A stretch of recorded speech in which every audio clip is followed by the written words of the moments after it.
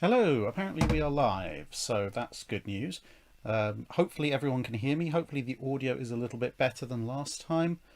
So do let me know both volume and clarity wise. Hopefully the picture's a little bit better as well, because, well, I made a rather tragic discovery, which is that XSplit had apparently been streaming everything at 720p. Which was a little bit annoying considering I thought I'd been streaming at full HD, but apparently not.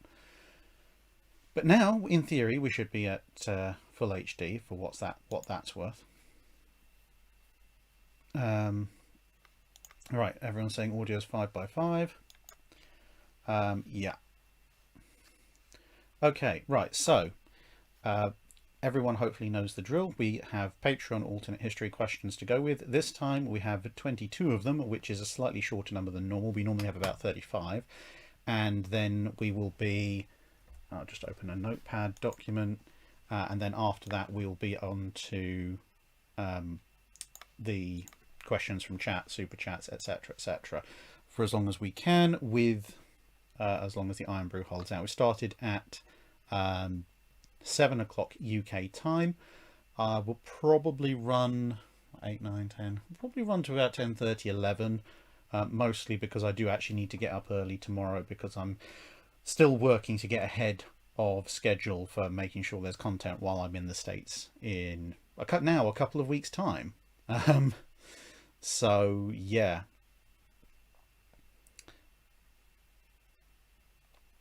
Let's get started with questions then. Ivor Barkan asks, an alternate history, so the Korean War, which is basically the limit of where the channel will go. If the Korean War goes horribly, UN forces have to evacuate the peninsula, the Red Scare takes a tip from Spinal Tap's amps and goes to 11, and the US Congress funds 6 large capital ships in the 30 to 60,000 ton range as the ultimate carrier escorts. What tips would a retirement draftsman Drac give to the new generation of ship designers for balancing speed, armour and firepower in the post-war era? That's an interesting one. If they were going to build the ultimate carrier escorts, they can't just drop on the restarting the Montanas, because the Montanas are too slow. Yes, Milton Diaz, I do hope to see you on New Jersey. So that's going to be in. So no Montanas. I suppose, well, Korean War, they've probably still got the whole of Kentucky and Illinois around, so that would be a start. Finish the last 2 Iowas. But if you're going to build bigger ones, I think what you'd actually want, for that would be maybe to resurrect one of the early Montana design studies. Done with it. Oh yeah, my copy of Friedman's Battleship. We're in the library. My copy of Friedman's Battleships is downstairs because I was looking at it this morning, which is a little bit. Okay, I'll turn the audio up a little bit. Test, test, test. Yeah, there you go. Right. But if I'm remembering it correctly, I think it's BB65-2 or possibly BB65-4. It's basically a super Iowa. So it's 33 knots, so there's your carrier escort speed. It's got the same armament as Iowa, 9 16-inch guns, but it's almost 1,000 feet long because it's also carrying, I think it's 15 and 3/4 inch belt armor.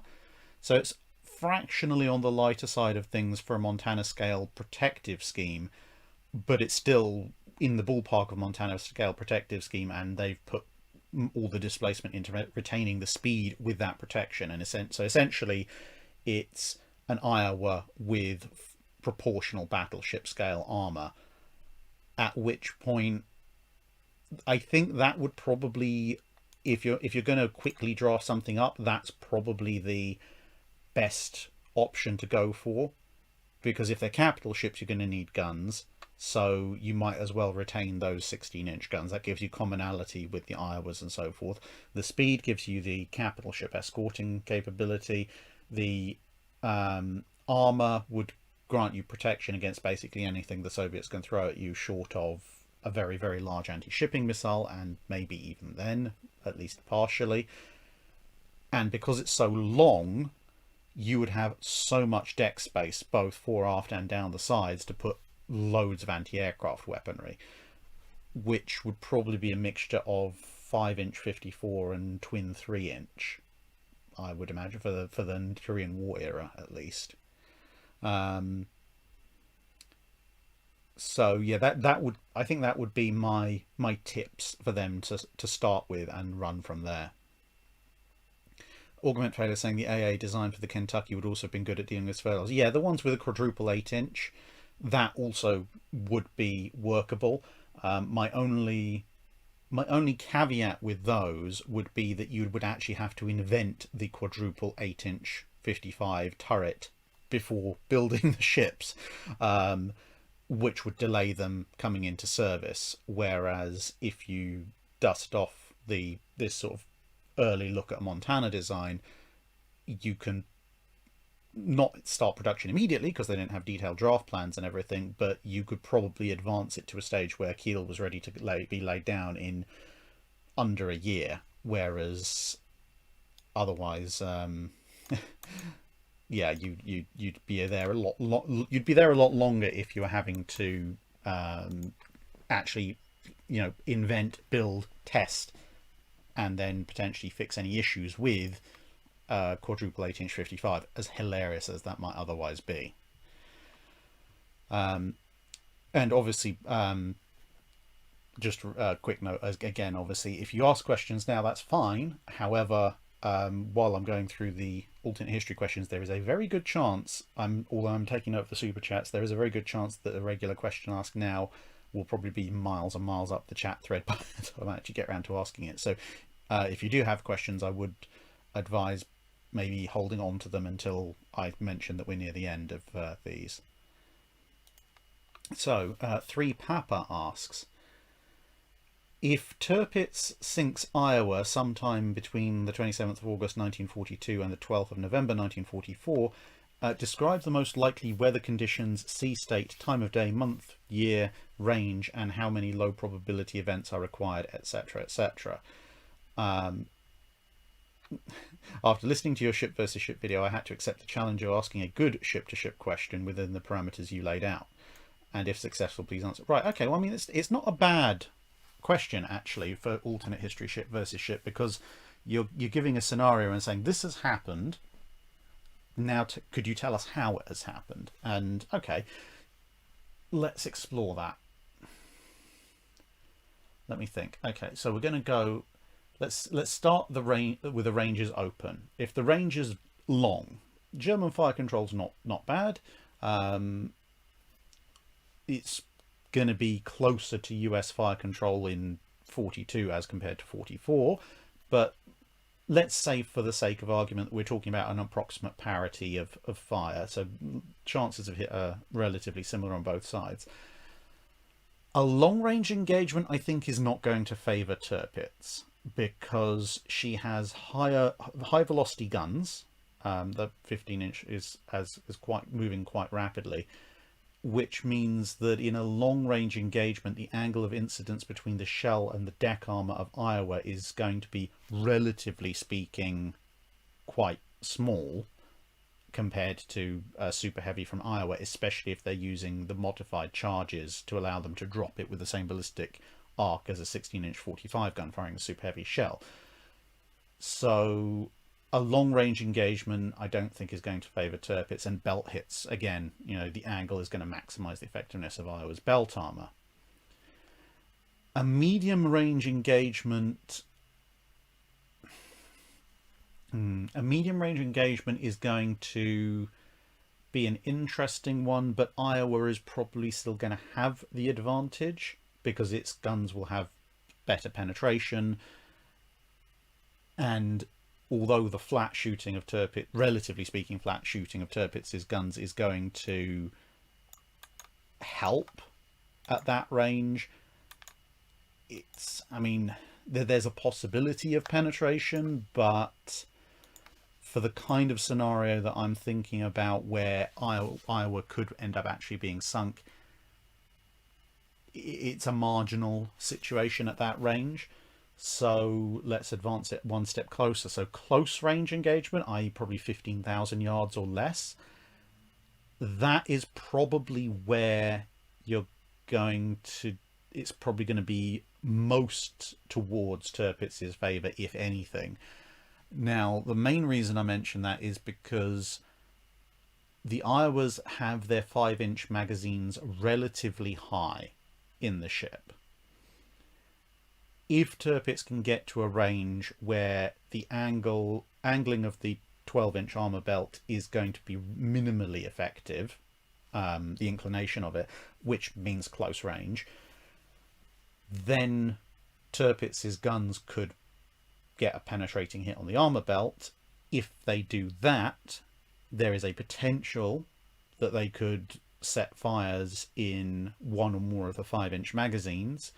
If that happens and the fire gets out of control, then you could have a secondary magazine detonation amidships, which is probably going to cripple the Iowa, because that explosion is going to be occurring under the main armour deck and above the machinery spaces, which would then basically leave Iowa mostly at Tirpitz's mercy. It would still be able to shoot back, but the primary fire control is probably going to be knocked out. They'd be moving to secondaries or tertiaries. The ship's going to be slowing down, and Tirpitz, of course, has torpedo launchers, which at that range they might then be able to utilise. So that would probably be... that's probably the situation in which Tirpitz is most likely to pull a victory off against an Iowa. Obviously, you know, random rolls of the dice, anything could happen. But in order to engineer that and not have Iowa knock Tirpitz 6 ways from Sundays on its way in, because of course you have things, you know, destruction of fire controls and penetration of turrets and all the other stuff that, you know, paid to Bismarck, then you need to get rid of visual sighting, and which means a storm. It means you're probably also going to want night, or hours of darkness at least, so probably high Arctic night. And you will want in some way, because that will also get rid of aerial reconnaissance, you're also going to want in some way, shape or form to get rid of radar as a major factor at range. So at that point, what you're probably going to want is maybe a scenario where Tirpitz heads north to try and intercept a convoy. For insert reason here, Iowa is running convoy escort. They get an aerial recon report that Tirpitz is on the way. Iowa and whichever other battleship is with it sail to intercept. Then the weather closes in massively. The two battleships lose contact, and Iowa is now on her own. Iowa ends up close to a coast, whether that be an island or the Norwegian coast or Spitsbergen or whatever, some kind of coastline, which is therefore returning all sorts of funky returns on the radar, rendering it mostly unusable except at very close range.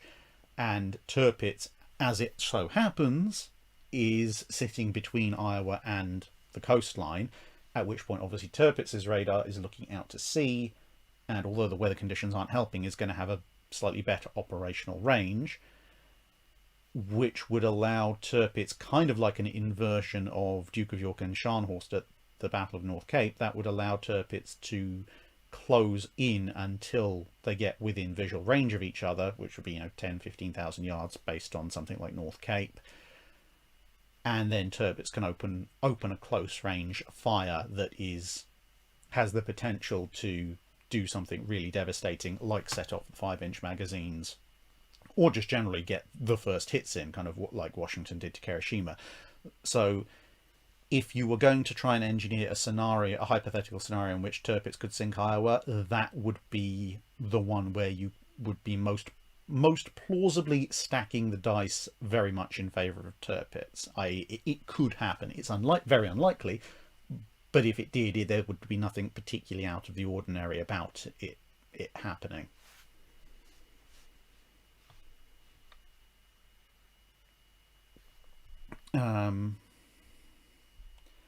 Admiralty of Floof asks, that's a bit of a long one.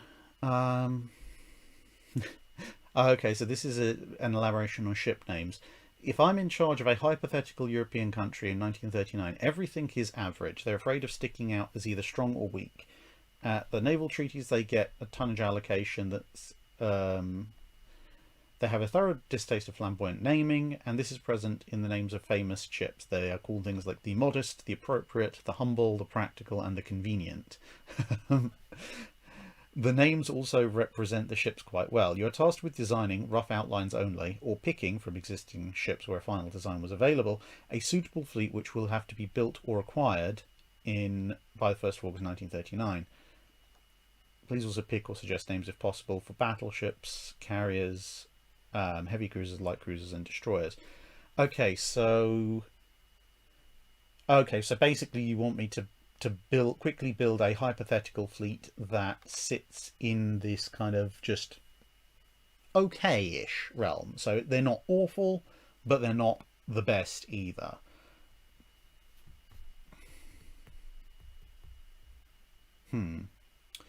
Okay.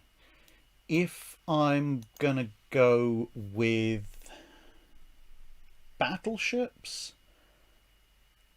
I'd probably take the Italian refits, because it's the thing, if we're going for something that's appropriate or practical, we don't want to go with something that has a major glaring weakness, like say the fact that the Revenges are 20 to 21 knots on a good day, and we can't go for the best either.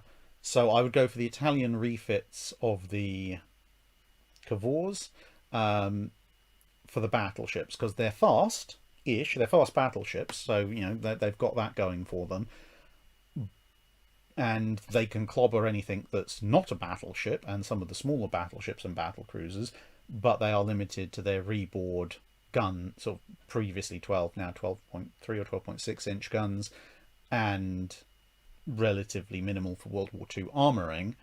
So I think they sit in that niche of kind of a modest battleship to have.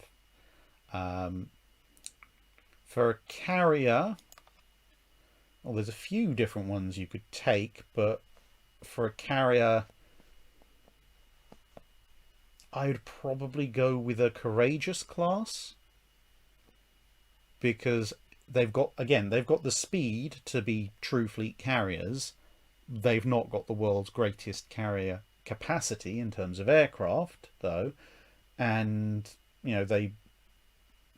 I think that's a good balance, because if you went with something like Ranger, she is a little bit slower and vulnerable. The Courageouses are quite vulnerable as well, but they are a bit quicker. And if you went with anything like Ark Royal or Yorktown or Hiryu, they've got a fairly significant air group, so plumb down the middle of the road in a Courageous class. Heavy cruisers.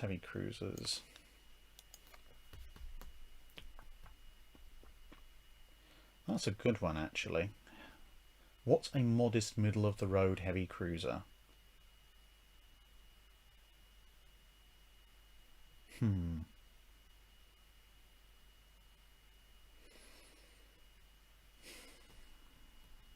It's not going to be the Hippers, I can tell you that much.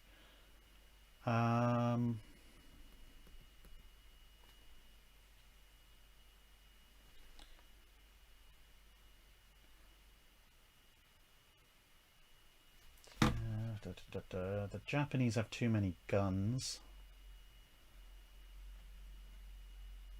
The British have built them for, but not with actually decent armour protection. The French go from awful to brilliant far too quickly. So at that point, you're going to be either left with something like the Trentos from the Italians, or now the Pensacola's have too little protection. Maybe something like the Northamptons. Yeah, so either the Trentos or the Northamptons, or possibly one of the better diminutives. like a 25 de Mayo, the Argentinian heavy cruiser, something along those lines. Or as Augment Failure pointing out, the York Exeter. The problem is if you go with the older Japanese cruisers that have been refitted with single 7.9-inch guns, then near enough 8-inch, they're a little bit too far below the 50th percentile. If you go with any of the more notable ones, they either have massive flaws or they're really quite good. The Baltimores are, really good armored heavy cruisers for the period. So for a middle of the line fleet, they're actually too good. I suppose if you wanted to push the boundary going up in quality without being completely off the wall, you could maybe go with something like Wichita, because it's got decent protection, it's got decent speed, it's got decent firepower, but it does have some fairly significant stability issues. So you can maybe push it out there. Light cruisers, the Crown Colonies, good middle of the road cruiser, Crown Colony. Theoretically has a decent amount of firepower. The minute you start upgrading it, you're going to have to remove at least a turret. That's a fairly good modest cruiser. And for destroyers, the French go high-low. The Italians go for hilarious speed. The Germans go for hilarious firepower and occasional complete lack of stability. The Fletchers are just good. The Japanese, I suppose the Japanese might not be a terrible one to go with, because they have the long lances. This is the problem, but in terms of gunfighting destroyers, they're not brilliant. Or maybe a war emergency flotilla, British build, like an O class or something.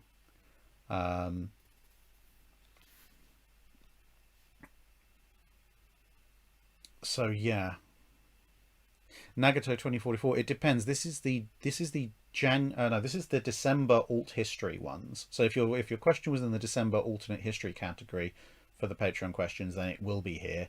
If it was in the January section, then it won't be, because that'll be at some point next month. Just move another super chat question into here. There we go. Right. So that's Admiralty at Floof. Dominic Bosco asks, assuming Germany could capture, hold and resupply various Atlantic islands like the Azores and the Canary Islands, how would this impact the Battle of the Atlantic? Would some of these be more valuable than others? Is there a minimum set of such islands that would guarantee or nearly guarantee German dominance in the Atlantic? And would such an alternate history scenario be even remotely possible? And if so, what would it need to happen for it to occur? Assuming that the Kriegsmarine can take the Azores or the Canaries, it would hugely impact the Battle of the Atlantic, because for one thing, it would mean that U-boats wouldn't have to be constantly transiting the Bay of Biscay, or if they're heading out from Germany, they wouldn't have to be risking the Channel or the passage through the North Sea. So that would, in and of itself, quite quickly minimise the number of losses that the U-boats are taking in transit, which bulks up their forces. Plus, they don't have to go as far to reach the convoy routes, which is going to help with their time on station and how quickly they can get back into action. So that would be very valuable. I think, given their position, the Azores would probably be slightly more valuable than the Canaries. Now, the problem with that is that it's not really that possible, because one, you've got to somehow engineer a German naval troop convoy that somehow gets into the middle of the Atlantic without being horrifically destroyed. But assuming that they somehow manage to pull that off, if they take the Azores, then they're going to end up with, that's going to turn at least Portugal and possibly even Spain against them, which is going to be a problem for them. But even if Portugal and or Spain can't really or do much to Germany other than be angry with them, your biggest problem is going to be the Allies are in a much, much, much better position to blockade and assault whichever islands you have than Germany is in to try and defend them. So, whilst it's possible, if a little off the wall, that the Germans could maybe try to take them in the first place, you'd very, very quickly end up with them being taken back by the Allies, which overall would be a net negative, because whilst there was some limited use of Portuguese islands in the Atlantic due to very old treaties with the UK, if the Allies have just flat out taken them, they can do whatever they like, which is going to obviously make things much easier for aircraft and escorts, etc. Walter Broad, US, pointing out, yeah, how are the Germans supposed to supply the Azores? This is kind of the problem. You could construct a niche scenario where they might be able to take it, but keeping it is another problem. In theory, they could try and do loads and loads and loads and loads of blockade runners and hope that some of them get through. But it would be a little bit of a hiding to nothing, I think. Apart from anything, if you increase the sheer number of blockade runners, you give the Allies a very good idea about where those blockade runners are going to go, and they just put people on intercept. I mean, the other thing, of course, is unless the Luftwaffe can somehow also stage out a bunch of maritime patrol aircraft and keep them supplied, which is going to be another whole kettle of fish.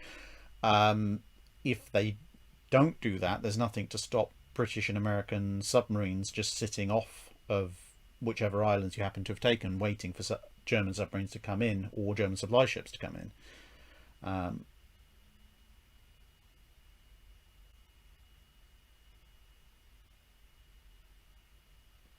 TWT, yes, that is true. King George V was at Jutland, and there was a potentially history-changing event that didn't quite happen because a German shell that had destabilized went spinning end over end right over his turret.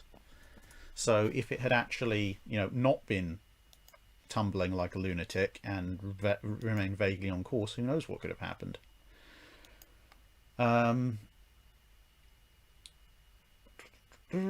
Right, Fluffy Goat says, I may have asked this question before, but I can't recall. Back in the 80s, my dad brought me home from his Naval Reserve tour some drawings of a proposed Iowa class upgrade.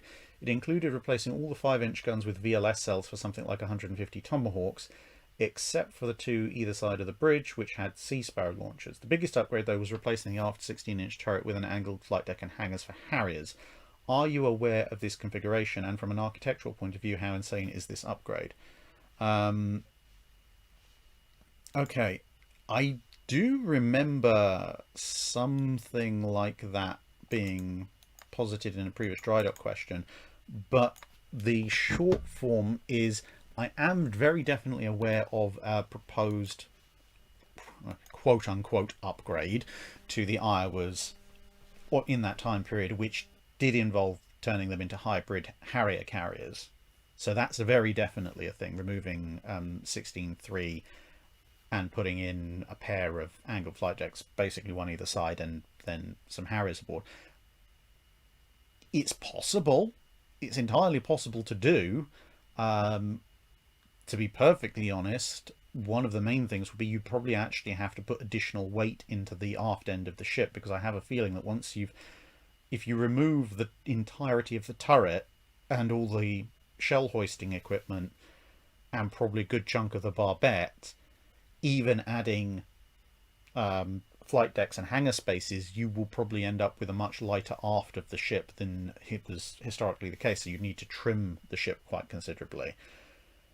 As far as replacing all the 5-inch guns with Tomahawk VLS and Sea Sparrow launchers, that bit I haven't heard of before, albeit my knowledge of that time period's upgrade proposals is somewhat limited. I mean, it could work if you took off the 5-inch mounts and the hoists going down to below deck level. I mean, there might be the height for it if they were self-contained box launchers but pointing upwards, but as I don't know that much about how the missile technology of that time worked. So I mean, in theory, if you took something like the Tomahawk box launchers that are actually on the Iowas, I don't know if they can be made to just sit vertically. There's theoretically the volume in the hull. Quite where you'd put the exhaust gases when you launch them, I'm not entirely sure, but yeah. So it sounds a little bit. I think that the missile launcher thing, I'm sure someone probably came up with the idea. I mean, just look at the 1930s plans for the North Carolinas. The US Navy's never been short of a few interesting designers for its ships, but I suspect it probably wouldn't work too well. That is Okage. Okage, right, okay. Um, yeah, apparently I missed a question from him last time. I wonder why that happened. Okay, I will. At some point, I'll have to go back and figure out what question it was I missed. Um, Apologies for that. But in any case, da, da, da, da. So what is the alternate history question for this week, this month? Okay, so this is a Pearl Harbor alternate history. Okay, someone's asked a super chat about the shirt, so we will get to that. Da, da, da. Right, the alternate history that Okage is asking about: if the Japanese expats on Hawaii are sleeper agents, and the Japanese are able to land Marines, which somehow combine to overwhelm the American command structure, which then buckles under pressure, surrendering Pearl Harbor and what ships are left mostly intact to the Japanese.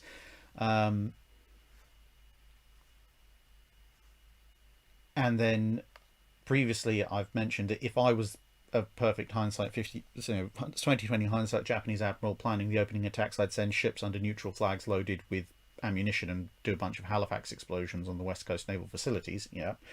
How does Japan use the ships and extra time that it'll take America to recover and rebuild their destroyed naval facilities, and how does the US respond to the loss of Pearl Harbor, the Pacific Fleet, and its West Coast naval facilities? I assume these changes will delay America's island-hopping campaign from reaching the bomber naval aviation range of mainland Japan past the deadline of 3 months after the end of the war to the west, so that when the USSR invades, they could make Korea fully communist and then divide up or make Japan communist. Okay, so if everything goes 100% to plan, the Japanese have possession of Pearl Harbor and Hawaii generally, I guess, and they've managed to basically kamikaze the West Coast naval facilities with a bunch of Halifax explosions. I mean, America's going to be even more irritated than they were historically, which was quite irritated. I don't think the Japanese would have too much luck in wholesale taking the Pacific Fleet back to Japan. They might well be able to get stuff that can be easily towed, so destroyers, submarines, maybe some of the cruisers, but the logistics of getting ships with enough power over there and then going back again, they would be better advised, I think, at that point for anything that's much bigger than a large destroyer or small cruiser. They'd be better advised to grab things like radar or fire control systems and so forth, and just stack those on a cargo ship and take them away for inspection and possible duplication. If they've got the Pearl Harbor oil tank farm, then yeah, they need to drain that and take that away ASAP, because they're going to need it. I mean, it's going to basically cripple the Pacific Fleet entirely, so the Japanese would be able to take. I mean, there won't be much. This is the thing. On the one hand, there wouldn't be much to stop them taking Midway except for the fact that none of the American carriers are present at Pearl Harbor. So the Americans will still have a carrier fleet. They've got cruisers and destroyers they can bring in from the Atlantic to escort them. But if Pearl Harbor is in enemy hands and the West Coast is on fire, they don't have anywhere really to base them out of. So you're first going to have to turn your attention to repairing the facilities you've lost on the West Coast. Then you're going to have to... then obviously your first stage is going to be retaking of Pearl Harbor. So the Japanese will get the defensive line they originally wanted to. I think a lot of it is going to depend on how the Americans play it. Are they going to basically turtle up on the West Coast and then march out from there? Or are they going to focus on rebuilding, guarding with the fleet that they have, and then potentially conducting offensive actions elsewhere with their surviving active duty forces like the carriers, whilst they build up their amphibious task groups? Because in that case they might then send their carriers, and the North Carolinas, when they come online, would be perhaps much more considerably based out of Australia, or take a leading role in ABDA command. So that might actually stymie the Japanese southern advances a little bit more than historically, but at the cost of the Japanese getting more eastwards advances than they did historically. And most of the American shipbuilding strength, to be fair, is on the East Coast. The two issues that the Japanese are going to run into: one, this is going to be very, very, very ticked off America, to say the least. Two, sorry, just copying a couple of super chats. The second thing, I think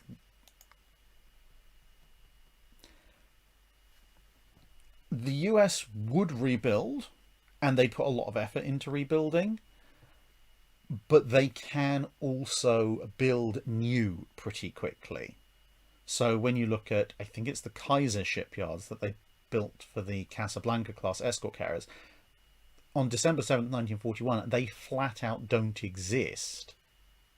So they are completely built, and escort carriers start pouring down the slipways within the time frame of the Second World War, start to finish.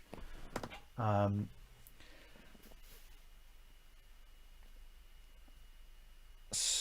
the Essexes, etc., again, they're mostly being built on the East Coast. So it is definitely going to hugely delay the American response. But when it comes, it's going to be a very, very angry response.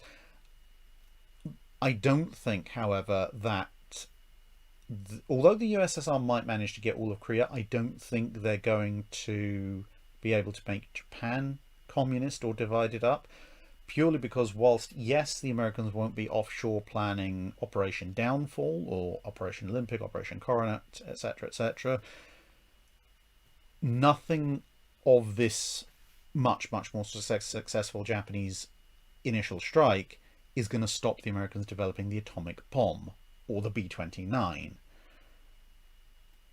But what it might mean is that rather than Hiroshima and Nagasaki, for example, what you might end up with is, assuming that the American effort has been delayed sufficiently that they aren't within B-29 range of Japan come summer 1945, instead of rocking up with a massive fleet and doing a massive shore bombardment and then a massive landing attack on Okinawa, etc., Saipan, you might end up with the Americans just dropping a nuke or two on each of those islands, waiting for the worst of the mushroom cloud to dissipate, and then marching in with a bunch of troops to occupy the remains, which is probably not going to do a fantastic amount for the long-term health of those US troops, but of course they didn't appreciate the dangers of fallout and radiation at the time, which would mean that, obviously a campaign to occupy a Saipan or Okinawa that's just had a couple of 20 kiloton nukes dropped on it is going to be somewhat shorter than the historical one, which would mean that the US is probably going to end up within nuking range of Japan towards the end of 1945, which will probably be when the Russians are, happily chewing their way through Korea and bits of maybe the Kuril Islands, etc. And that's when it's kind of roll of a dice of would the Japanese have looked at the sequential nuking of several of their outlying islands and then just put their hands up and given up, or would they still be trying to fight? At which point you are probably not going to get one nuke. Do you want to surrender? No. Two nukes. Now do you want to surrender? Yes. You might well end up with, half a dozen dropped on simultaneously on the same day. And maybe not even asking for a surrender at that point. Who knows? So, yeah, the war would, I think, for probably 2 years or so, 2-3 years, go considerably better for Japan, but probably end up an awful lot worse. If you take nukes out of play, then the whole situation changes again, but nukes exist. So, Michael Sukup asks, it's an alternate 1930. The Royal Navy took a long and hard look at the Revenge class, realising the R's aren't going to stand up to anything that comes after the battleship holiday is over. They decide to rebuild all of them in 1930s renown specs. I assume you mean in terms of the nature of the rebuild, not actually building them back into renowns, because that's not going to really happen, because you might as well build a new ship at that point. The money and the political will to pay for the rebuilds are magically not an issue. The UK somehow manages to talk the US into accepting doing the refit. Okay, well, that explains where the infrastructure is coming from. How useful would the ships be, and do you see anyone building specific counters? Okay, so that latter part makes it... I mean... Okay, so let's quickly go down two potential separate routes. So one is if you're doing a refit in the nature of renown. So Queen Anne's Mansion superstructure, new engines, new fire control system, improved elevation to the guns, and the 24.5 inch in 10 twin mounts, 5 on each side, which is basically also what QE and Valiant got. When they were new, the Renowns were capable of 23 knots. If you completely modernise them and refit the machinery, they are smaller ships than the QE, so there is less space and flexibility. Possibly question whether or not they'd actually get all 24.5 inch, so maybe they'd get 16, so four twin 4.5s per side. But that's still pretty good. Maybe stick a few octuple pom-poms in place of the missing two. I think at that point it's going to depend on what exactly they do with the machinery. You follow the QE line of thinking and you reduce the amount of machinery while still actually increasing the power in order to pay for armor and weapons, etc. upgrades as much as you can. The flip side is that if you maybe use more of the available machinery space, you might be able to push them a knot or two faster and put them in a ballpark with the QEs, because they're 23 new. The QEs are kind of 24 and a half ish practically, so it wouldn't take too much to push the R's perhaps up to just about able to match at least the non-refitted QEs like Barham and Malaya, at which point they pretty much have the same utility as the rebuild QEs, Queen Elizabeth, Valiant and Warspite, which would be pretty good. I mean, if you look at, say, the Indian Ocean raid, if you have 23, 24, let's say 24 knot R class with a full Valiant Renown style upgrade, then that means that Somerville is going to be sailing against the Japanese probably with a combined force of 5 battleships and 2 carriers, rather than leaving 4 of them and trailing behind.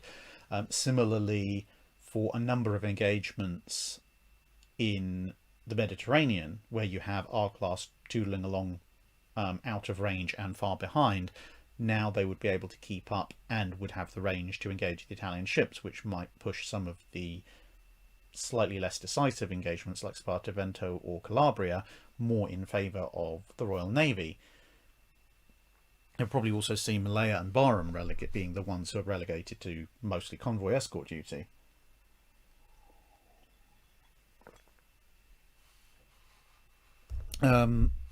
In terms of anyone building specific counters, I don't think so, purely because the people who are going to be looking, the people who've got the industry to build a specific counter to someone completely modernizing 5 older battleships is basically the Japanese, maybe, and we already know their solution is Yamato, and the Americans, who aren't going to be too interested in that because they have already decided to modernize the Tennessees and the Colorados and replace everything else with fast battleships. So, I mean, if it happens early enough in the 1930s, then maybe the US might look at the New Mexicos and consider keeping them on as well, and heavily refitting and modernizing them along with what they wanted to do with the Tennessees and Colorados. The Germans and the Italians might well want to build specific counters, but they don't have anything close to the resources.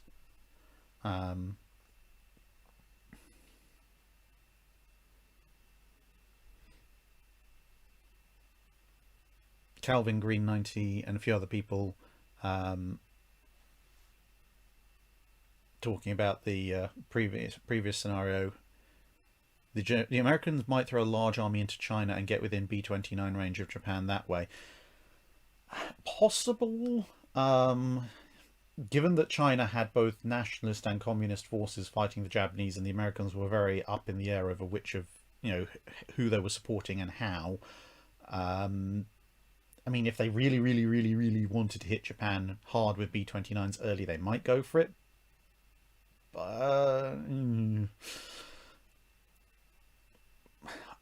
I'm not sure that they. I'm not sure that they would actually go for that. James Bentley asking, when are you coming to Patriots Point, where Yorktown is? I actually went to Patriots Point back in April last year. Weird to say last year now, but yes, I went to Patriots Point then. So there is actually a video on Yorktown coming out March, I think. Yeah, because February is North Carolina. So March is Yorktown. You'll be seeing a video about my visit there. In terms of coming back, potentially, maybe much later this year. That's all on ice at the moment. Well, it's not on ice, it's up in the air because it depends on what happens with a paper that I want to submit, etc., etc. Plus, also, there's a limit to how many airline tickets I can buy in 1 year before I start being unable to feed myself.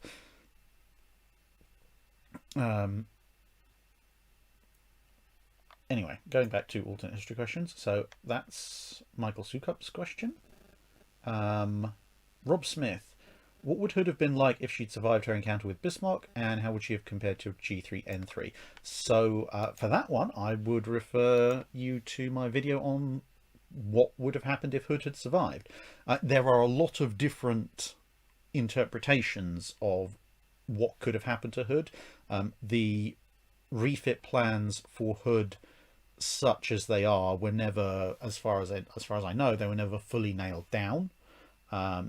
We do have surviving notes and documentation that shows, there was an A approach and a B approach, and some looks at taking elements of A and B together. But they hadn't decided on a particular one, although they were leaning in favour of more one than the other. But then, of course, you have the complication of that was drawn up before World War II got going in earnest, and you've also got the further complicating factor of how Hood survives. Does Hood survive because she just shoots at Bismarck and Bismarck runs away? In which case, if she's mostly intact, then they'll probably refit, repair, maybe partially quickly modernize and kick her back out there. Whereas in the scenario that I posited for my video, where she's heavily damaged but still intact, basically the shell doesn't go off. She gets hit by the shell that killed her historically, but it doesn't detonate. Then if she's badly crippled anyway, she needs a full refit and anyway, at which point you can modernize her. I hypothesize that they would I hypothesised that they would basically scavenge materials that have been gathered for Vanguard, which at that point was going through one of its hiatuses, and use that to more rapidly complete a modernisation of Hood. So that's a potential way it could have gone down, but there are a few others. How would she have compared to a G3 or N3? Well, she's still probably going to be fractionally slower and significantly less well protected and less heavily armed than a G3 or N3.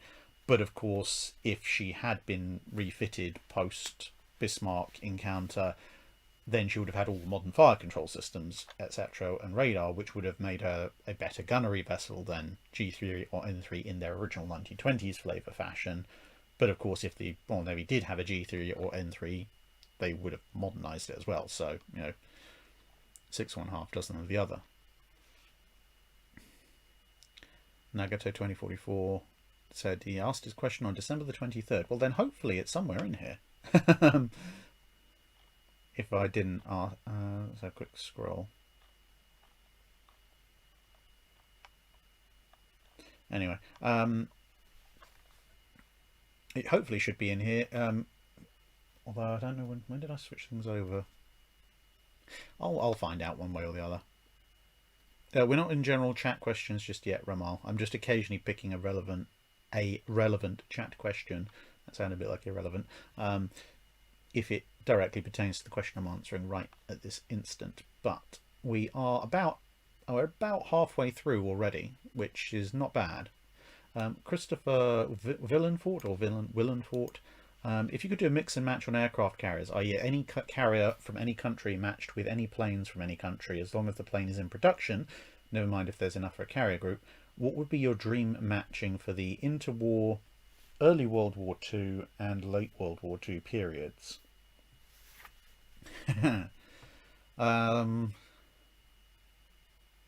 Interwar is difficult because, one, you have to find interwar carrier aircraft that can actually accomplish all that much, and sorry, but for the most part of the interwar period, no one's carrier aircraft really were all that much to write home about.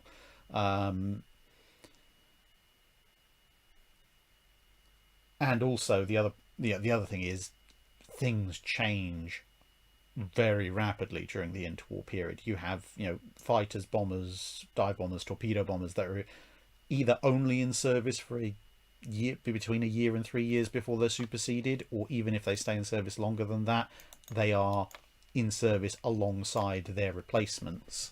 So in any one given period, it's very difficult to in the interwar period to pin down and say, right, I would want this aircraft, because if you say I want that aircraft, then a year down the line, that aircraft might be completely obsolete compared to somebody else's,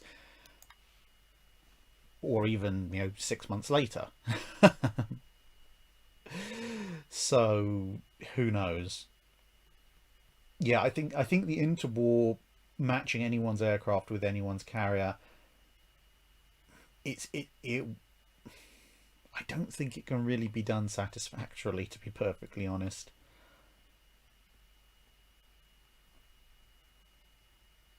Yeah, sorry. Early World War II, however, up to Pearl Harbor, you can see now we're a bit more defined territory. We're basically talking about the first 2 and a bit years of the war. Now, in the first 2 and a bit years of the war, technically by a hair's whisker, you would maybe want the Shikakus, because they're the biggest purpose-built carriers up until that point. And everybody in the Pacific has a problem with the carriers catching fire early on. So that's not necessarily a particular mark against them. So just for sheer size and theoretical capacity, the Shikaku would be the carrier you wanted.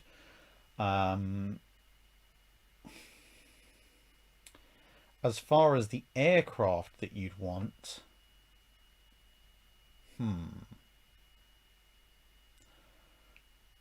up to 1941,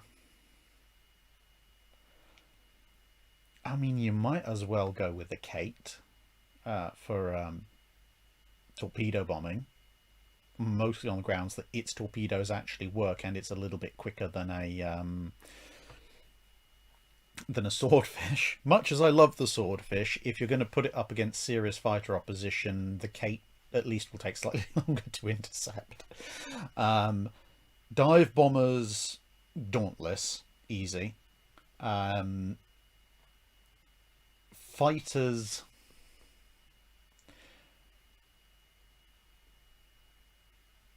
are a bit more of a difficult one. If you want if you assume you've got decent pilots, if you want a long range fighter that can go a very long distance over the ocean, but obviously you want probably want a single seater because you're going to be presumably tangling in potentially up in the Pacific. That there's a few different candidates for that. But if you want absolute sheer performance and you don't worry too much about range, technically some of the earliest navalized Seafires, or navalized Spitfires, so the Seafires, technically are around at that point and would, in theory, have a advantage for the, all of 4 weeks that they'd remain operational against other fighters. But you're probably going to be using them mostly for combat air patrol. They're not really going to be suited for long range escort. So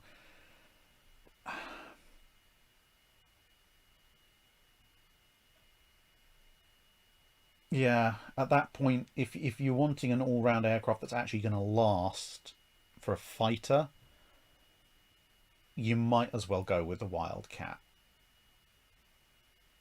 I mean, it's easy to make arguments early on for the Zero, because in theory, in the hands of two equally skilled pilots who know nothing about the opponent aircraft, then you might as well go for the Zero. But once they start learning more about each other's respective strengths and weaknesses, then the Wildcat is going to gradually overhaul the Zero in terms of survivability, which is going to be fun. Right. Where are we?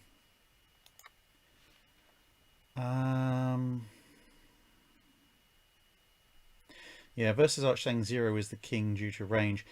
The problem, the only problem is the survivability of the Zero once other people start to get the measure of them. So yeah, what have we got now?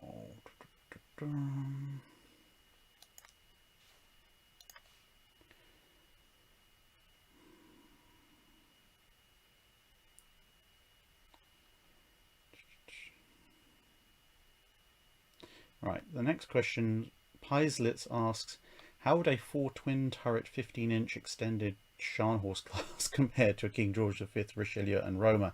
How much speed would it lose, and what would its displacement be like? Oy.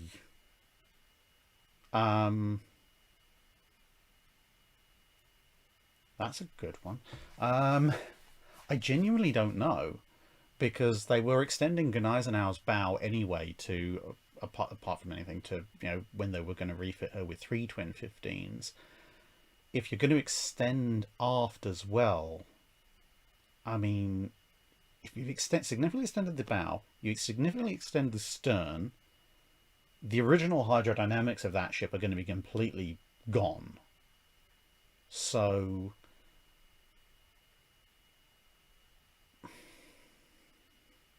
I mean, it's ballpark, it's probably going to come in at about 36,000 tons based on the original displacement of Scharnhorst, what they thought Gneisenau was going to end up displacing. And in theory, if you just about squeeze in another hull segment, because you're now getting a greater length to beam ratio and you are increasing the overall internal volume, so you could in theory put in a bit more machinery. So whether or not you'd lose much speed, if any, would be questionable. But yeah, I mean, it's such a radical change. I kind of have to put my hands up and say I don't know for certain. my gut instinct is that it would probably stay north of 30 knots, 36,000 ton-ish displacement, maybe slightly more, because probably, you are going to have to extend the armor protection quite considerably as well. How it would compare to King George V, Richelieu and Roma, well, it's got theoretically an approximately similar armament. We're talking about basically a Bismarck armament. Armor's not awful. I mean, there's that whole argument about what exactly Scharnhorst's armor scheme was, but in terms of thickness, etc., in places, it's got, yeah.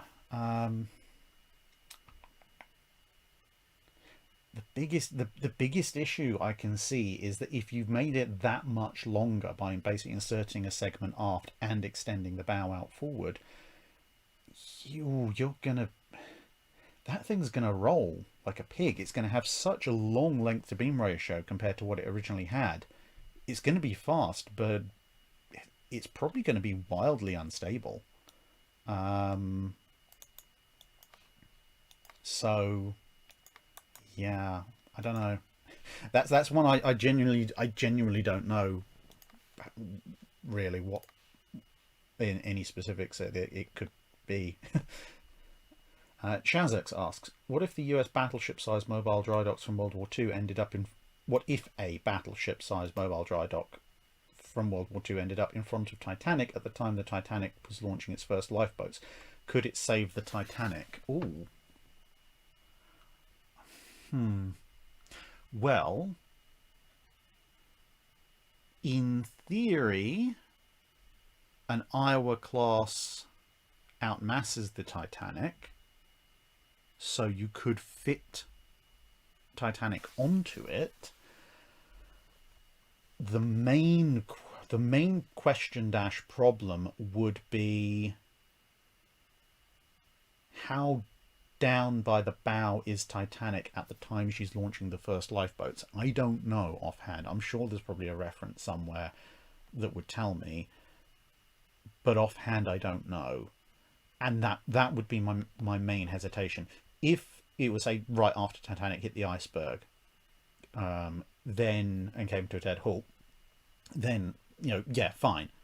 It's got the submersion depth of the US floating dry dock would be enough to just pick up Titanic, in theory. I mean, that you're assuming that you've got all the blocks and everything for Titanic already arranged on this floating dry dock, because you're not just going to put it on the floor of the dry dock.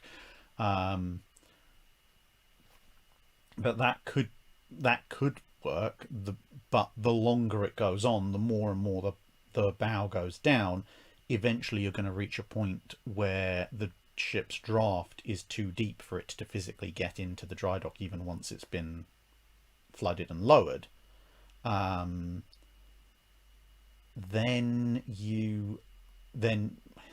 at best at that point, maybe you could sail the thing around the back and pick up like 2/3 of it, which will probably horrifically destabilize the dry dock, and if you did it too much might make it sink, or worse, you tip the Titanic off the end, depending on how it all goes.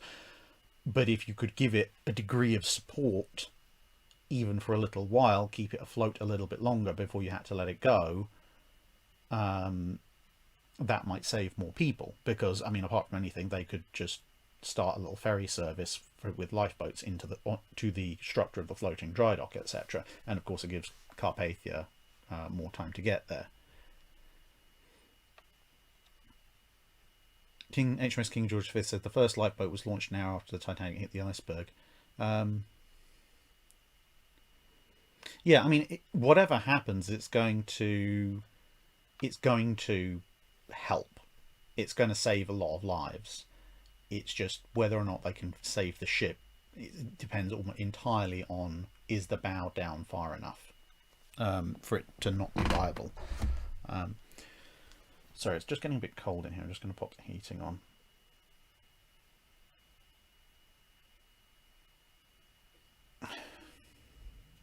There we go. Switch 374 If the blueprint specifications, including hydraulic fluid, grease, powder charges, etc., for the 8-inch 55 rapid fire Mark 16 gun and turret, so that's the Des Moines class armament, are dropped on the head of the Bureau of Ordnance in 1923, what year could the US have built them?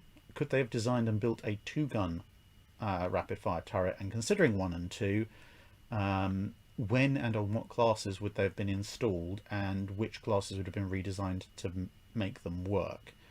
Would their presence on US ships have influenced any World War II battles? I mean, fundamentally, the hydraulics and the metalwork, etc., on the Des Moines armament could be replicated pretty quickly.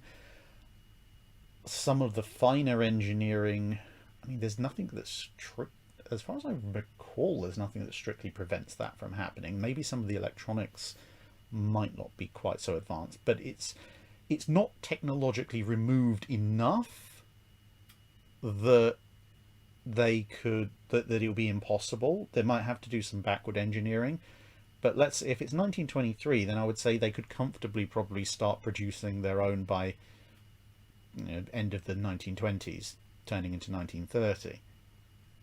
Could they have designed and built a 2-gun turret? Yeah, they at least sketched out plans for it, and a 2-gun turret is simpler than a triple. As for when and what classes they would have been installed on,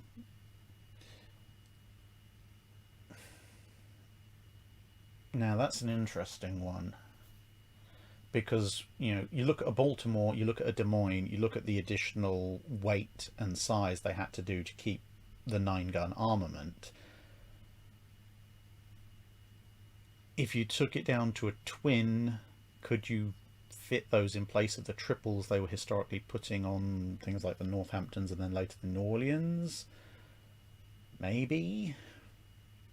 You have to check the exact weight calculations, but it's possible. I mean, obviously the rapid fire is a lot heavier, but you're dropping an entire gun and it's hoisting equipment, so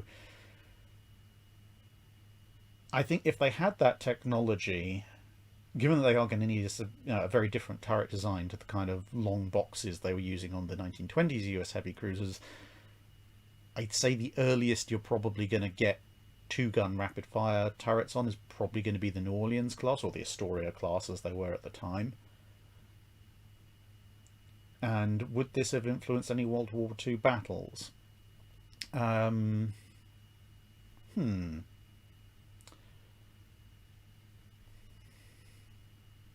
mean, I kind of want to say yes,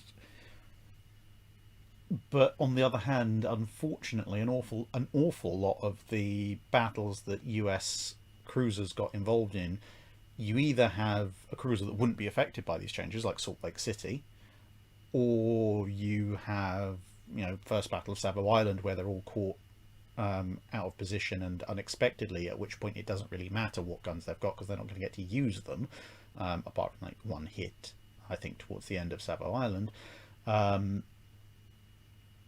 But you would have a few actions where it could make a difference, like San Francisco at the naval battle of the first night act. Oh, yeah, there's that whole thing again. San Francisco fighting Hiei and Kirishima, the one that Laffey was in and where Atlanta got shot up, etc. I still don't know why they call it the Naval Battle of Guadalcanal or whatever, or the first night of the next. That could equally be first Savo Island. Anyway, the battle I'm talking about. If San Francisco can get off a bunch more 8-inch shells before Hiei shoots her up quite badly, it might help then. I think in the early war part, there's not really that much in the way of major gun actions for the US cruisers. I mean, although I say the New Orleans Astorias are probably the most likely first candidates, but if they somehow manage to get things going quickly enough to get them on the Northamptons and other similar cruisers, then maybe Houston might be better off. Maybe. But that's pretty unlikely in my view.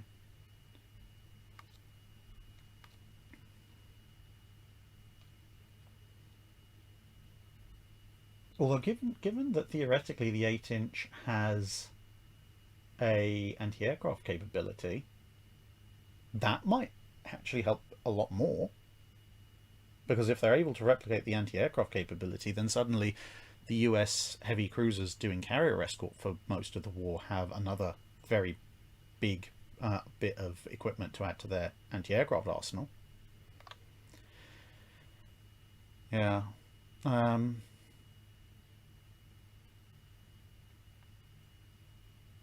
the almighty Hypnotoad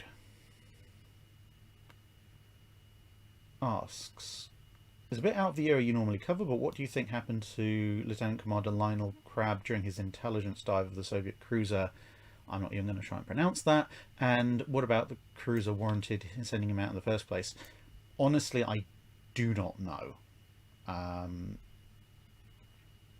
It's something I've read about occasionally, but being in the middle of the Cold War, or the early part of the Cold War, I guess, I only have a passing knowledge of what went on. For those of you unaware, Lieutenant Commander Crabb was a very experienced frogman, diver, etc. Soviet cruiser, I think, came for a port visit for some reason I can't remember, and theoretically he was sent off to investigate the underwater hull. I I vaguely recall at some point I read that the Royal Navy was worried about some kind of system the Russians might have on the underwater part of their ships, but I can't remember what it was. But anyway, so he went down in his diving suit and disappeared, and then I think his headless body showed up a few weeks later, and no one really knows exactly what happened to him in between. As unfortunately, because it's out of the area I normally cover. I don't really know enough to make an educated guess. Versus, actually, it was a visit by Khrushchev. Oh, okay, cool.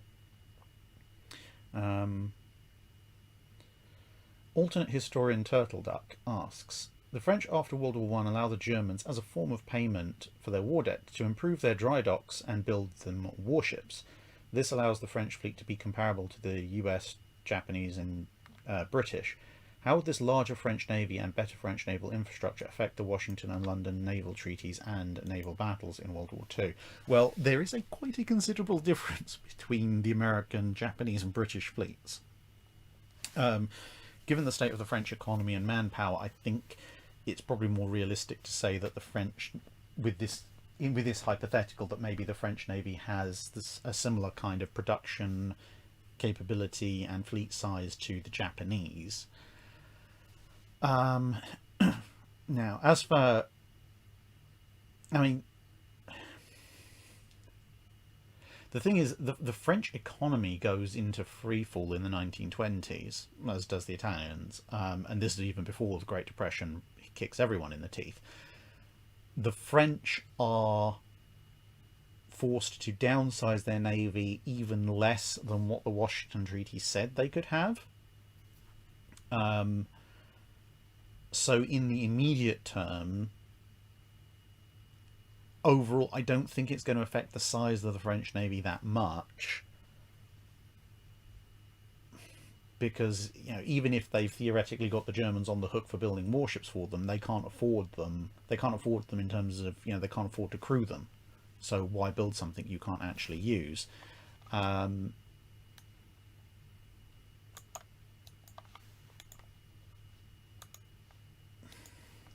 by the time you get to a point where the French economy is in a position that it could use the ships, well, by that point you've got Hitler on the rise, and well, I don't think he's going to really go with sticking to that condition of Versailles. But improving their dry docks, improving their naval infrastructure, that would be hugely helpful. Because if they let the Germans extend their dockyards, and B, perhaps increase the number of them as well.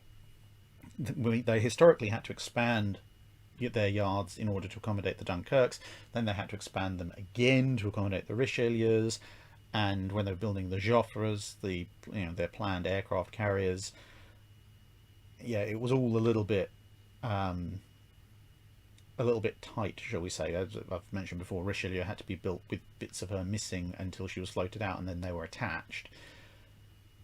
So in this case, it would improve the speed of construction for the Dunkirks and the Richelieus. Maybe Jean Bart might be ready by the outbreak or shortly after the outbreak of World War II. I mean, even Richelieu wasn't fully ready, but Jean Bart might be in a state where she could be sailed, similar to how Richelieu was.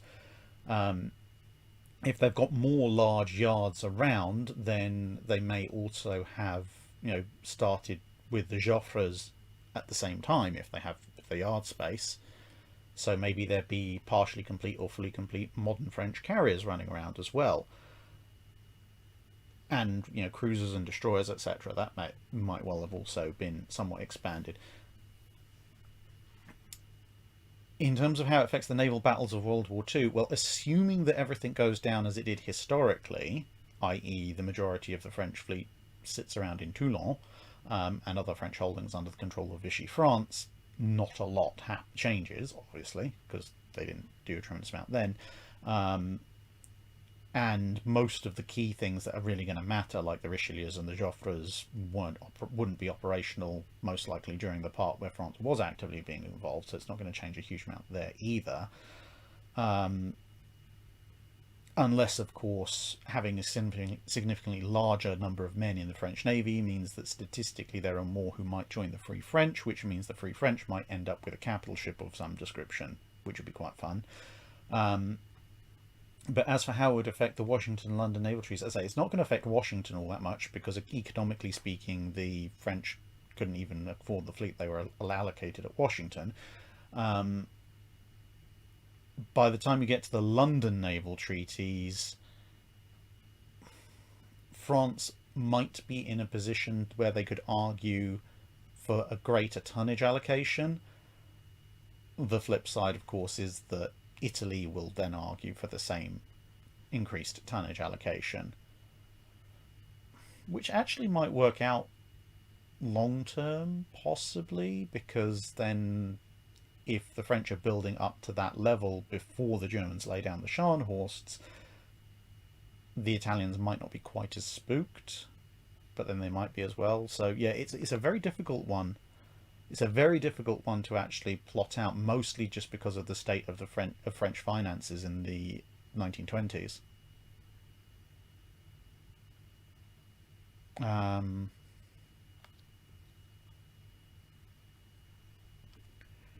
Redacted. What if on January 1st, 1942, USS Langley AV3 becomes a Lexington-class carrier? The skill of her crew is also converted over to the Lexington class for the sake of simplicity. The US rejoices.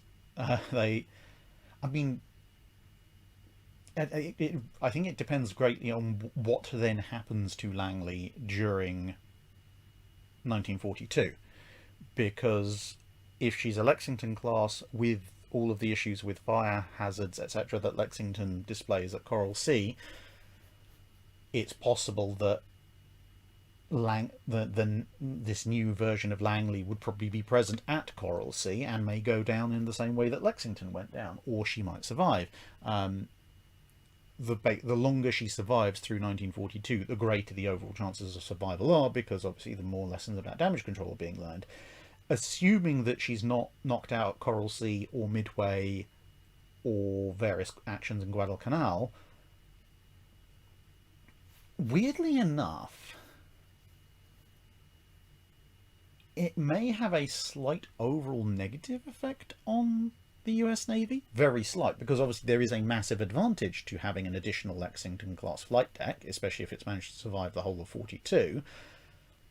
But it also means that when you roll over to the end of 42 and into 43, when historically the US Navy calls in HMS Victorious to help them out, aka USS Robin, they do learn a fair bit. There is a fairly big exchange of data. The British learn how to do big strikes and how to operate things like the Avenger, and as I mentioned before, the Americans learn a considerable amount about how to do fighter control and direction. If they have an additional Lexington class hull around, the US Navy may not see the need to do that, as in to get the British involved, which would mean they'd continue onwards with pretty much historically the same amount of hulls, roughly speaking, except they get to keep Langley after when historically victorious went home. But then going into 1943, the US would probably still be slightly behind the curve in terms of fighter direction, which in turn may lead to somewhat more damage being taken by US carriers in 1943 until they can work it out for themselves. But of course, there is every chance that she might get sunk or possibly damaged during 1942, which would land you in the same situation as you had at the end of 42, in which case it's an overall net positive because victorious shows up, there's the exchange of data, and then they're able to sail off into 1943 with all those lessons intact, but also now an extra flight deck, which is always fun. So Reginald Lee IV, as you've offered advice to other creators about fantasy warship designs, I wonder if you might have some advice for an alternate Victorian world, 1880s to 1910s, in which oceans have vanished and airships rule the skies. In this world, in addition to traditional rigid dirigibles, are aeronefs. There's a tabletop wargame by that title, I think. Lifted by a pulverized material that produces lifting qualities when heated, thus allowing for design similar to naval ships with large bulbous copper lifting cells in the hull. I think I've seen artwork of things like that as well. My question, using an Invincible class first generation battlecruiser as a template, what might be a reasonable cruising and maximum speed, assuming roughly equal mass and propulsive force, but with the resistance of air rather than water? Also, if you feel like it, do you have any thoughts on aerial pre-dreadnought warfare? First thing, do not use an Invincible class. Offset en echelon wing mounted turrets are going to be, I don't even want to think what that's going to do to your stability in the air when there's a considerably less resistance keeping you upright. I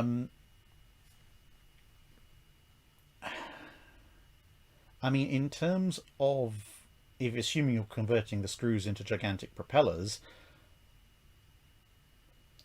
I'd say your theoretical problem maximum top speed is going to be around the same speed as a decent Zeppelin. Mostly because once you start to get up to like maybe 70 to 100 miles an hour or so, you are probably going to run into significant air resistance issues. So yeah, you're probably looking at between 50 and 100 miles an hour depending on the ship in question. Anything more than that, and as I say, air resistance and so forth, is probably going to start to play rather interesting tricks on you.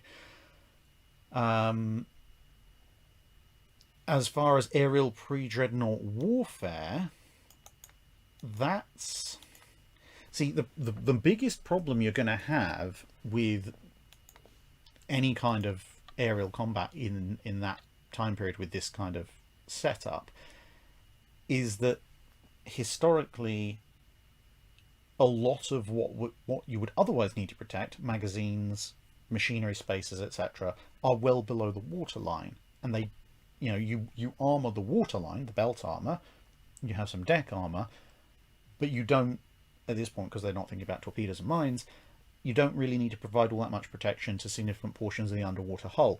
If you are flying, then okay, deck armor probably still isn't too much of a problem because maximum gun depression, you're not really going to be getting too many straight significant downward dropping shots, although it might still be something more of a concern. But there's definitely a possibility of the inverse, which is ships coming up from beneath and getting maximum elevation firing into the belly of a ship, which in turn is going to mean you're going to need armor protection over a considerably greater amount of the vessel, which might also lead to the machinery and the magazines being lifted more to about on a ship at the sea would be the waterline, because at that point, and part of the reason of sticking the magazines and the machinery so far down is because they were underwater, therefore they were largely protected by the water.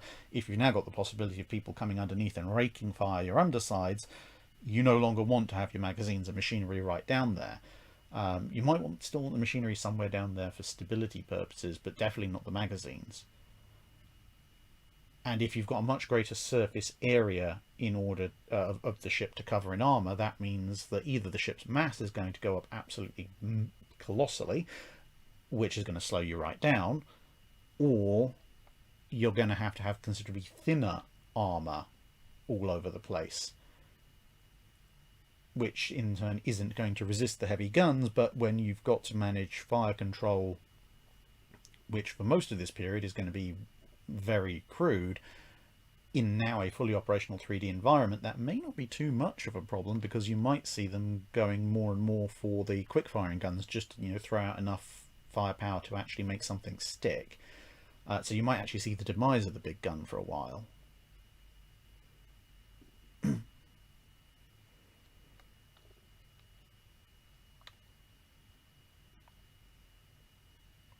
Andrew Waite asks, the Western Desert Force is able to advance beyond Al Aguila, I think that's how it's pronounced, and succeeds in capturing the whole of Italian Libya at the start of 1941.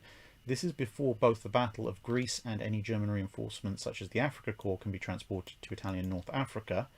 How does this change the naval war in the Mediterranean? Now, there was a vaguely similar question to this a while ago, and obviously I'm going to preface this with I don't know massive amounts. I know a reasonable amount about the desert campaign because one of my relatives was actually in it, but I'm not a land warfare naval historian. Well, I'm definitely not a land warfare naval historian, because that's a complete oxymoron, but I'm not a land warfare historian. So what potential impacts that could have on troop movements and land-based campaigns, I genuinely don't know.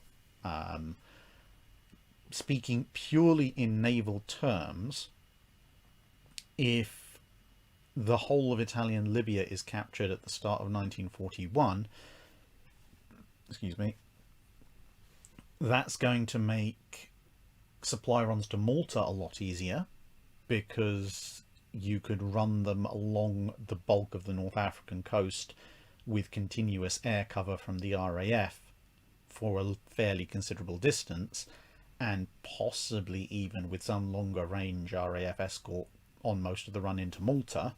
And of course the ships that are also obviously running escort on the convoys, at least if the convoys are coming from Alexandria, would be able to run under air cover for a lot longer, which would mean that Cunningham might be prepared to take slightly more risks. So if you can fly under air cover all the way to, whenever it is along the coast that you need to pitch north or northwest to get to Malta, and then start to go out of land-based air cover range, you could time that for, say, dusk.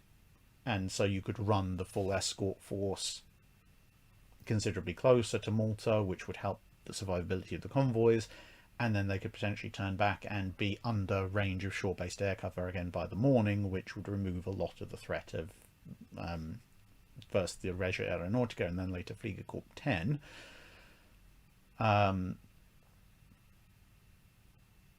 So that would be good for Malta. It would, of course, stretch the Mediterranean fleet a little bit more, because now the friendly operational theatre, and also obviously the coastline that the Regia Marina might be able to attack, is considerably extended. But does the Battle of Greece even happen? Because if it looks like the North African coast is going to relatively quickly end up completely in Allied hands, would Hitler bother to help the Italians in the invasion of Greece, or would he be pressing them to refocus their efforts and leave Greece alone and make some kind of effort to re-establish Axis control of part of North Africa? I don't know at that point.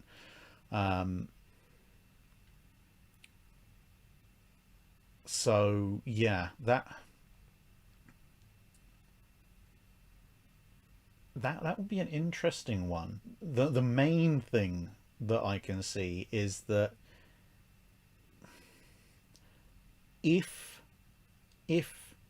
pressure is put on the Regia Marina to try and do something about this and salvage the situation in North Africa, you may end up with a fairly major full-on naval engagement occurring in spring summer 1941.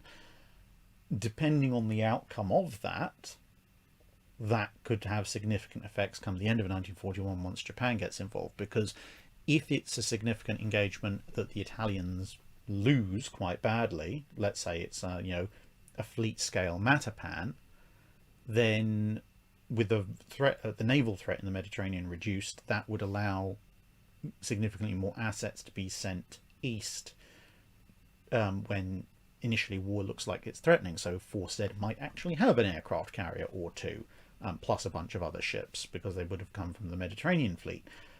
Or if that doesn't happen, then a BDA command and the Eastern Fleet might get those reinforcements if they're delayed for whatever reason. But of course, even though, as Matapan showed, the British do have an advantage with night actions, with the big thing with night actions is they are always a little bit of a roll of the dice. Even if you have a lot of advantages, things can go significantly wrong, like at Tassafaronga. So a lot of it would come down to, if that fleet action happens at night, does it go the way you might expect it to go, or does it go really badly for some reason? And all of that is going to then obviously have implications on what happens, if anything at all changes in the Far East.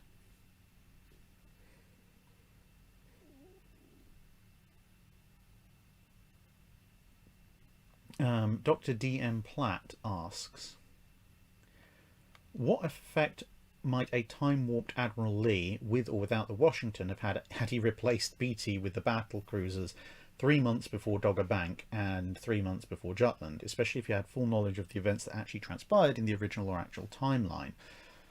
Oh, I mean, with Washington, i.e. having radar that can see through the mist and being faster than basically any other capital ship on the field, plus 16-inch guns, that's just evil.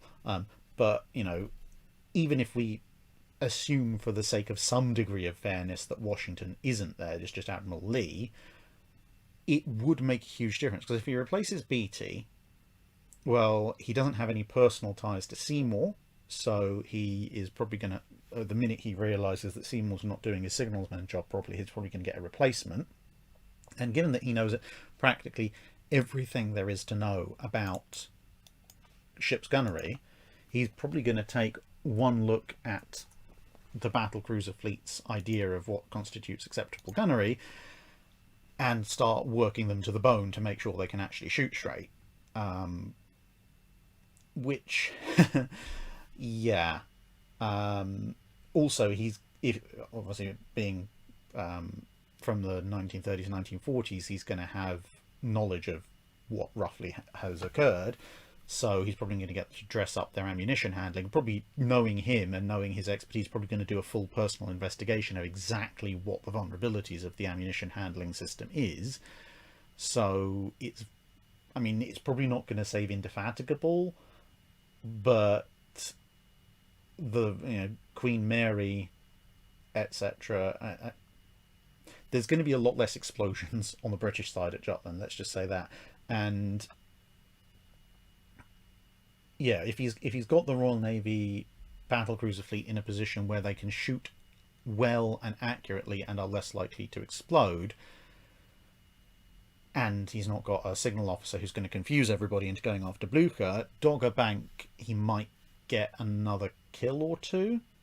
If he's put in 3 months before Jutland, well, considering there was a significant range bracket in which the British had the range to hit the Germans didn't have the range to hit back, and the Germans were a bit confused as to why they weren't exploiting that, they very much are going to exploit that in this case. So, he still has the limitations of the shells not being particularly brilliant, but the first scouting group's certainly going to be in a lot worse state by the time it gets in range of the High Seas Fleet, especially since, also having a decent signals officer, he's going to make sure he's got 5th Battle Squadron with him. So you're going to have 10 capital ships which actually have very good gunnery up against 5 German battle cruisers, which, to be fair, also have fairly good gunnery, but it's 10 against 5, 2 to 1, with Admiral Lee on the side that already has the numerical advantage. So I'll let you work out how well that's going to go.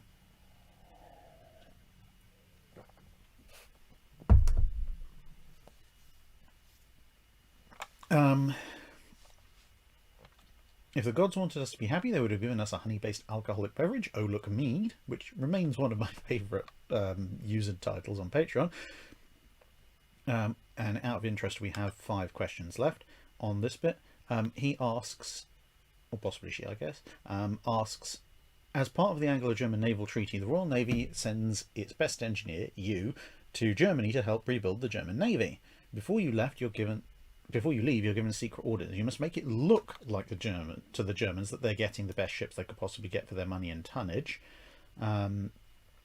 Whilst you must actually ensure that the German Navy is as ill-suited for the war to come as possible. You cannot change which ships get laid down or the speed by which they are built unless you come up with designs they believe are superior to, but aren't actually. You have full 2020 hindsight, both technical, and political. Might have to put the heating on for another burst. It's getting quite chilly in here. I should have brought a fleece. Anyway, right, so basically I've got to secretly sabotage the Kriegsmarine in the 1930s. Well, the Deutschlands and the Königsbergs, etc., already built. So I'm looking at, do I need to sabotage the... Oh, well, okay, so to sabotage their destroyers more, I could insist on installing 5.9-inch guns earlier. That would make the destroyers hilariously top-heavy and very short range, so that would be a good way to, even more so than they already were, so that would be a good way to ruin the destroyers. What could we do for the U-boats? I could insist on a far more wide-scale adoption of the magnetic exploders on the warheads, and then play the German version of the Bureau of Ordnance when it comes to everybody complaining about it, and get them to have, faulty magnetic detonators for considerably longer. And I suppose, given that this is Nazi Germany, I could try and see if I can keep a straight face long enough to argue that the Dutch are clearly Untermensch because, we overran and beat them, so therefore this really handy Schnorkel system is clearly a product of inferior thinking and we do not need to adopt it in our U-boats. For the Hippers and Bismarcks, generally speaking, I mean, they're already pretty inefficient, but I could try and stymie the development of the newer 37mm, so they're left with the single shot versions, the earlier ones that were pretty awful. I could... What else could I do? Oh, I could try and insist on full diesel propulsion for very long range travel, which would either cause them to become even less efficient and or significantly delay them while they try and work out the issues to try and, get them into service, or if they just decide, stuff it, we're going to adapt the Deutschland class power plant, then they might end up being slower. And if I suggest that, oh no, we have radar, so we've got radar, it works, let's prioritize work on something that's not radar and divert the funding away from improving things, then they could be left with the more delicate triodes that Bismarck had, which would mean that every time a German capital ship fires its guns, it knocks its own radar out. Those would be subtle sabotages, I think.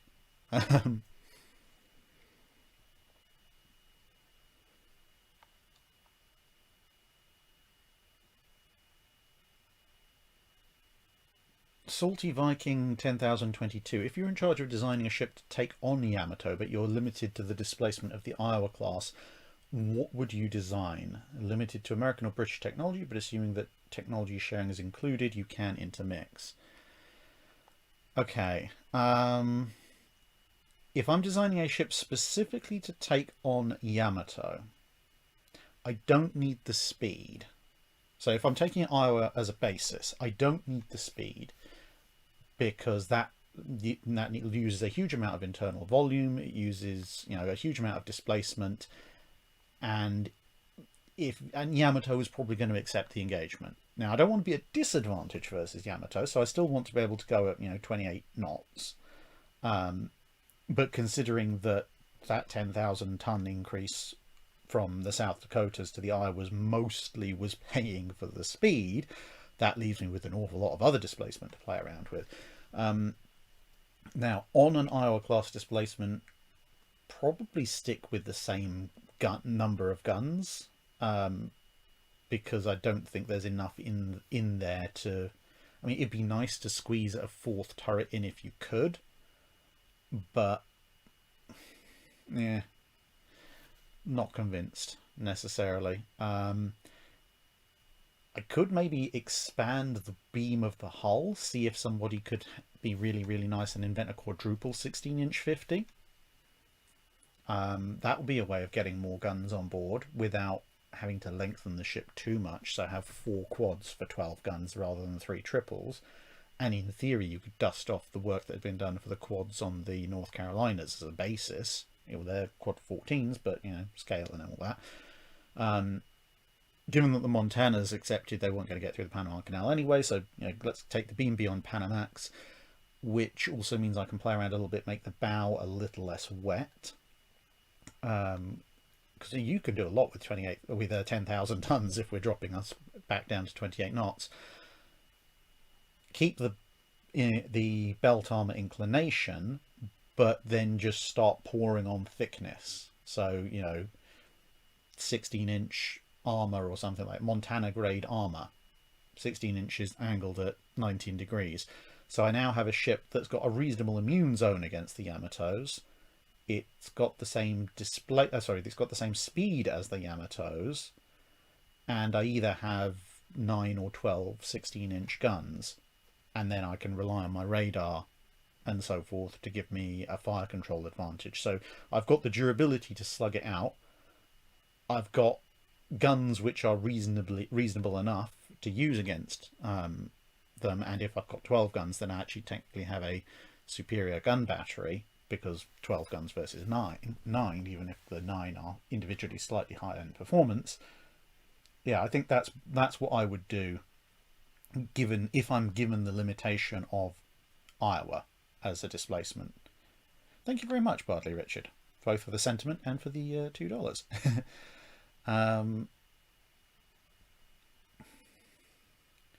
Now we're down to our last 3 Patreon questions, then we're on to super chats, then we're on to general chats.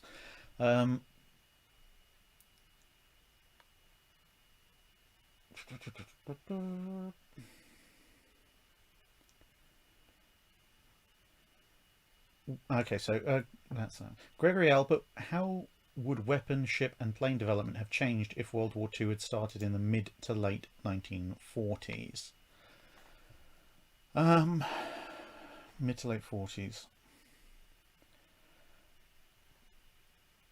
Aircraft, I'm not quite so sure about, because obviously that's more of an aeronautical historian's field, but broadly speaking, everyone would have transitioned over entirely to monoplane strike aircraft. At least the British would have caught up with the Americans in bomb weight. I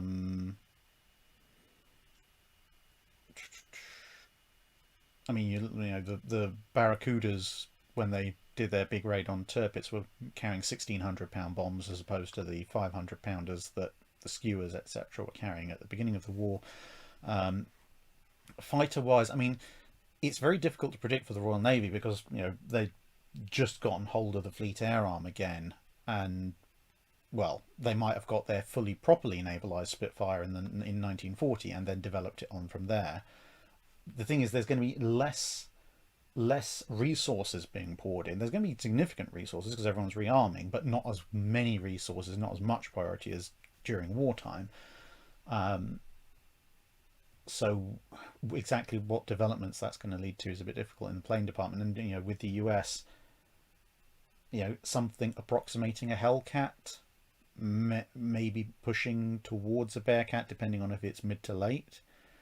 Jet engine technology, again, without the urgency of war, it's still going to be there. I mean, this is one of the things you had this always argument about: does war accelerate the development of technology, or does it stagnate it because people build what they've got at the time? Um, but then you have to factor in, as I said, the additional resources, the additional priorities that are being put into place, the fact that once they've stabilized in a certain amount of production and refining what they're producing, they start reaching for the next wonder weapon a bit quicker. It's very difficult to predict at that point. I mean, the Royal Navy will have built the Lions, the Americans will build all six Iowas, probably be a good chunk of the way through building the Montanas. The Japanese will be somewhere through their Circle 5 and Circle 6 programs. I genuinely have questions as to whether or not they actually had the resources and the shipyard space to build all of Circle 5 and Circle 6, so it probably would stall out at some point, but they'd have a much bigger fleet. I mean, as I say, the Americans will be building the Montanas, the British will be on to whatever they would have done to succeed the Lions. I think they'd all still be at 16-inch guns unless or until somebody actually managed to get a good long look at Yamato. Obviously, the Japanese would have finished the Yamatos, all of them, all four, and gone on to Super Yamatos. The Germans would be probably building... They would have built the H-39s. They'd probably be partway through or nearly finished on H-41 or something like that. Yeah, I think if you're looking at the mid to late 1940s, apart from some of the more interesting things like getting the jets in right towards the end, I don't think the broad timeline is going to change that much, because you're going to have the balancing factor of slightly less pressure, but also people aren't bombing and shooting and blowing each other up all the time.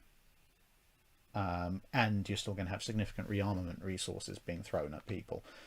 So things like, the war build destroyers, the wartime emergency flotillas for the Royal Navy, the destroyer escorts, etc., probably won't be built. And if dash when war kicks off, then their equivalents are going to be significantly more capable. But you're also going to start seeing, if you're certainly by the mid to late 1940s, you're going to start seeing a lot of older stuff dropping off the radar. So the US would have its big five, the Tennessees and the Colorados, but then just fast battleships. The British would have, if the Lions are complete, the R's would have been gone. They may be in the process of retiring the first of the QEs as well. The Japanese, I think, probably would have kept the Congos around. So yeah. Walter Broad, yes, the Super Yamato, the aka A150, was basically, imagine a Yamato but with twin 20s instead of triple 18.1s. There have been a few changes. I mean, the Japanese changed the design of Shinano and the unnamed fourth Yamato already, so it wouldn't be exactly the same, but yeah. George H. asks, consider this alternative in the battle for Leyte Gulf. The centre force changes place with the southern force, and in a potentially catastrophic mix-up of American intelligence and reconnaissance, Kurita's force steams up Surigao Strait in the middle of the night to encounter the 7th Fleet battle line. Oh boy. Would the modern fire control of West Virginia, Tennessee and California suffice to fend off Yamato and Musashi? Well, and Nagato and Congo, etc. Would Kurita's cruisers be better able to hold the preliminary attacks before the battleships meet? Oh, that's a nasty one. That's a nasty, nasty one.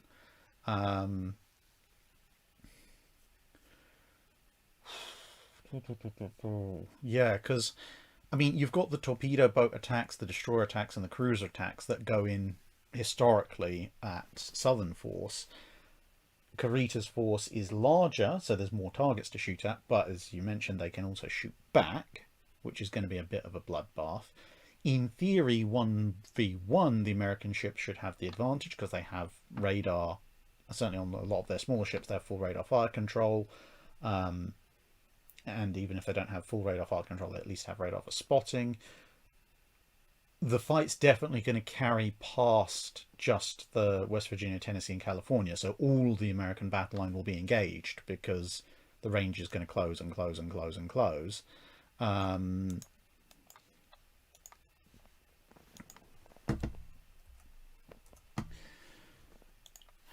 Now, if you've got half a dozen battleships and you've got Yamato, but you've got Yamato and Musashi plus Nagano plus. Oh, um, the problem is you've also got a confined space. Now, the confined space works for and against the Japanese.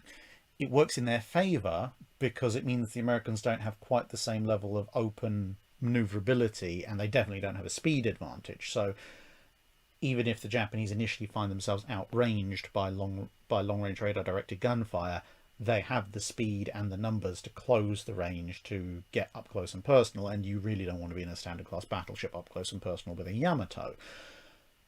The flip side is they are also in an enclosed space and there's going to be a lot of torpedoes in the water.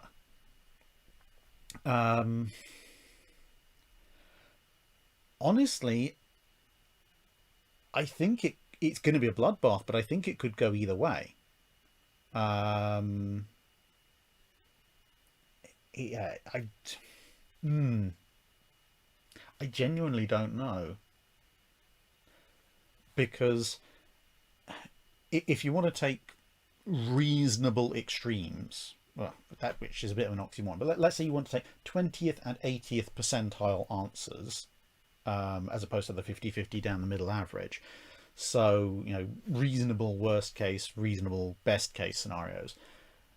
You could have a situation where there's enough Japanese cruisers and destroyers and there's enough long lances in the water that they either stalemate or push back the American light forces. That then gets Yamato, Musashi, Nagato, Kongo, and the other Kongo all piling in at close range.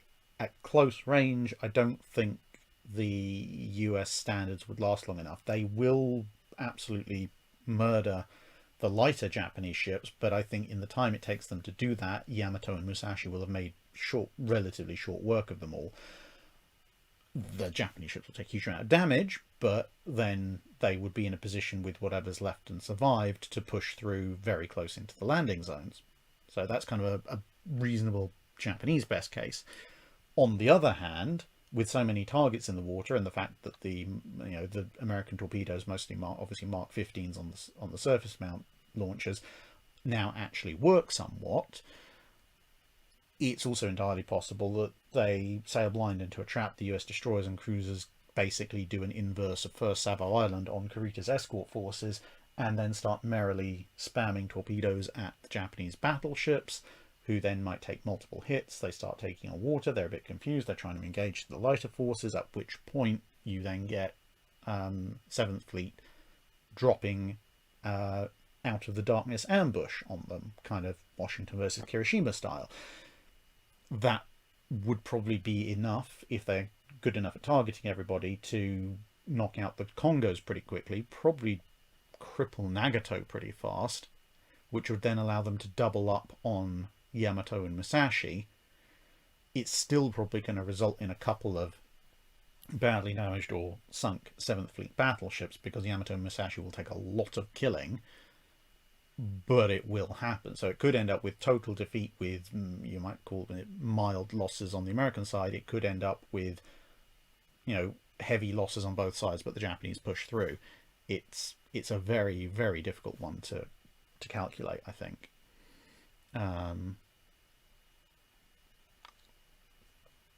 Mike Lima 777 asks, if HMS Lion and Temeraire were built and lasted to the end of the Cold War, any idea of what might have been their loadout for the Falklands War and Gulf War, or within the scope of the Channel, would they have been immediately sent to the Pacific or spent some time in the Atlantic?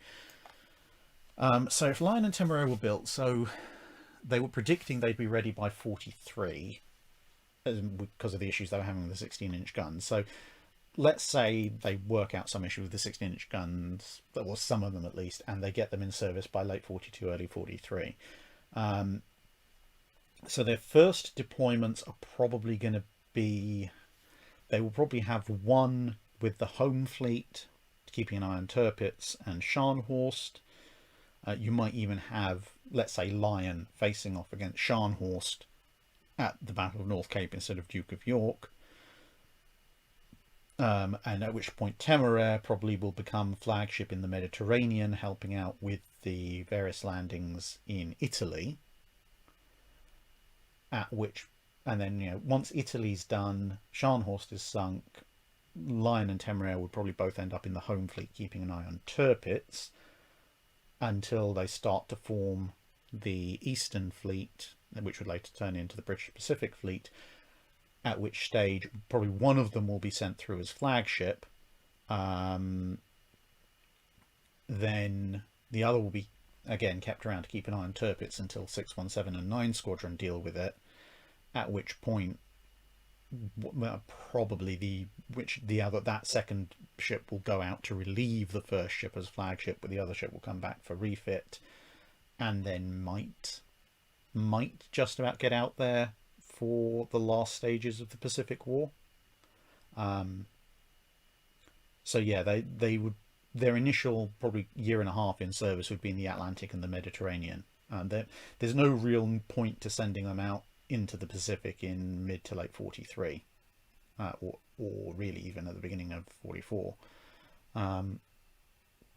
Captain Charlemagne asking why didn't they just use Nelson and Rodney 16-inch guns to lessen time, because they still wanted to use Nelson and Rodney basically at that point. So that, as far as I'm aware, is the that's all of the Patreon questions.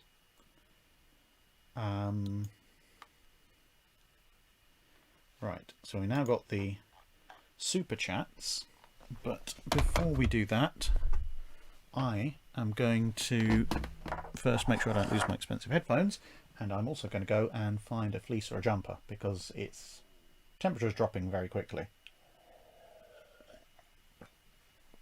Captain Charlemagne saying there were spare 16-inch guns.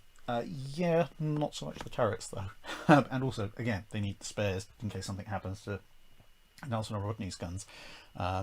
Anyway, right. Give me 2-3 minutes to go and find a fleece.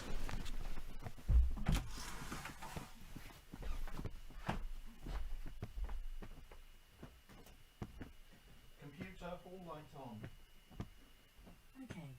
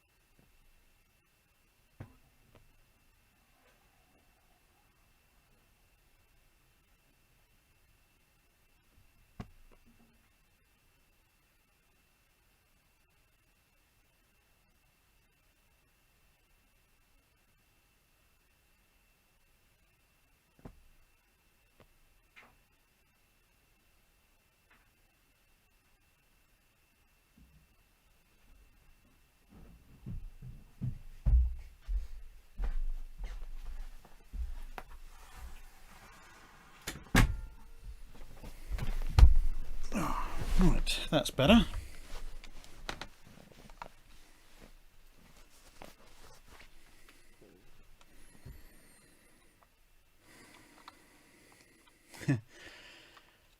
Yeah, there we go. Right.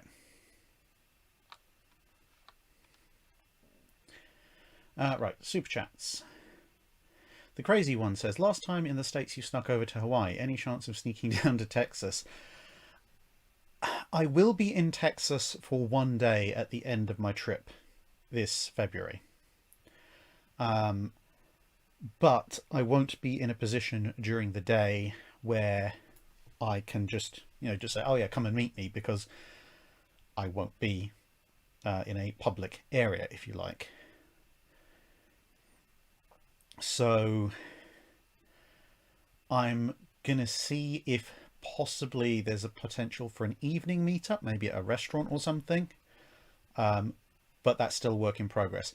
If anything does change on that score, I will update the community post, I will update the Discord post, and over the next, because I mean it's only 2 weeks till I fly out, so by the end of this week I will have a short video as well with the final details going in, because I'm also going to try and incorporate a meetup of some description in Washington DC during the second week of the trip.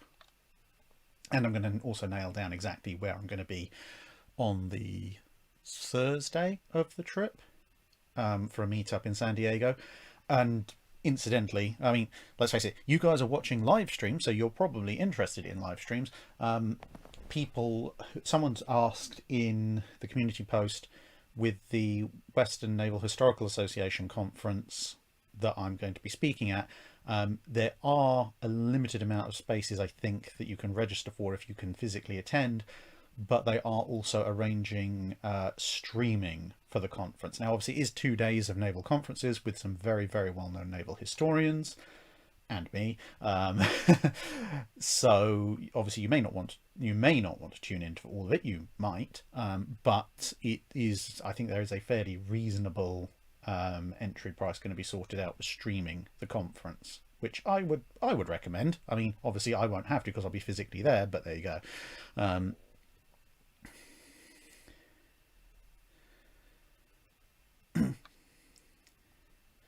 Aluminium Fence says, will you be bringing Dr. Clark with you?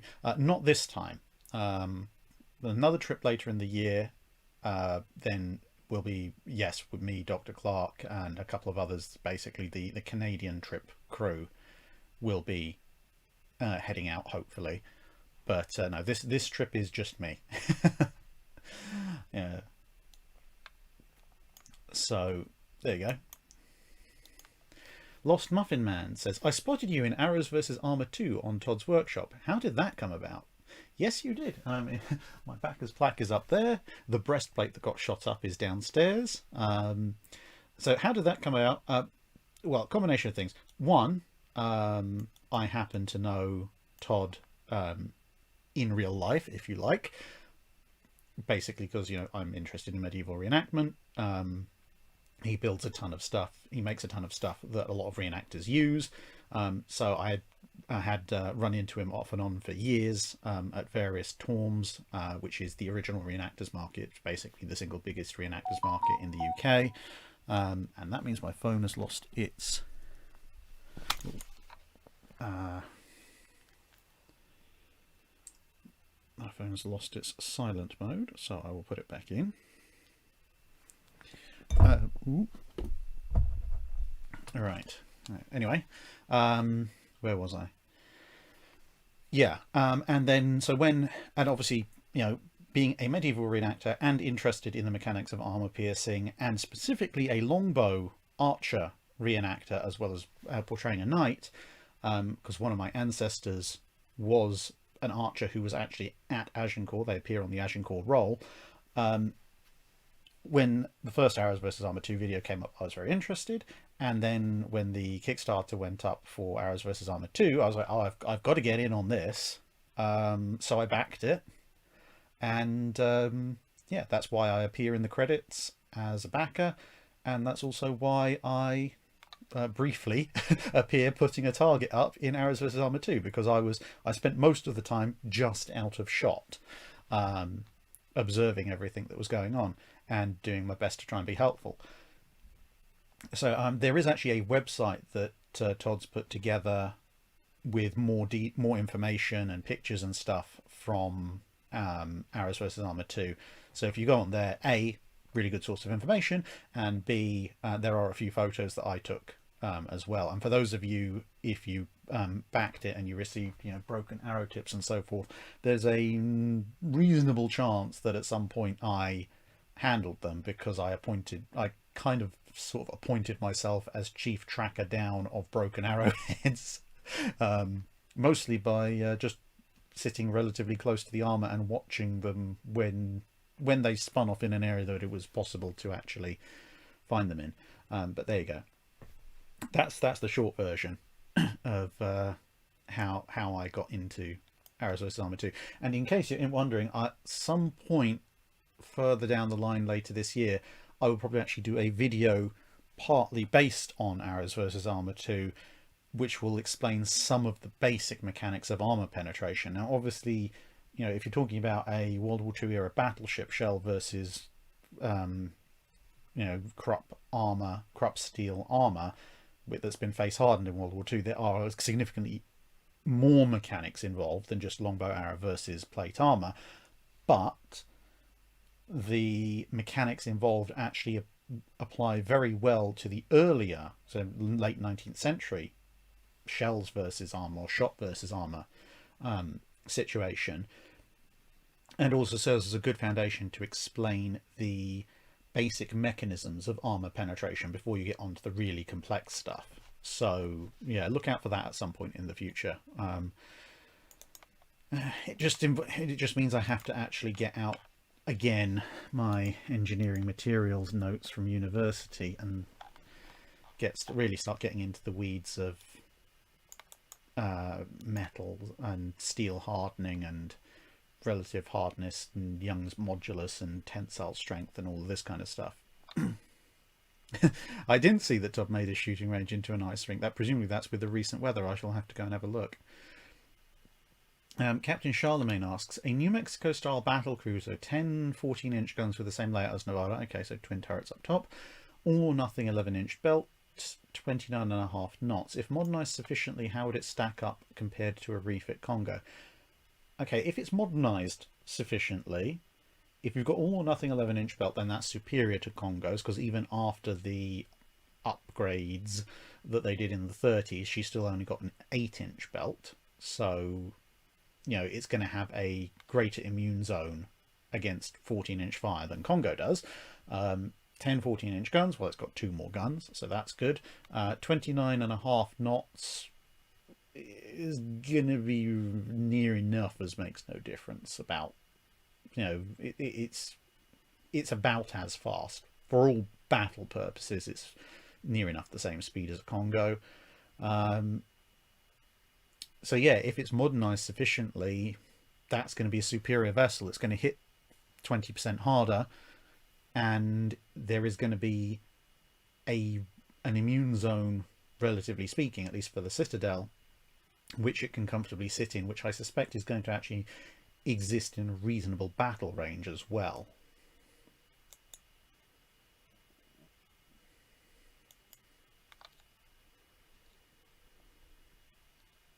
James Bentley, we are currently in Super Chats. Yes, we've gone through the Patreons, the pre-asked Patreon questions, now catching up with the Super Chats that people asked during the video. Golf Mike, hypothetical, last ride of the High Seas Fleet, if it were to actually happen, how would you envisage that altering the Washington Treaty -- early World War II? I don't think it's going to... I was going to say I don't think it's going to change the World War II that much. It might. I mean, it depends on what... It's not going to change things for Germany all that much, because Germany's going to lose all their ships anyway, and then when the Nazis get in power, they're going to start building the Kriegsmarine anyway. The main thing it might change is going to be dependent on which ships are lost on the Royal Navy side. Because if the Royal Navy loses older ships and its 15-inch ships get damaged, they can be repaired. But if it loses Renown, Repulse, Courageous, Glorious, hopefully Furious won't be there, or any of the Revenges or Queen Elizabeth, those are going to need replacement. And then if they need replacement, the British, they will have their replacements underway by the time of the Washington Naval Treaty. Whether they're launched or whether they're commissioned at that point is a little bit open. The replacements might just be the full run of Admiral class. It depends, really. But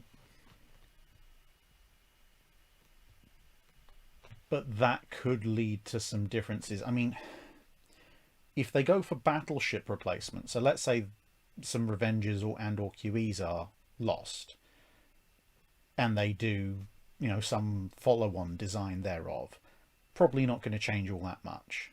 All things considered, they're going to be similar enough, halfway between a QE and an Nelson, that it's not going to manifestly change the outcome too much. But if it's, say, one of the Renowns and one or both of the Courageous and Glorious class get sunk, and the Royal Navy builds the other 3 Admirals as replacements for them, then pretty much as we explored in a previous Drydock where we were talking about the complexities of the Washington Naval Treaty, if there are 4 Admirals running around, that all comes into play. And, do they get converted to carriers? Do they not get converted to carriers? How does the tonnage limitation work when there's 4 45,000 ton plus battle cruisers sailing around? It's all over the place.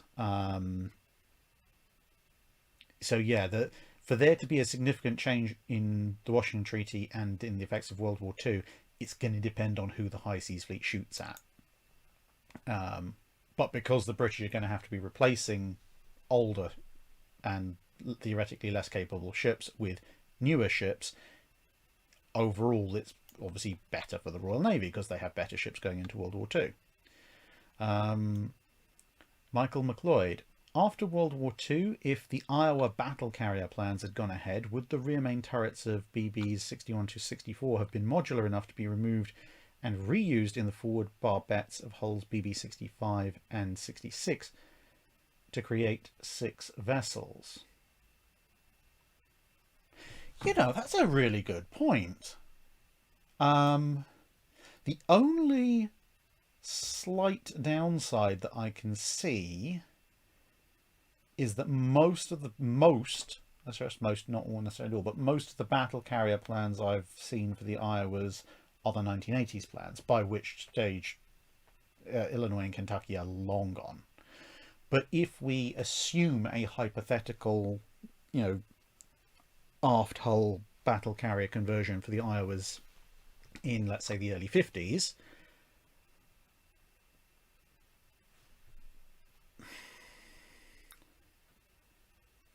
moving the aft turret to be the fore turret shouldn't present any major issues, I wouldn't have thought. Now I'm trying to remember desperately. Again, this is not annoying. Oh, I was going to say annoying that Friedman's Battleships isn't up here, but then I just realised I have Doolin and Gursky's US battleships. Maybe they have a diagram. What are we looking at? No, that's South Dakota. What I'm trying to see is whether the ammunition hoists in the super firing turret of the Iowas are longer than those in...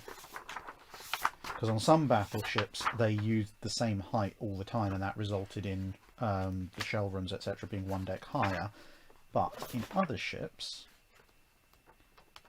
they didn't. And the better designed ships, they extended it so everything was at the same level. And Iowa, being a better ship, generally better designed ship, I suspect is probably, there we go, there's the diagrams.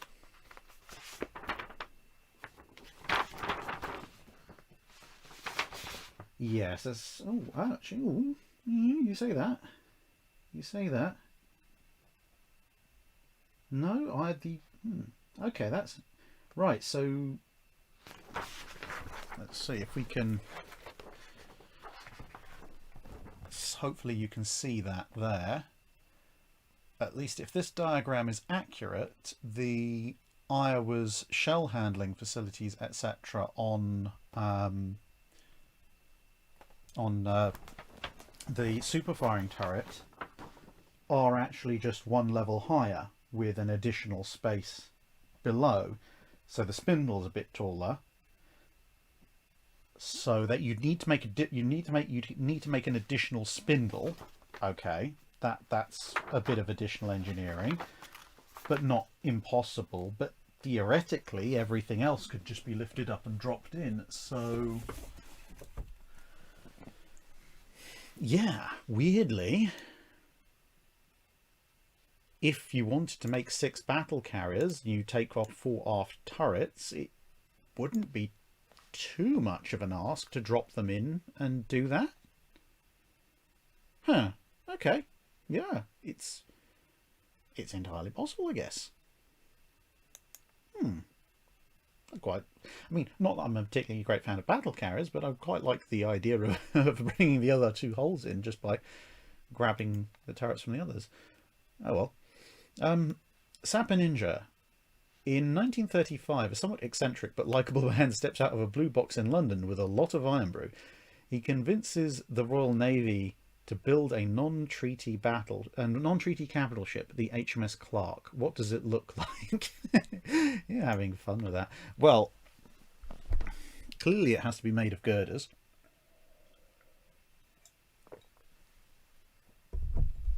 Because that is, of course, what iron brew is made of.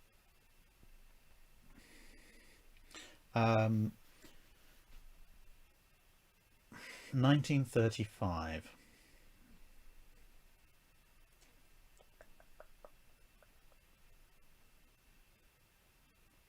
If this is a time-travelling Dr. Clark, he's probably going to try and get them to make HMS Lion, what, 4 years early? I think. Yeah. Well, either that. Well, it's probably a bit too late to salvage the King George V's and turn them into triple 15 capital ships. If he could, he probably would. But otherwise, he'd try and get them to stop the King George V's as soon as possible, and either do the triple 15s or just go straight to the Lion class. Of course, if I've managed to infect him with my all-forward armament preference, then he's gonna end up building either, well, like the British Richelieu design that I showed in a Drydock a little while ago, a few Drydocks ago, which is basically, yeah, two quadruple 16s forward with a Queen Anne's Mansion at the back.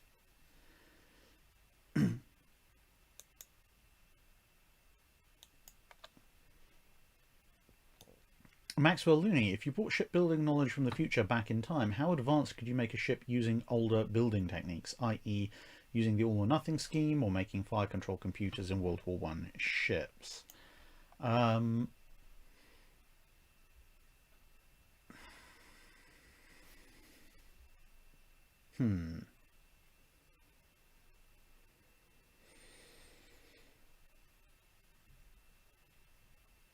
See, the thing is, when it comes to the steam and steel era, apart from a very few minor crossing points, although you could make the ship slightly more advanced, you're not going to make them too much more advanced.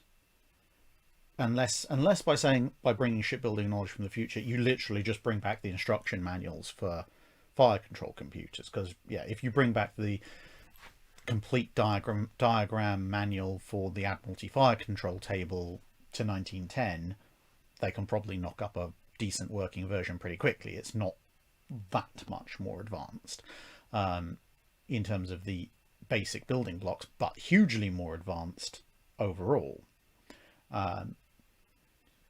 I mean, as I say, there's very small points where you could say do a small tube boiler Queen Elizabeth with all or nothing armour.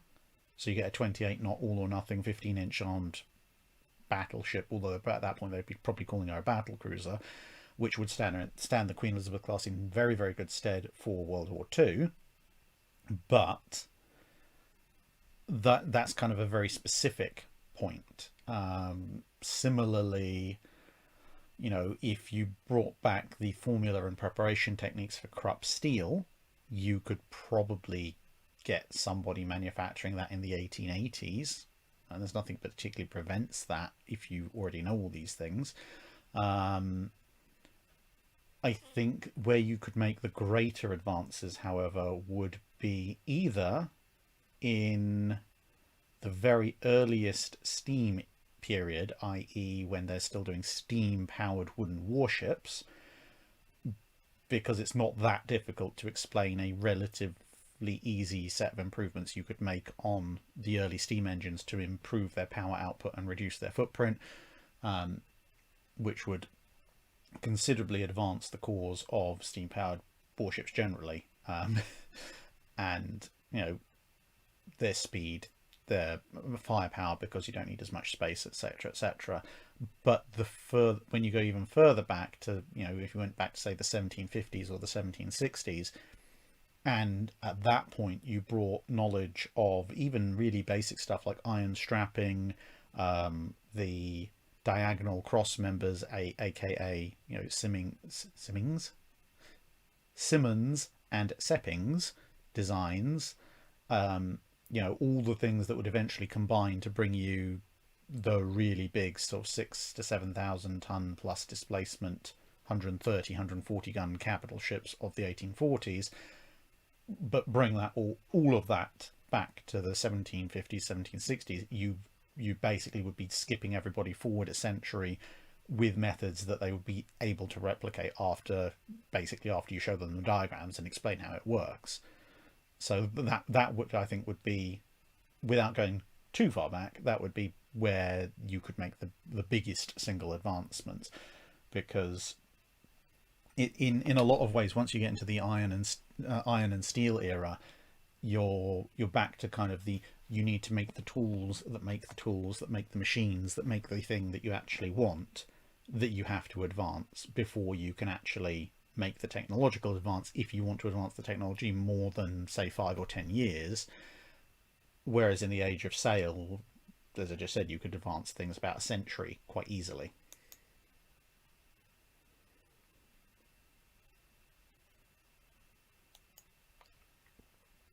Milton Diaz says, why does your shirt look like a goose on a Japanese flag? So yeah, that we got to that eventually, didn't we? Let's see. This is, I'm probably going to have to stand slightly. So this is one of my many t-shirts.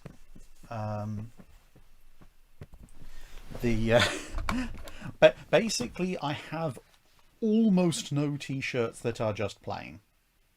Almost every t-shirt that I own has some kind of humorous reference, logo, picture, etc. on it. So this one commemorates Untitled Goose Game, if you remember. If you remember that from a few years ago. So yes, it is simply the rising of the honking goose. I think I've got another one that's similar to it somewhere around. But yeah, the vast majority of t-shirts I tend to wear have some kind of reference or funny joke or something on them, because it amuses me.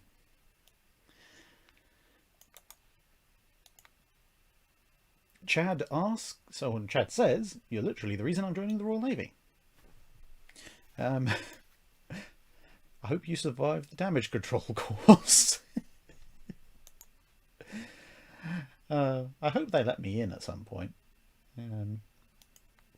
I did send them an email. I don't know if any of you watch Tom Scott's channel. And incidentally, there are actually two Tom Scotts. There's Tom Scott, the one that most people have heard of.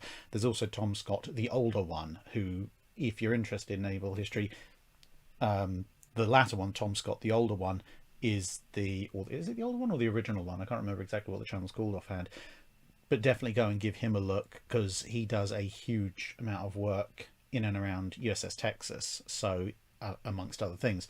So if you want to learn a lot about what's going on with Texas at the moment, see a lot of artifacts up close, definitely go and watch his channel. Where was I going with that?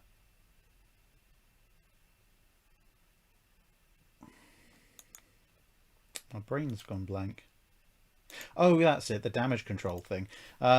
Yeah, and if you've seen the more widely known Tom Scott's channel, you would have seen a few years ago the Royal Navy let him into the Whale Island damage control simulation chamber where he got to try and hammer wooden plugs into high pressure leaks in a simulated ship's hull, which looks chaotically violent and hilariously dangerous enough that I kind of want to go.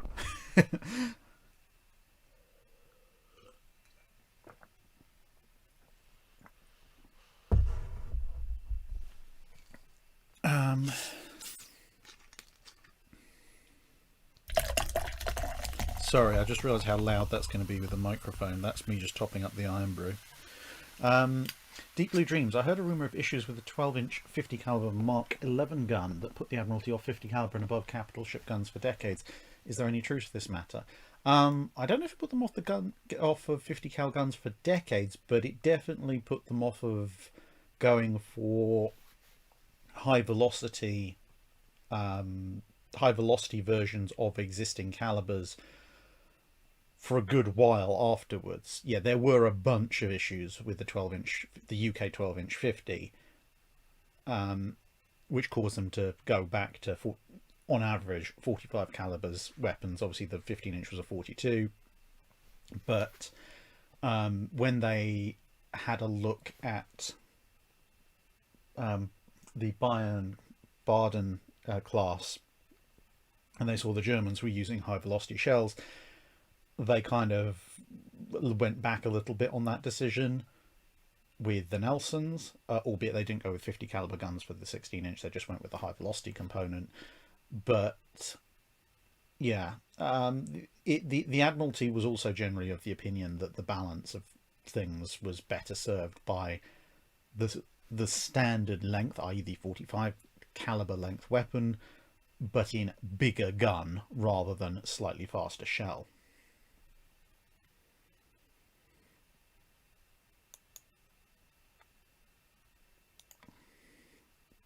Jeff Barney, Bayern versus Revenge class. Which was the better of the two World War I heavy hitters? I mean, they're relatively comparable. I think overall, I'd have to give a slight advantage to the Bayern. The Revenge does have some small advantages here and there, but generally speaking, when we do this question, it's usually Queen Elizabeth versus Bayern, and usually I'm just about in favour of the Queen Elizabeths. The Queen Elizabeths are mostly, again, apart from a few things like armour layout, mostly somewhat better than the Revenges. So if you slot Bayern in, you're going to have this kind of very close race where the QEs are just about ahead, the Bayern in second, and the Revenge just about coming in third. Negative 2044, it doesn't seem I copied down a question. The only thing I can think of potentially is, hang on, let me see. You've got me on Discord, Negative 2044. So if you can remember what your question was from December 23rd, just drop it into Discord, and I should be able to pick it up, because I'm upstairs in the library, so I don't have access to my main computer.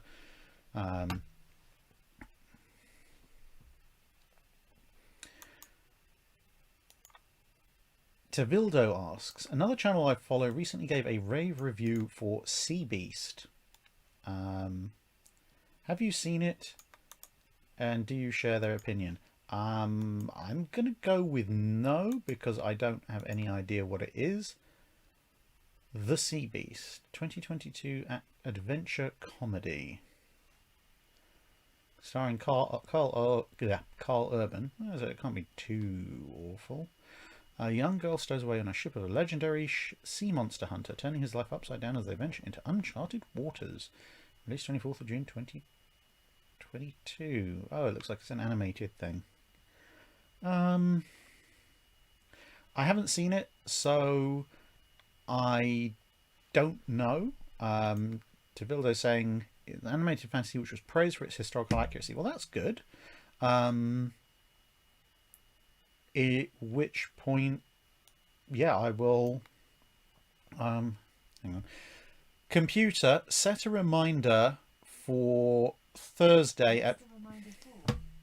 Watch Sea Beast. When should I remind you? Thursday at 4 p.m. Okay, I'll remind you Thursday at 4 p.m. I love voice response computers. I'm going to have to have a look if someone's already saying it's really good for historical accuracy. Animal 16365 asks, this is a comparison question. A North Carolina class compared to a King George V class as originally designed or planned. Okay, as originally designed, overall I would have to give the advantage to the King George V's. And I say that for, well, basically if you do the very high level analysis, speed, protection and firepower, the King George V has significantly greater protection. It has thicker armour. Okay, it's not inclined, but the inclination of the armour on the North Carolinas isn't as steep as on the South Dakotas and the Iowas.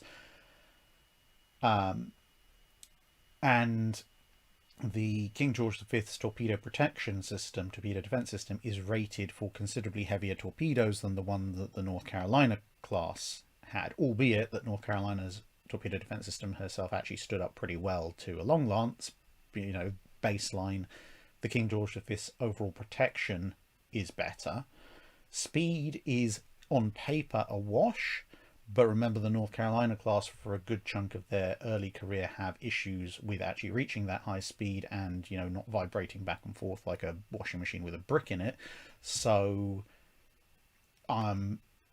somewhat passed to the King George V at that point, because we were going as originally designed, planned, potentially built. So yeah, at which point you've got firepower. Now in that state, the North Carolina class does have the advantage because it would have been built with three quadruple turrets, so 4 guns per turret, rather than the King George V, which was planned to have that armament, but ended up with the super firing forward turret only having 2 guns. So the North Carolina does have an extra couple of guns to throw around, but the King George V is probably going to have a greater immune zone against the North Carolina's own main battery, and can actually operate at top speed and continue firing in the early part of its career. So I would hand the King George V the advantage in a straight up battleship fight, but I would also caveat that with the fact that, well, 25-inch 38 caliber guns, certainly in the early part of World War II, makes for a somewhat better anti-aircraft armament than 16 5.25s.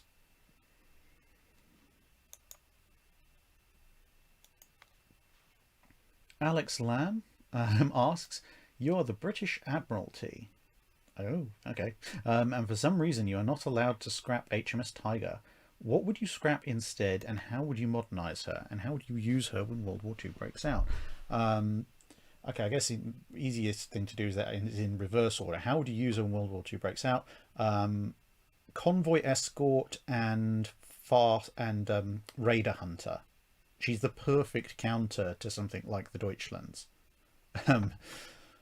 You know, the Deutschland's 11-inch guns are barely warmed over versions of the World War I era ones. So, you know, if you're going to modernise her, you know, you could obviously improve her overall protection somewhat, but her armour, broadly speaking, will stand up to 11-inch gunfire, especially at the now longer ranges you're going to be engaging at, especially with modern radar and fire control. She's got the speed with updated engines to hunt them down, and she's definitely got the firepower to put them down. So that would be her role. I mean, potentially she might have a decent use in the Mediterranean going up against the Italian refit battleships, but I'd be a little bit more leery at that point. But she'd probably hold her own. It was obviously once modernised. How would you modernise her? Obviously, new shells, increase the elevation of the main guns, draw down on some of the distributed armour, maybe increase the kind of like what they did with Congo's exterior belt, increase the overall coverage of the 9-inch belt. You obviously need to update deck armour, completely strip out casemates, put in the 4.5-inch and octuple pom-poms instead. You know, Queen Anne Mansion, all kind of basically what they did with Renown, except for Tiger. The only sort of variation on that is that you might have to accept maybe kind of like what I was saying with fully modernizing the Revengers, maybe you'd have to accept 8 twin 4.5s to save weight and so forth, and maybe put a little bit more juice in her to get her up to 30 plus knots. So 30 knots would be decent. I wouldn't want to leave her at her original speed, I don't think. What would I scrap instead? Well, if they've got the metaphorical gun to my head, you've got to get rid of a Revenge. The QEs are, broadly speaking, better. Repulse and Renown and Hood are the rest of your fast contingent. You don't really want to get rid of them. You can't get rid of Nelson and Rodney because they're the best you've got until the King George V's come out. So yeah, you'd have to drop a Revenge, unfortunately.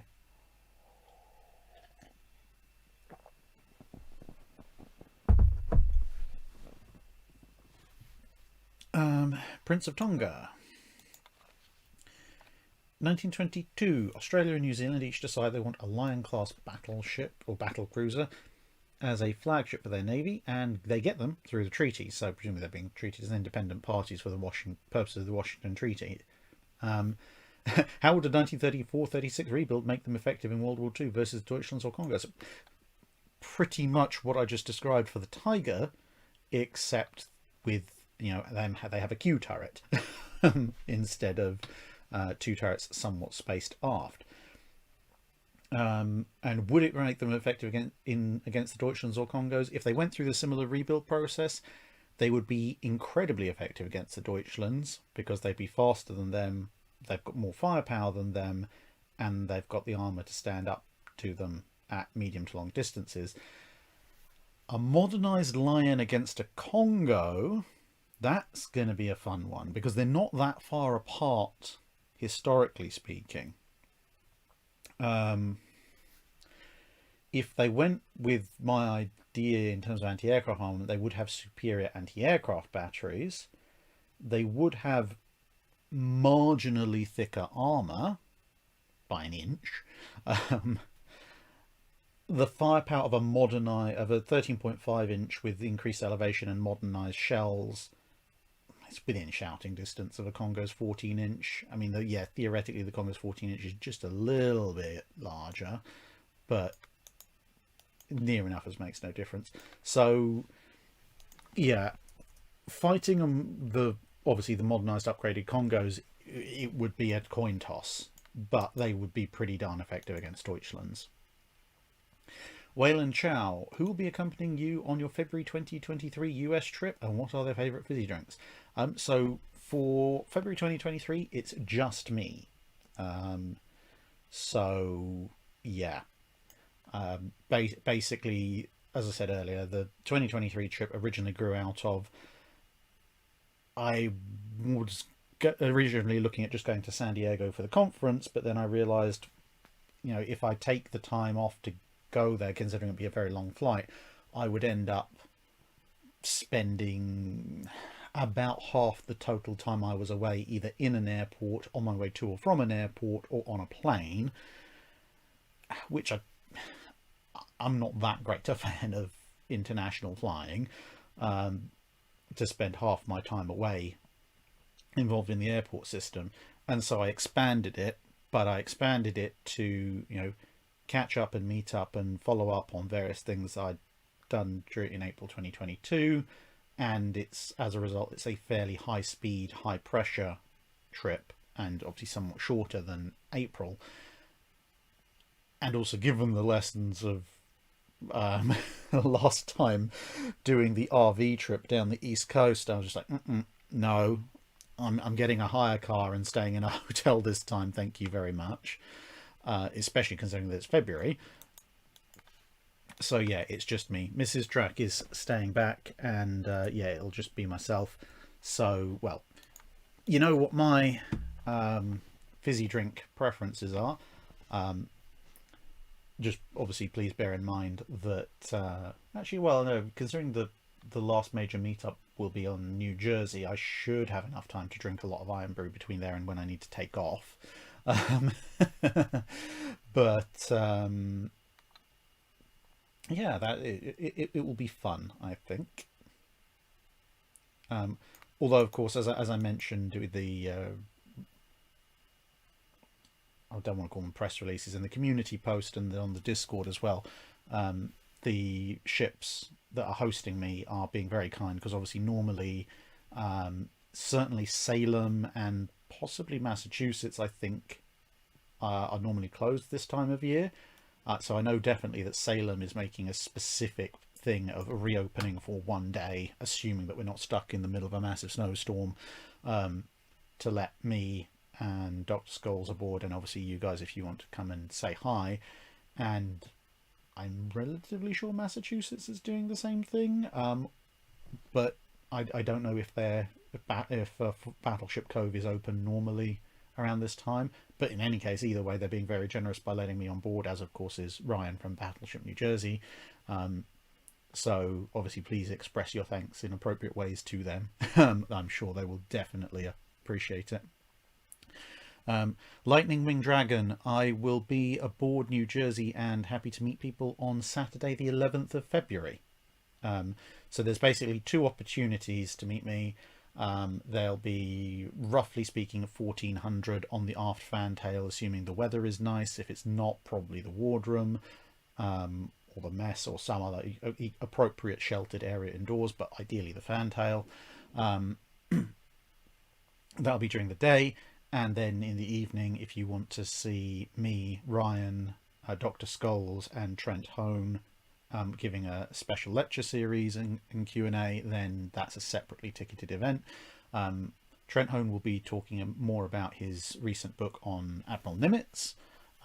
And, well, Dr. Scholes, as I've said before, knows more about US fire control systems. In fact, he's probably forgotten more about US fire control systems than the rest of us will probably ever know.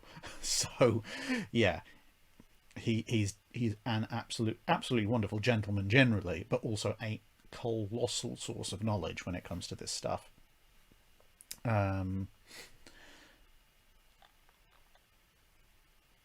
Frank Spazzato, Naval Battles of Guadalcanal. Been trying to get the renamed Cruiser Intercept and Battleship Intercept of Guadalcanal. Any thoughts? Might need a little bit of work to make it sound more dramatic, but it's certainly a lot more. Easy to distinguish than, yeah, first night action of the Naval Battle of Guadalcanal, which could mean almost anything.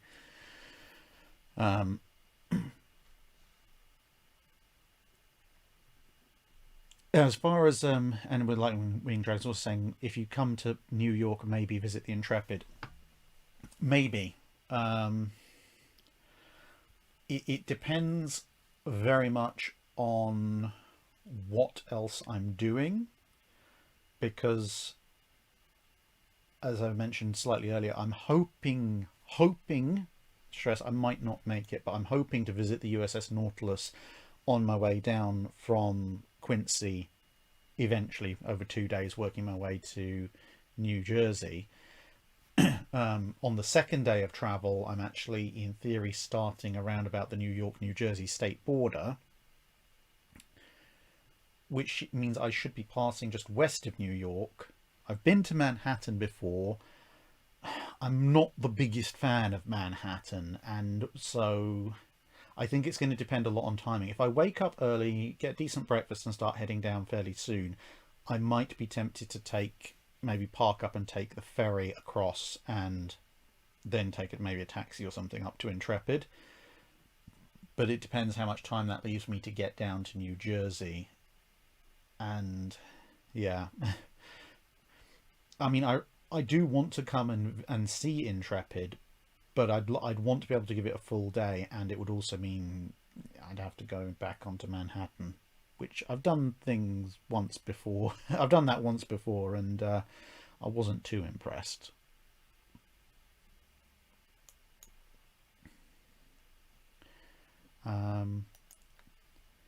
Fushi Smith says, please tell us about the 5 ships named HMS Cockchafer. Well, you'll try to get this stream demonetized. I think I'm going to have to do that as a fun Friday at some point. They're generally small ships because it's a bird, and you get things like Bittern and Sparrow and Swift and Starling, etc. They're all fairly small Royal Navy ships. But yeah, to summarise the full and glorious history of that particular ship name, I think that's going to have to be a fun Friday at some point. Ooh. Fleet of Oceans asks, on the aeronefs, would they be carrying large caliber fused shells and instead be using their batteries like massive flat guns and be armoured to match? Or do you think they'd still be trying to put AP shells on target? The problem there is that 1880s to 1910s, you could get fused shells, fixed time fused shells, but it's going to be a very primitive thing. And the other problem is if they did that and everyone's like, oh, okay, we only have to worry about this kind of flak shrapnel burst and armour to match, then it just takes one person to go, actually, what if I put a solid AP round in here and suddenly the target is completely and utterly vulnerable? So I think the AP I mean, they might have, large caliber fused shells as part of their repertoire, but I think they're still going to be carrying a lot of armor piercing shells.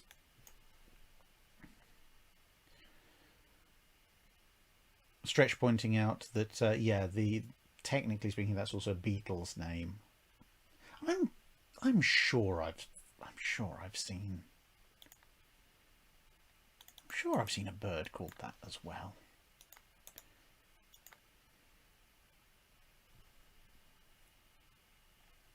It's definitely a beetle.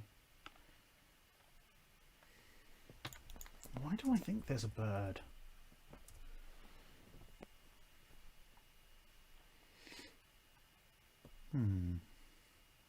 Okay, no, apparently it's just a beetle. There is no bird.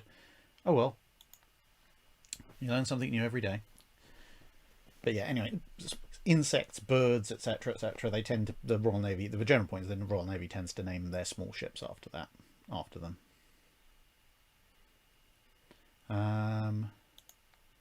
Christopher Abernathy, if Georgios Averov escapes to the USA instead of Egypt, how would the Americans refit and upgrade her for the Greeks? To be perfectly honest, they probably wouldn't.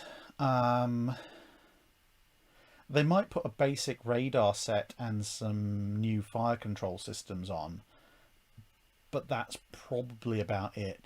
The US, let's put it this way, the US basically had a, roughly speaking, 3-tier approach when it came to refitting and upgrading foreign ships. The UK, the Royal Navy ships, they were perfectly happy to refit and upgrade within reason. Obviously, they were prioritising their own ships, and this depends on a year-by-year basis. But broadly, they were perfectly happy to upgrade and refit British ships, partly because the British were paying them for it, and partly because with British technology trading, the US felt safe and secure enough in allowing near enough full exchange of their own technologies as well, which is why you see things like Mark 38 systems on British vessels towards the end of the war, and HMS Delhi with 5-inch 38 caliber guns. You then had ships that were big enough to be considerably useful units but did not belong to the British. So Richelieu, for example. Excuse me. The British had to work on the Americans quite a lot to get them to agree to refit Richelieu. And they weren't particularly happy about it, but they recognised the utility of another fast battleship. But they didn't trust quite enough to put their latest and greatest systems on. So, radar, for example, they didn't put the latest gen, they put, a generation or so before on Richelieu.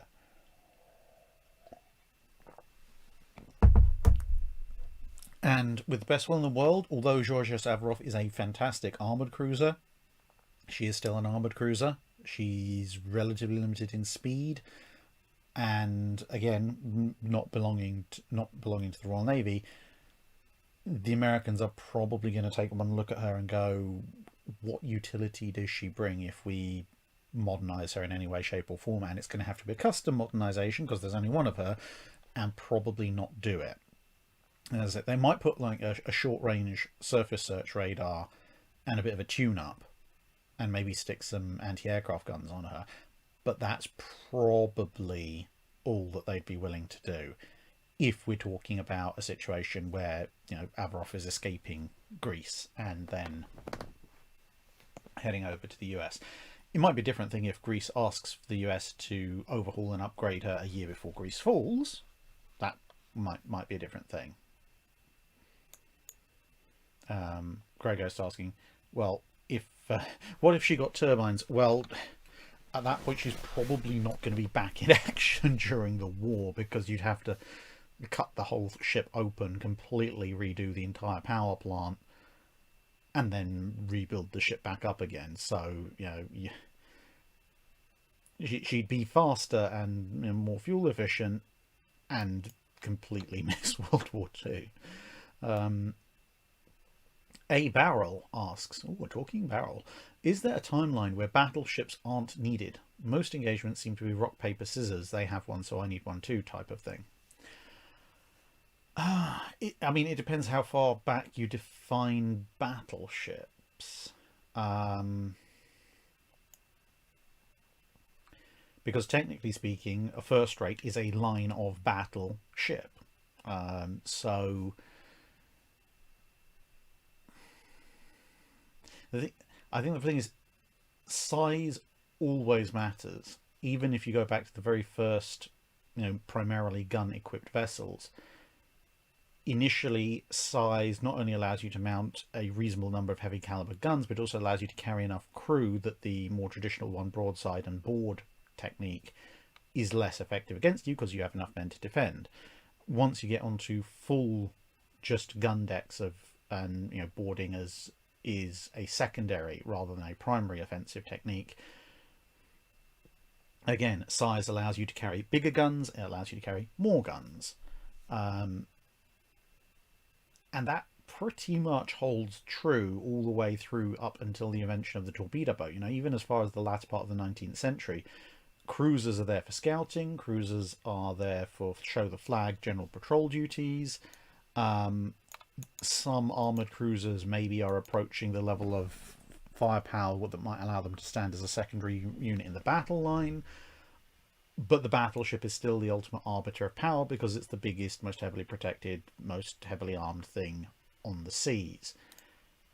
It's only with the invention and widespread deployment of the torpedo and the torpedo boat and later the destroyer that you get a vastly more complex system growing up. So, yeah. I mean, outside of really weird stuff, like, for example, if it for some magical reason it's impossible to armor ships and you can only build ships out of wood, then maybe at that point, if you have these increasingly large heavy shell firing guns, whilst there would be an advantage to having a number of them, a full-on battleship made purely out of wood may just be a really big target for that kind of thing, at which point you might have lots of smaller ships with a few big guns that can knock each other out really quickly, and at which point you're back to a slightly more explosive version of Lepanto, bizarrely enough.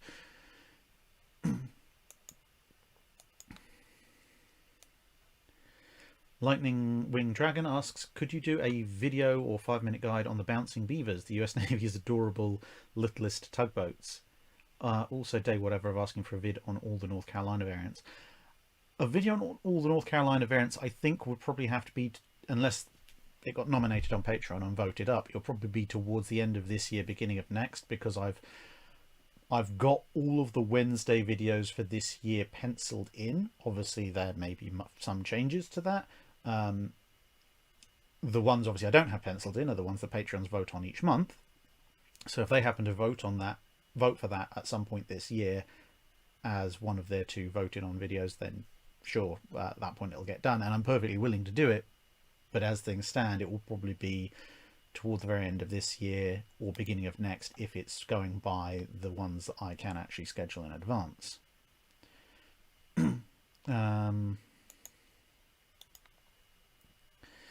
Nosdormu89, Warrior and Gloire are transported to their respective sides a day or two just before Trafalgar, crew and all. How does this affect the battle, sans hindsight? It depends where they are, to be perfectly honest, because where they are in the overall line. Because you could end up with them, let's say Warrior gets assigned to the front line of one of the two columns, either in place of Victory or Royal Sovereign, maybe as the flagship for Nelson.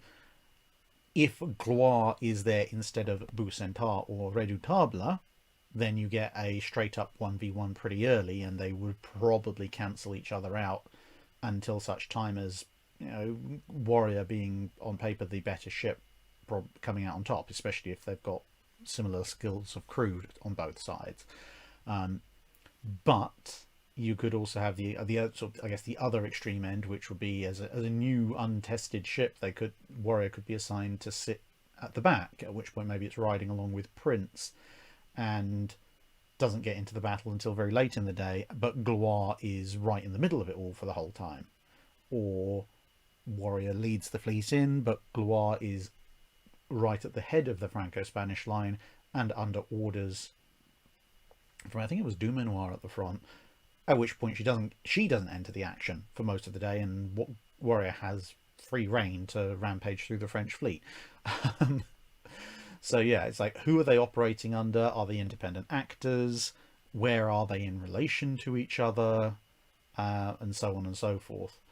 But given that Warrior has the ability to shoot Martin shell and is functionally immune to anything that the wooden ships can throw at her, and of course has the ability to maneuver independently, she's going to make a right mess of everything she comes across.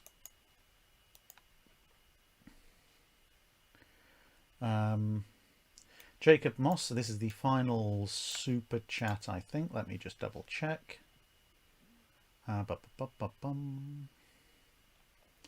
Just quickly scrolling through the one. Fleet of Oceans has been kindly sending me all these super chats. Super chats by Chat Sapper Ninja. Barney, Tabilla, Hamilton, French ships.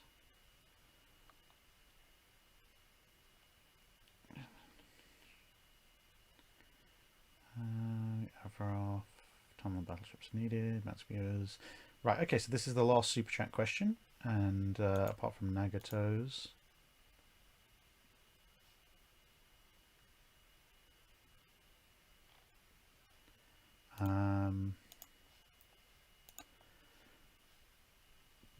Okay, so Nagato's one.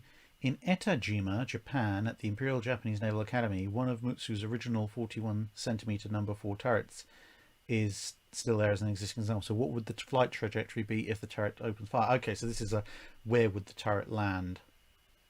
I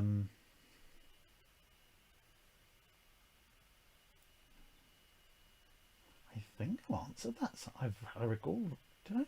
Or was that McMaster's guns I was running the calculations for? Well, in any case, right,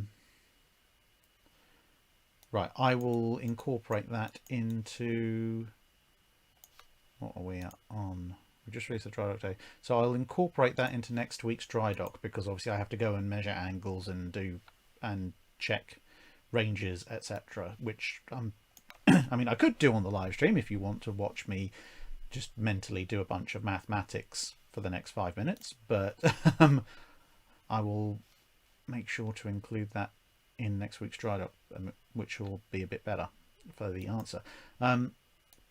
Jacob Moss asking, the final super chat question: if the War of the Worlds occurs, do you see the world powers adding heat rays on battleships post-war, or is the heat ray is a direct line of sight weapon, would it be incompatible with World War I era line warfare?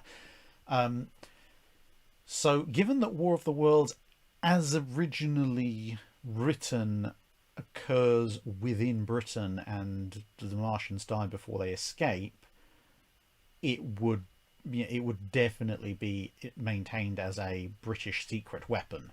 They would not just want to distribute it for love nor money to everybody else. But if we assume for whatever reason maybe additional Martians land elsewhere, or someone steals one and runs away with it or something, and everyone has it, yeah, it's definitely getting added to everything post-war, because it's basically, well, as Thunderchild shows, it's not necessarily a one-shot, one-kill, but it's definitely a one-shot, one-cripple, and a couple of shots kill, direct line of sight, light speed weapon, so everyone would want it for their ships. And at the 1900s, when, well, the turn of the century, when War of the Worlds is set, it also, as a kind of a point-and-shoot weapon, would theoretically vastly outrange the guns of the day, because you don't need to go through complex ballistic calculations. The only limitation there is we don't know exactly what the range of the heat ray is.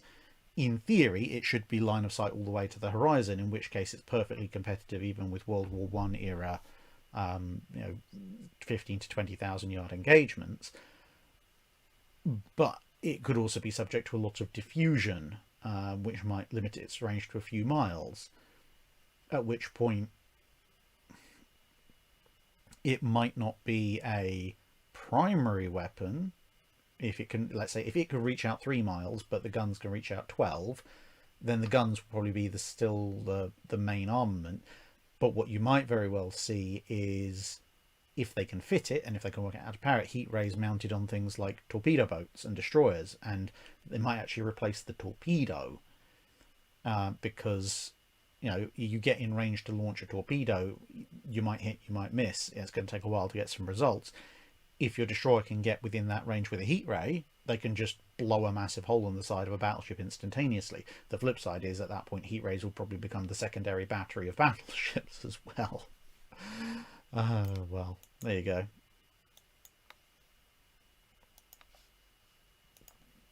Someone sent in one last super chat. Republic of North Carolina Joint Chiefs of Staff asks, what if prior to the US entering World War II, the US government refused to allow any Allied warships to use US dry docks to be refitted or repaired, such as HMS Rodney? The availability of British capital ships would go down significantly, because they'd have to utilise docks where they are repairing or building other ships to do the refits. The British do have the resources to do that, to do the refits, in terms of they've got the guns, the fire control equipment, the metal, etc. They might have to reprioritise from other vessels. The big thing they don't really have at the time is dockyard space, because they're obviously having to refit and repair a ton of stuff that's constantly taking combat damage. So if they don't have that, then or if they don't have that additional capability in the US, then they're going to have to make some hard decisions. Something like Belfast might end up, I mean, it depends. Belfast was mined pretty early in the war, but something like Belfast, a ship that, let's say a cruiser, that's very badly damaged, might just be moored up as a hulk for 6-8 months or whatever, because they've only got one dockyard that can available, and maybe they have a damaged battleship and a damaged cruiser. Well, the battleship's going to have priority.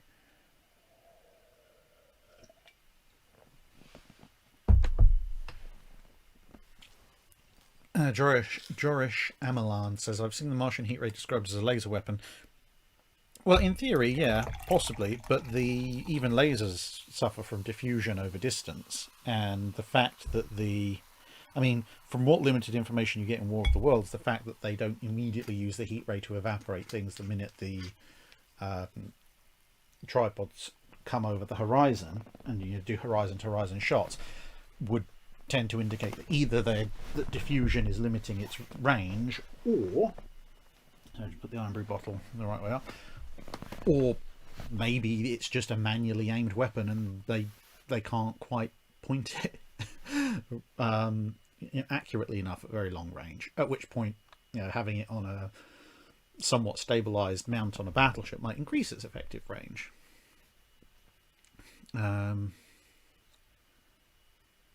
Sapper Ninja says, what's the story with bilge pumps at the moment? So basically, bilge pumps, you've got to bear in mind, in Australia, summer is winter and winter is summer. Up is down and left is right, and bears live in trees, and etc. So it's basically summer holidays in Australia. And once it's no longer summer holidays, which is soon, then everything resumes just in time for me to go to America. Helpful. But no, I'm sure it will return. Right. Okay.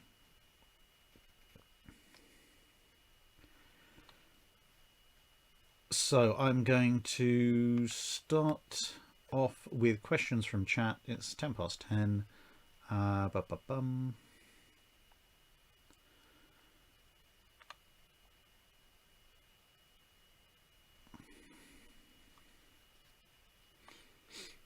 Right, so I'm gonna start with this question and then go on down. So if you've asked a question prior to this and you want it answered again, or if you want it answered in the first place, then please ask it again. Because if I scroll all the way up, I'm just going to end up with this chat jumping and jumping and jumping, and I'm probably going to lose half the questions. Anyway, Augment Failure asks, what are your thoughts on USS Nevada as the American equivalent to Warspite, since she was there for Pearl Harbor and D-Day and beached herself to avoid sinking, then withstood 2 atomic bombs? Opinion? I mean, broadly speaking, there are similarities. Obviously, Nevada was sunk at Pearl Harbor, although managed to put herself aground in a relatively shallow part of the bay, so she obviously was able to be recovered. And Nevada doesn't have the same kind of extensive battle history that Warspite does, obviously with the US not being involved in World War One until towards the end. She didn't have a chance to fight at Jutland, and she doesn't have quite as active a career like Warspite does with Matapan and 3rd Narvik and so on and so forth. But yeah, if you want a ship that's broadly paralleling some of Warspite's highlights, then Nevada's probably as good a candidate as any.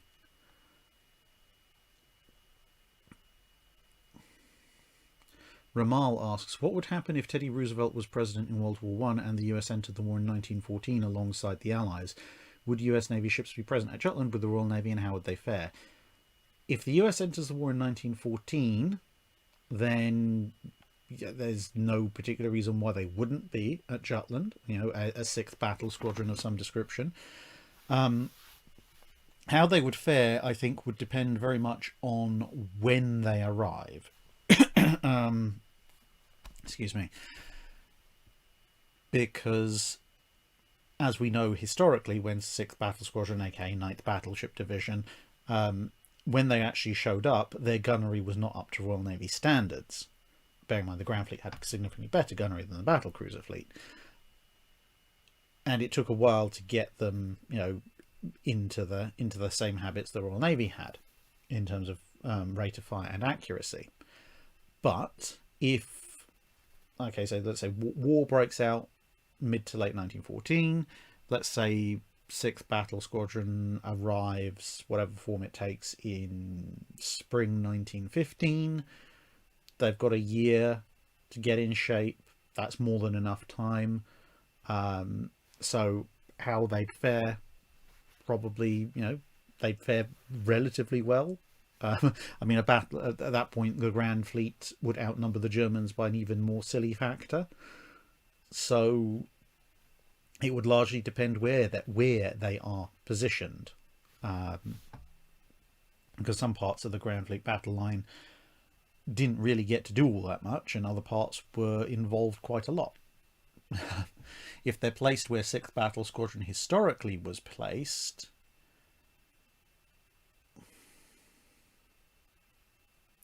because 6th Battle Squadron historically was placed at the rear of the Royal Navy line, which meant if the Royal Navy did a 180, they'd be at the front.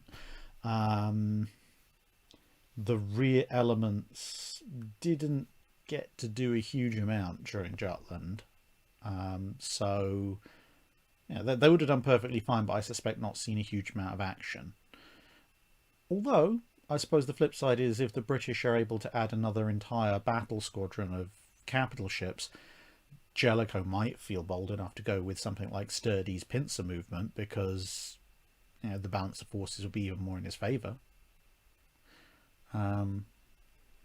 Shadow 49, do you plan on visiting German museum ships U1, U2540 and U995, etc.?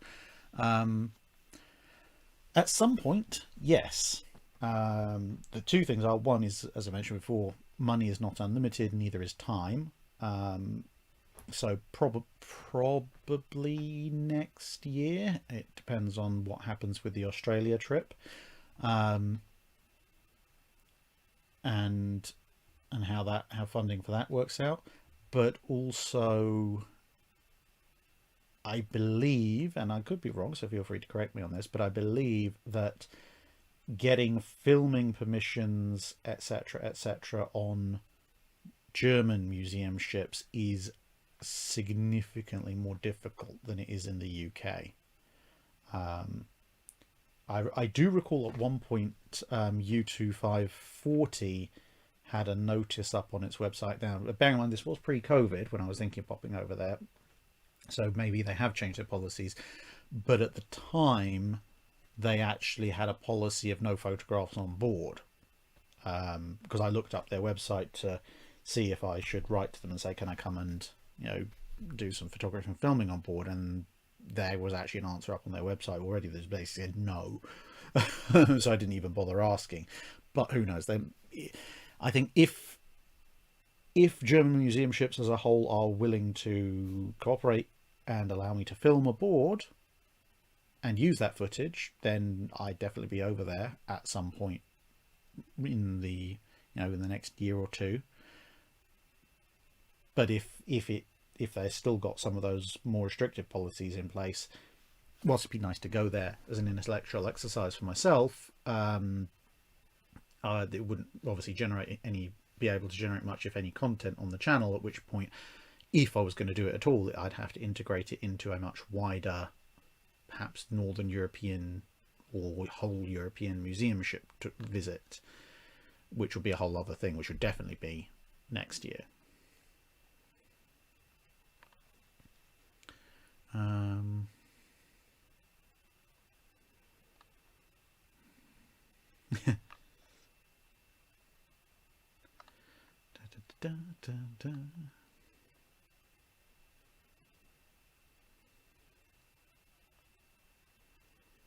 Just going, some people having quite an interesting chat, so I'm just going through to see if we find questions. Oh, well, there's the notorious chat jump. That's from asking the question, the same question again. USS Grey Ghost, why didn't they just remove Warspite's destroyed turret and weld the barbette over after the Fritz X hit on her? Partly because there was initially some work done to see if they could repair it. Secondly, because to remove the turret and all the guns, etc., and weld a plate over it, maybe put an octuple pom-pom or something on it, that would take more time, and it was just easier to leave it in place and get Warspite back out into action. And thirdly, similar to what I was mentioning near the beginning of this live stream, when we were talking about what would happen if you remove the aft turret off of Iowa to replace it with a flight deck, if you take something like the weight of one of Warspite's turrets off, you're gonna have to replace that weight with something if you don't want the ship to trim hilariously. So why bother? The turret's basically acting as a deadweight trim. Everything else would cost more time and money and just make things more complicated.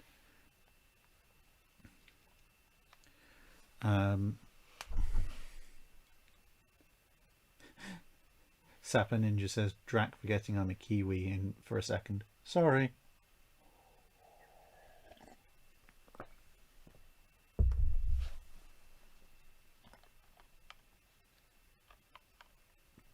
Oh yes, of course. That means you know it's summer holidays, right? I should have just said that. Oh boy. Right.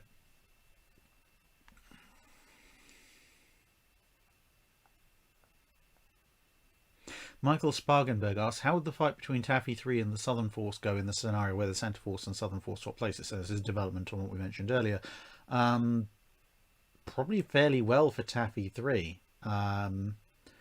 because Fuso and Yamashiro are much slower than even Nagato, so they're not really going to be able to chase Taffy 3 down. And with considerably smaller escorting force, USS Johnston and friends will probably be able to hold up and or resist them pretty well, possibly even sink a good chunk of them before the various Taffy's air cover gets in, at which point you have Fuso and Yamashiro unable to run away fast enough, most likely. Joris Amalan asks, are you going to do in-depth looks at non-Anglophone admirals? For instance, I'm increasingly intrigued as to what side Admiral Canaris was actually on. Yes, yes I am. The main problem with doing so tends to be the lack of sufficient available information in English. Now there are some books that cover some admirals like that. So just looking over there on the shelf, for example, there's The Reluctant Admiral, which is about Admiral Yamamoto, and there's other similar books like that. But if I was to look for an English language book, or well, obviously you need multiple books so that you can cross-reference, and other, as well as other sources. If I was to look for, let's say, 3 or 4 books outlining the career of Admiral Suffren, good luck in English. Certainly ones with enough depth to them.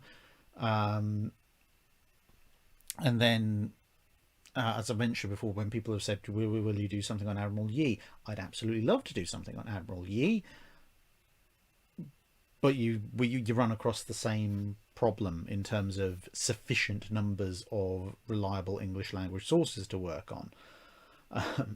So I'd need to find someone who speaks and reads Korean and hope that there's Korean literature that they would be able to translate or summarize for me.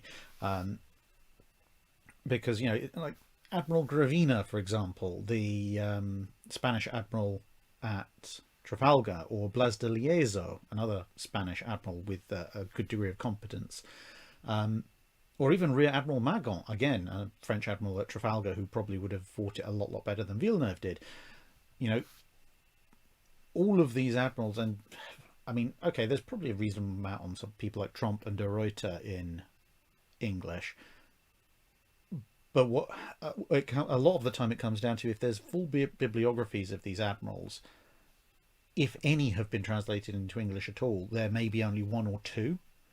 And whilst that is very helpful, it's not a wide enough range of sources for me to be comfortable to sitting down and saying, this is this guy's life story. Because, if I'm reading a biography of, let's say, Nelson or Cunningham, the 2 admirals I've done, well, and in the case of Cunningham, I'm currently doing multi-part videos on.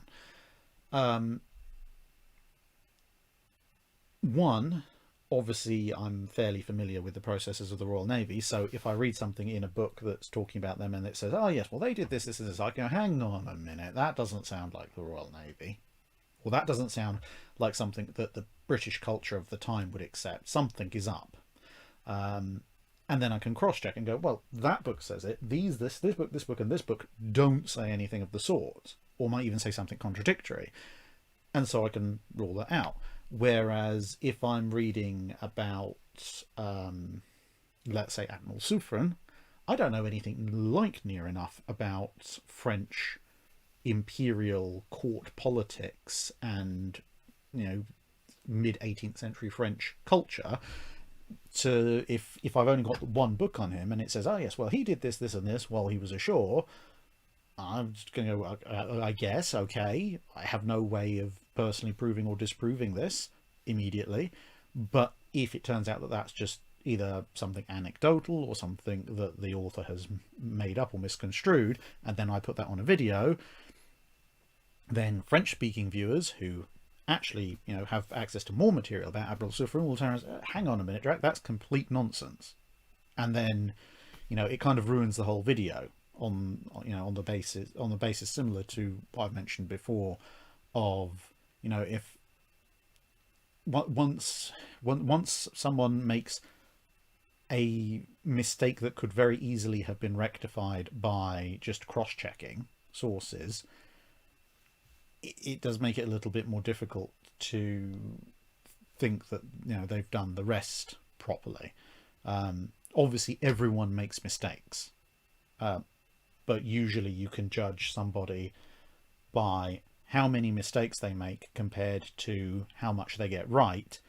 And when they're talking about the more obscure, slightly more difficult to find stuff, if they get that right as well, then obviously they're doing their research, at which point if they do make a mistake, then it's obviously a genuine mistake and you can hopefully forgive it. But the way you get into that position in the first place is to be very careful and make sure you've got enough stuff that you can cross-check. If you just go off of a single book, you may very well find yourself in trouble very quickly. Now, there are some languages, like Spanish, where I can make some reasonable amount of headway even with original language books, if I know they exist and I can get my hands on them. But yeah, hopefully that's a slightly long form answer to, yes, I would like to do in-depth looks at non-US, non-English admirals if I can, but I need to have enough source material on hand to be confident of what I'm saying. Scott Jennings asks, are you familiar with the game Nebulous Fleet Command? I'm not, unfortunately. The narrator, thank you very much. Thank you very much indeed.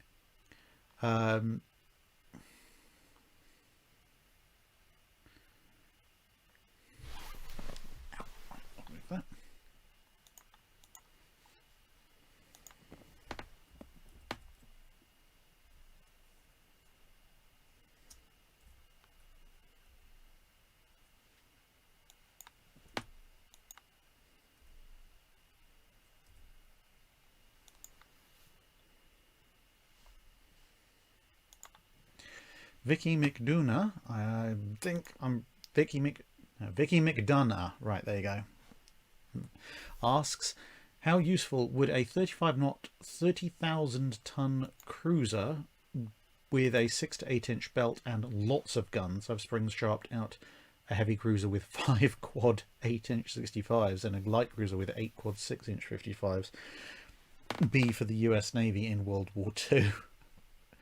Well, that's a lot of guns. I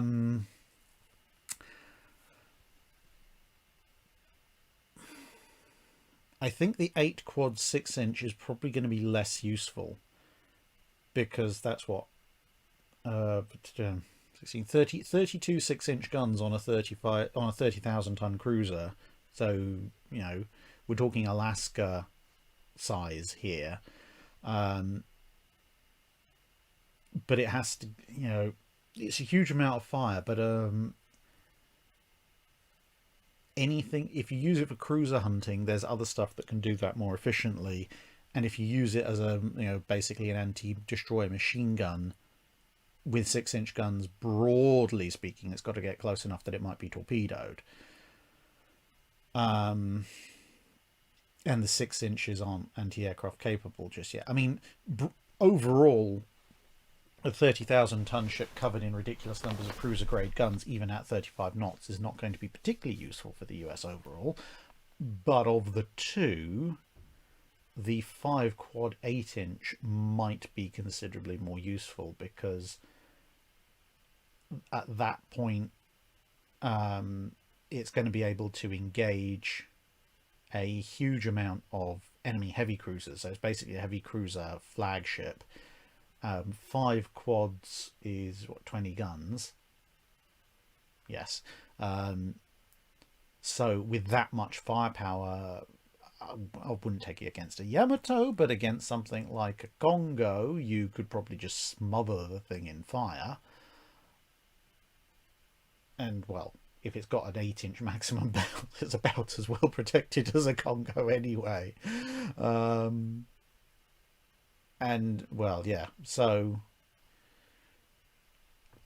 I think the 8-inch version is probably somewhat more useful, but it is still, both of them are still sort of all eggs in one basket approaches, whereas during most of World War II, the US needed to be in many places at once. Although, as a rather weird and interesting flagship, it might well suffice.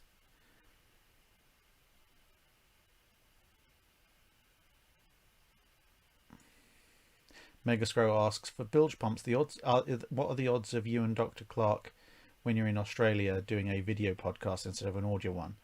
Entirely up to my co-hosts.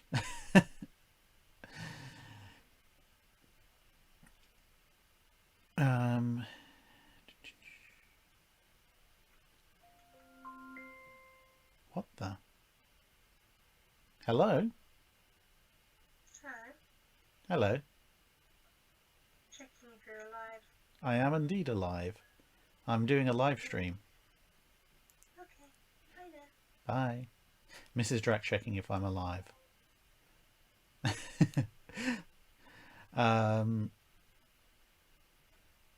LVM0702 asks, what would your Deutschland pre-Dreadnought money no object refit look like? I'm thinking hipper 8-inch turrets, diesel engines, a Cavor style hull workover, a new superstructure, 4.1-inch secondaries. Could that work?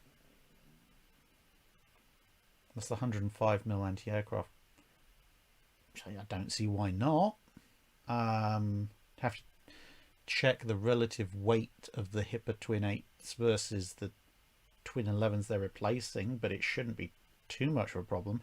I mean, you'd be creating, at reasonable best, a slow 25-knot 4-gun miniature light cruiser with obviously a bit more armour, which would be of rather questionable overall value. But as a kind of bizarre coastal defense ship, if you want to spend the money, it's, yeah, that it would work. I'm not sure what it would work at, but it would work. You could physically do it.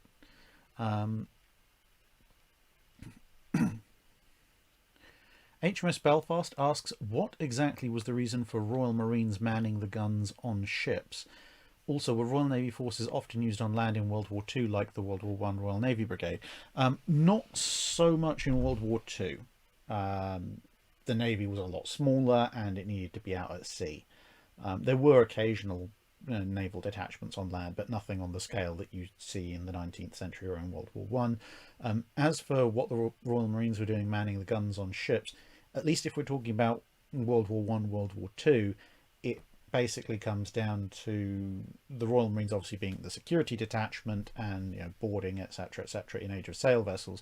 But as time goes on and boarding becomes less and less of an issue, and also because the crew are now, for the most part, in almost all respects, volunteers, so the need for although the Royal Marines will still do shipboard security, the level of shipboard security you needed as compared to an age of sail ship is somewhat less as well, at which stage, whilst you want to still have Royal Marines around, you do also have to find something for them to do.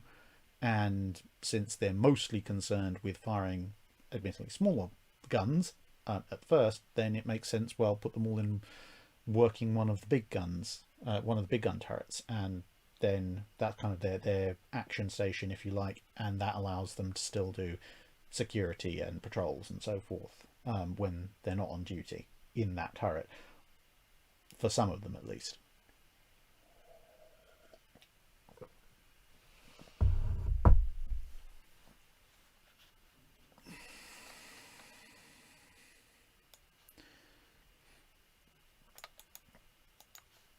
Knight6831 asks, could the Royal Navy have gotten over 100 Flower class corvettes?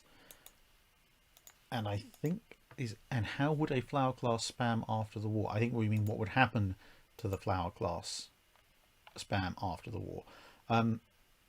Well, they built well over 100 of them. So yes, they could have gotten over 100 Flower class because they did. They actually got over. They built over 200, albeit a bunch of them went to Canadians, New Zealand, etc., etc., etc. But could they have built more? In general, yes, they could have built more. Obviously, that would mean not building the other corvettes and sloops and frigates and so forth. What would happen to them after the war? Most of them would end up being scrapped, but a good number of Flower class got returned to civilian service. They were, after all, based on a civilian hull, so they weren't too difficult to work back. And in the aftermath of World War II, the British were desperate to rebuild their merchant marine. So I suspect with that many around, they might well have had a fire sale to bulk up British fishing fleets. Fushi Smith asks, is it true that Fisher liked fly fishing and frying fresh, never frozen fish breaded in flour at his friend's house in Finchley on Fridays? Is it you? Are you Fisher? Oh dear. I'm going to go with yes. Most Royal Navy officers do tend to like fishing for some reason. So I'm going to go with yeah, probably. Oh, that's an eternally amusing callback to one of the wonderful Patreon title names.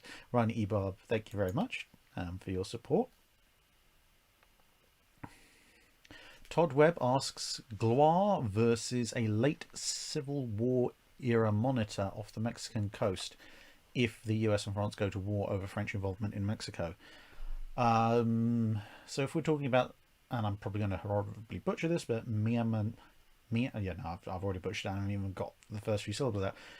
Matoma, or close enough to that effect. Basically, a twin turret 15-inch Dahlgren armed monitor of some description.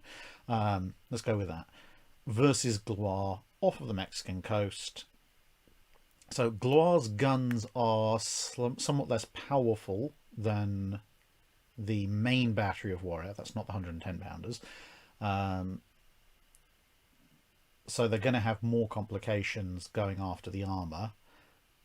And given that Gloire has thinner iron plates and they're not of as good quality, the 15-inch probably can penetrate the Gloire, that can penetrate Gloire's armor at ranges which that monitor could conceivably reach, given how small of a target it is and how well protected it likely is going to be.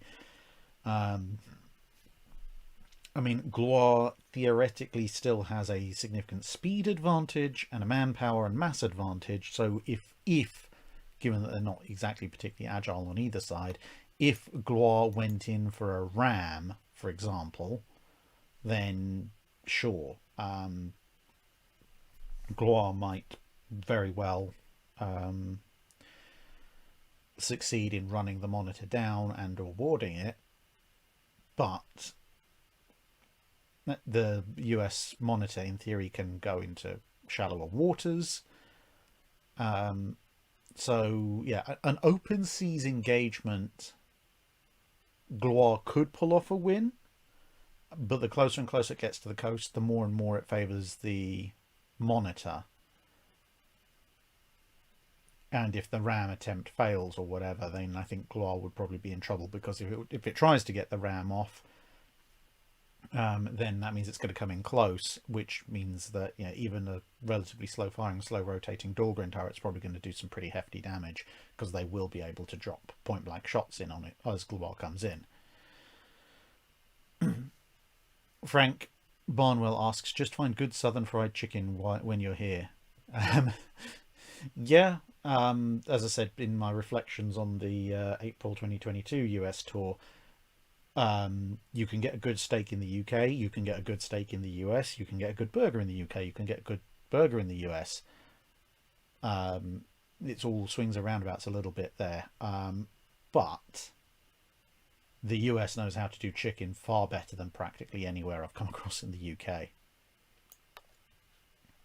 James Bentley, could the H-44 mount a single midships 31.5-inch Gustav in a single turret? No. Could you spinally mount a Gustav on an H-44 hull? Well, assuming you could build the H-44 hull in the first place, which the Germans almost certainly couldn't, but assuming they somehow magically did, physically speaking, yes, you could install a fixed or elevation only Gustav or Dora gun there, but if you tried to put it in a turret, something would break. Something would break in the high seas long before you ever got into action.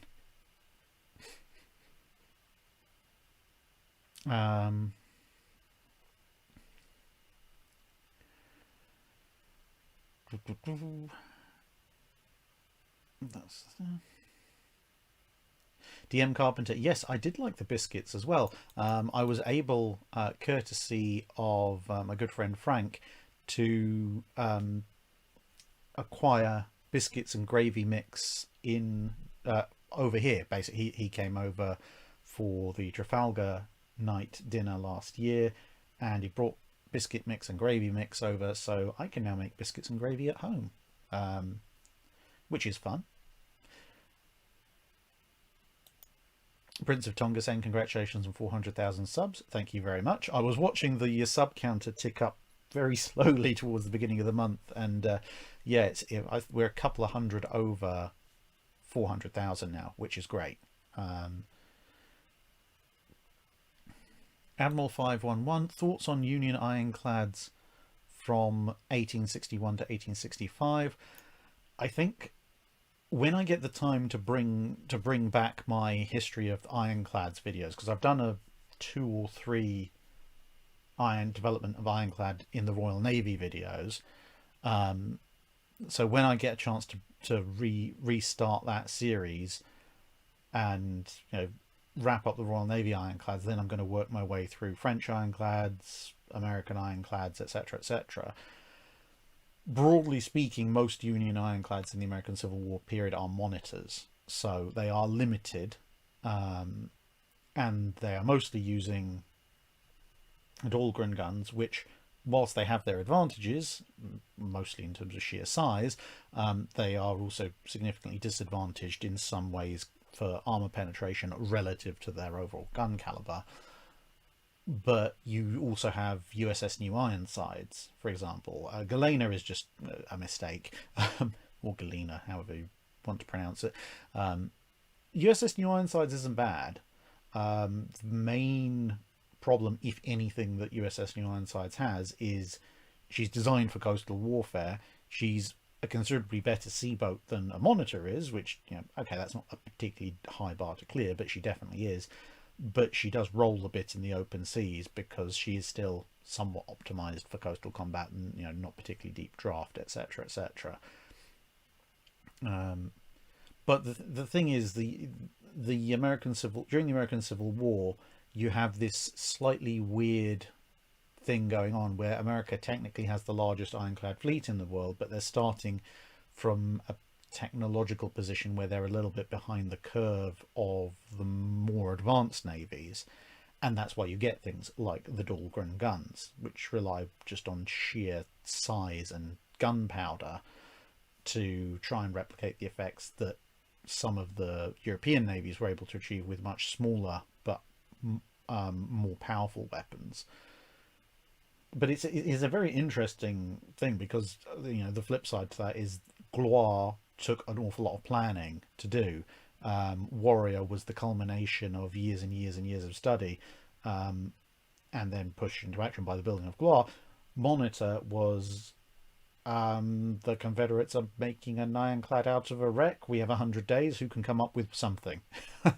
So for a scratch build, she's not half bad.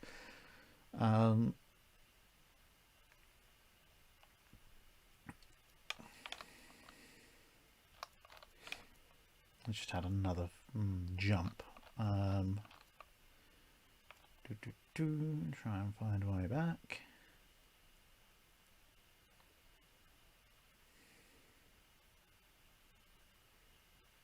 Augment failure. What if during the build-up to World War One, Germany focuses on battle cruisers by swapping their capital ship ratios? So, for example, they build 1 Nassau and 4 Blüchers, 1 Heligoland and 4 von der Tanns, etc. What changes?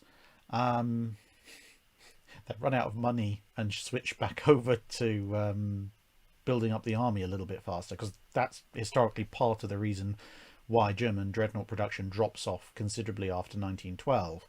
It's not that German industry isn't capable of producing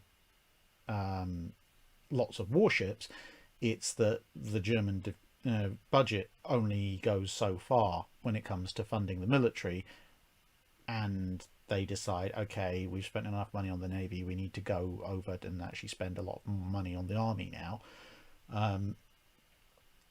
The 1 Nassau for 4 Blüchers is probably going to hurt them quite badly, because of course Blücher is the response to what they think the Invincibles are going to be, not what they actually are. As for the rest, if they've got lots and lots and lots of battle cruisers and relatively few battleships, I mean, it's going to complicate things, because if they've got this tiny dreadnought battle line, the Grand Fleet would in theory roll right over them, and if if the High Seas Fleet is now mostly made up of battle cruisers, they've still got to somehow stop the Grand Fleet, which, given that the battle cruisers have a bit less armour than their contemporary battleships as a rule and less firepower, they get fairly badly rolled. The flip side is, of course, the British would probably change their building priorities. So if the Germans are building lots and lots of battle cruisers, and then the British know that they're reasonably well protected, then the British in turn might switch their building priorities. Maybe to maybe the Queen Elizabeths get built. If they're desperate for speed, Jellicoe might put his foot down and say, no, we're getting small tube boilers for the Queen Elizabeths, and the Revengers just become more Queen Elizabeths to ensure that the Royal Navy has a large number of fast, heavily armed, heavily protected capital ships to match up with the German battle cruiser fleet. And Lion and Tiger, etc., will probably have more ships built as well. Michael Grotowski asks, or Mikolaj maybe, Grotowski asks, visit Błyskawice in Poland. That's definitely on my list. Yeah, if I do a Northern European or European museum ship tour, I'm definitely getting to Błyskawice. And again, I apologise for probably horribly mispronouncing that.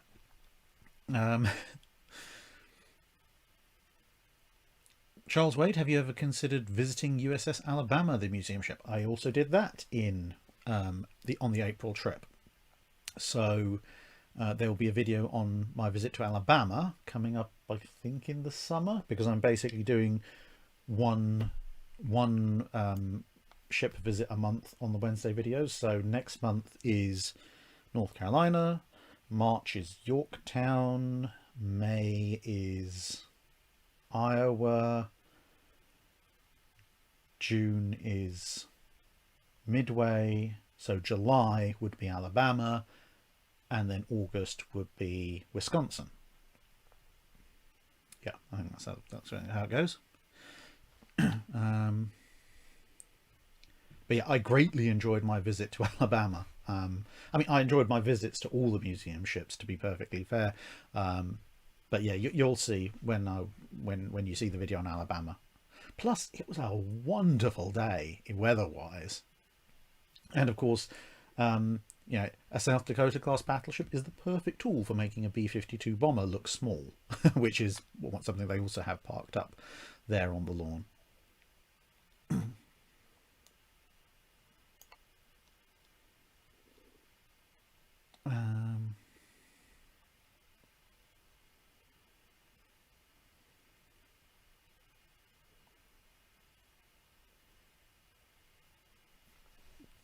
Todd Webb asks, how is travelling to the continent post-Brexit?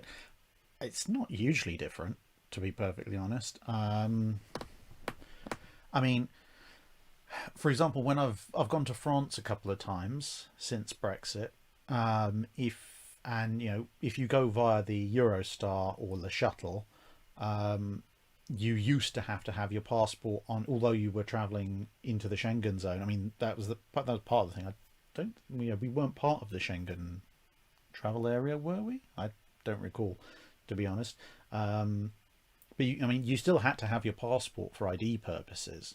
So you couldn't travel completely passport free, and now you have to have your passport with you for border control purposes. So at least when I've been going on Eurostar and Le Shuttle to France, the only real difference I've noticed is it takes slightly longer because they're checking and stamping and questioning you and doing random customs inspections, as opposed to just going, oh yeah, looks like him, off you go. I believe under the current arrangements, you can basically still just do that. Here's my passport. Yep, okay, fine. The difference is, again, I believe that now, whereas before you could just go and be wherever you liked, now I think you've got 90 days of travel in the EU before you have to come back to the UK. But broadly speaking, other than that, I don't think there's a huge amount of difference.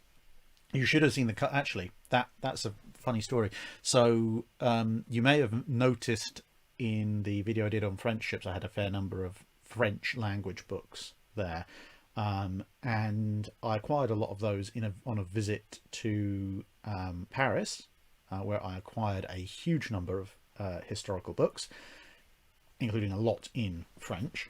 Side note, if anyone wants a job translating French into English, write to this address. Anyway, so I went out to France, no real problems, although they did pull the car randomly aside to do a swab for explosives, which I was a little bit perturbed by.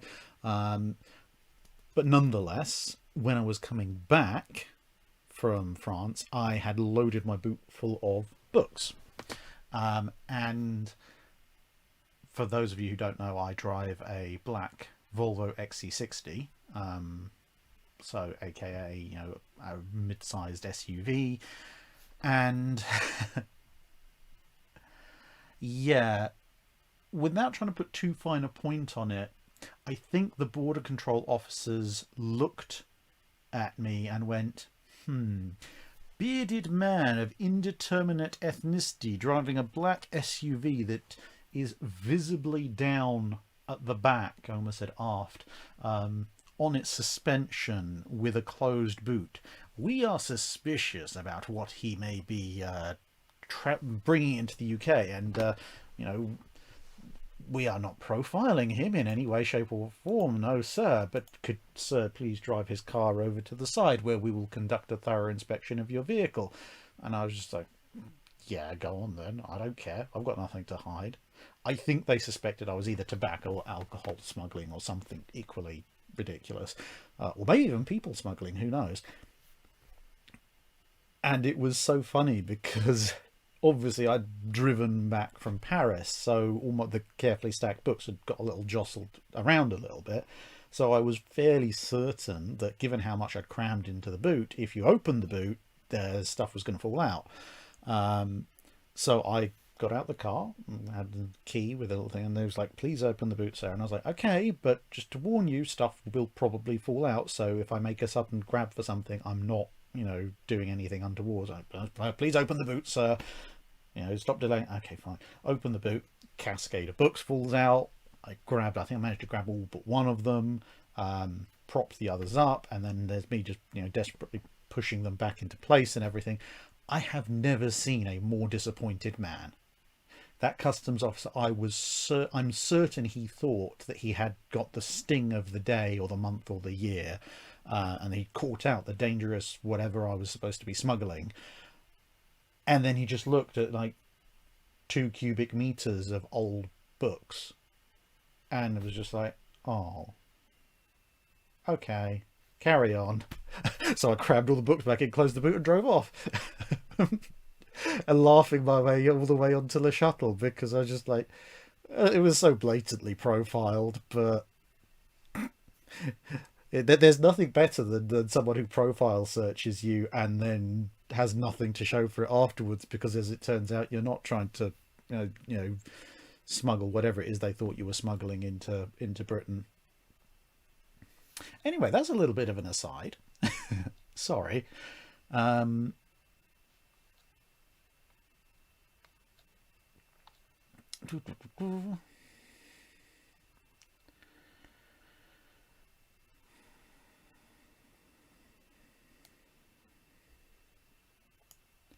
Stanislav Kostanov asks, an alternate history, 1920 to 41, the surviving Komuh government, maybe, of Siberia and Taimyr, which I'm going to assume is a region near Siberia, needs to create a fully icebreaker-capable navy operating from the Barents Sea as their base.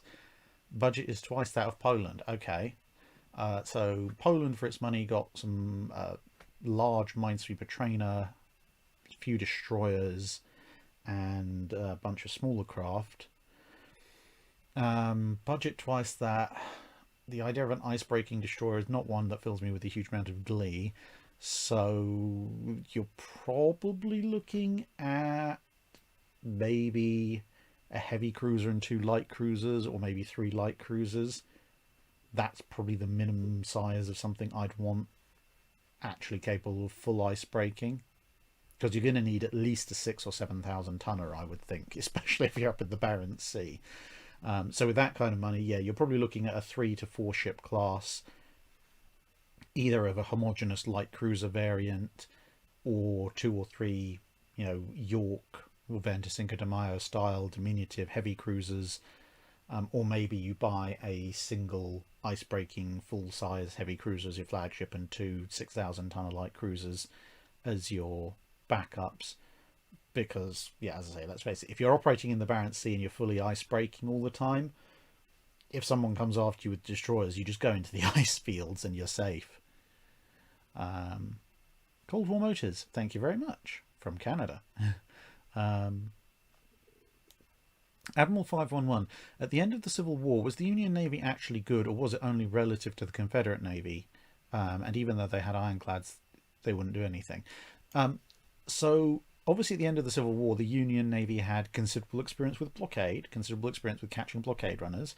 A good number of their sailors had considerable experience at sea. And they had, well, probably at that point, the world's most extensive experience in ironclad versus ironclad fights, plus a lot of shore bombardment. The limitations were, obviously, as you mentioned, the monitors and such were of somewhat limited capabilities, and a lot of their warships, although they did have purpose-built warships, both stuff that had been in the US Navy beforehand and stuff they built during the war, they did have a lot of quote-unquote warships that were civilian vessels taken up from trade and had some guns stuck on them. So by and large they were an experienced navy, but a navy that lacked the heavy ocean-going hitting power and dedicated warship fleets of the larger navies like Britain and France of the time. So basically really good coastal defence, not so brilliant power projection. And then, of course, budget cuts and everything pretty much extinguished most of that by getting rid of most of the sailors.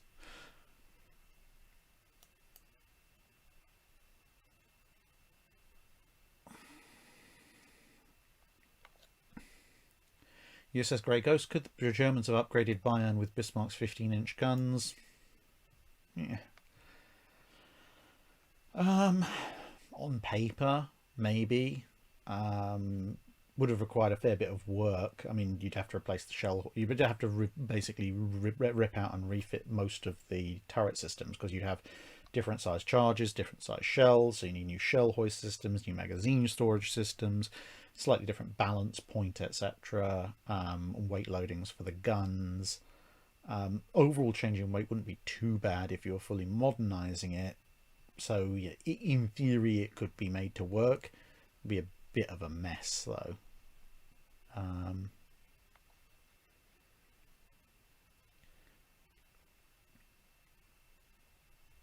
Samuel John, would a great bombard style cannon mounted in a ship of the line or some other sailing vessel in a way akin to the dynamite guns on USS Vesuvius work for coastal bombardment, or would it just explode?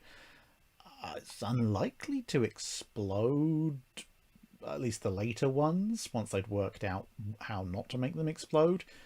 Your bigger problem is, even if using it for coastal bombardment, is less likely to be the gun exploding, more to the fact that the shock of the gun firing is probably going to badly damage your ship. I mean, if you look at bomb vessels, which is essentially making a big bomb vessel, and look at the amount of reinforcement they had to do in the bows of the ships just to mount, okay, fairly substantial caliber mortars, but still mortars. Now factor that up to the fact that, you know, a bombard's going to have significantly more recoil. I think your bigger problem is going to be that you're going to badly damage the ship every time you fire, possibly fatally.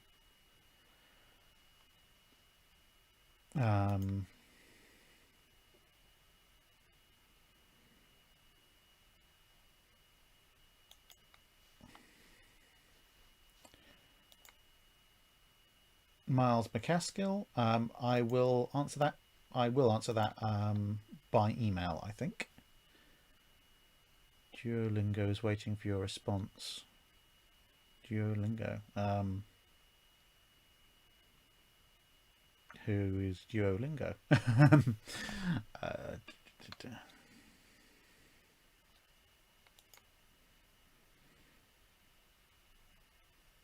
Robert Dennett asks, I've read about the SS United States. In a Carpathia style run as hard as she'll go, how fast do you think she could make? I know she had limits placed on her by the Navy. I assume those were removed. Oh, I assume that these were removed. SS United States, that's an ocean liner, so let me just double check what her actual speed is, because again, not the focus of the channel, so not my main area of expertise. What have we got? 35 knots in service, just over 35 knots in service, just over 38 knots on trials. Wow, 1000 psi boilers, that's that's impressive. I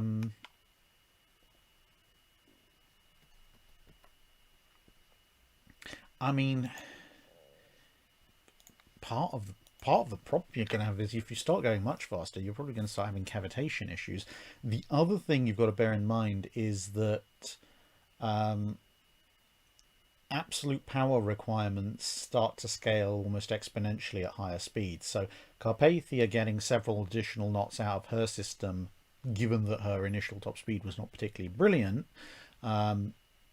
is quite reasonable, whereas scraping the same amount of additional horsepower out of the engines by diverting all the steam uses, etc., in the United States, whilst that obviously being a bigger ship will add more horsepower, proportional to how much you need to increase speed by a knot or two, is proportionally a lot less.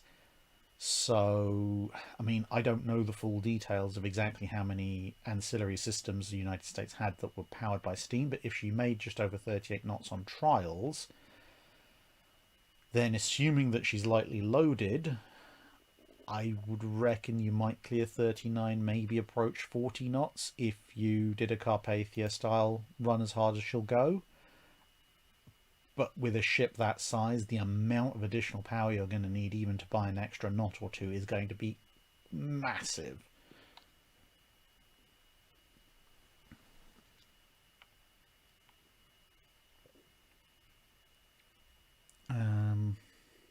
Right, we just hit 11 o'clock. I'm running out of iron brew. Joris Amalan asks, as a Dutch historian, I may be able to help with Dutch sources. I don't know if I have time to translate books, but I can do recommendations at least. Yeah, please. If you know of, in that case, of some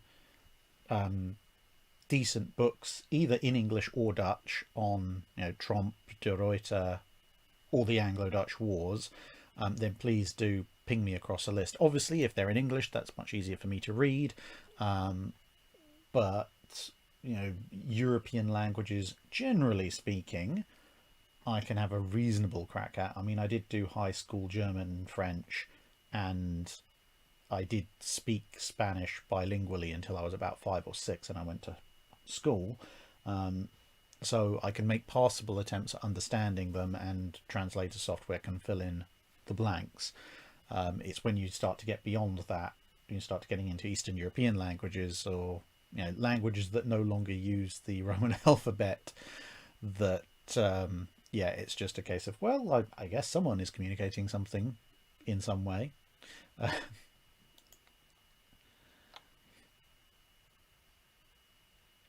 Nick Trains 22, what significant actions, if any, happened during the English Civil War in the naval theatre? There were actually a surprising number. The seeds of the First Anglo-Dutch War were actually sown in the English Civil War. And there were a few clashes between the Royal Navy and the bits of the Royal Navy that had sided with the Commonwealth, which technically was therefore the Commonwealth Navy, and a fair bit of blockade running and attempts to put in blockades and so on and so forth.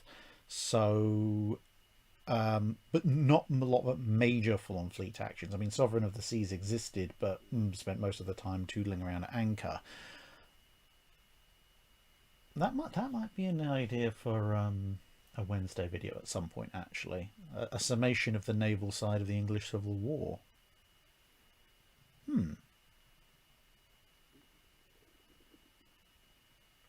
Pendon Harley asks, for reasons, the US Navy joins in the hunt for von Spee in 1914.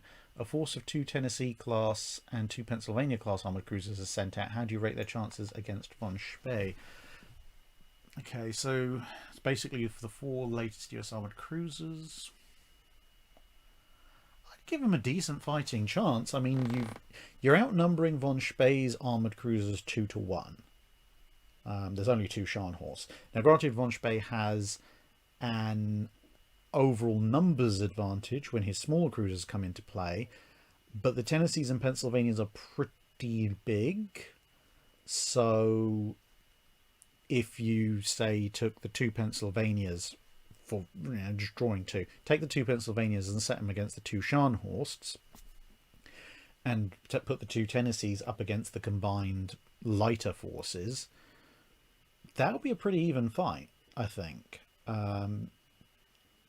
Obviously it'll come down to a certain degree of who hits who first, but broadly speaking, if I was gonna put money on it in any way, shape or form, I would say that unless someone gets a lucky torpedo strike in, the 2 US armoured cruisers would probably see off the lighter German ships,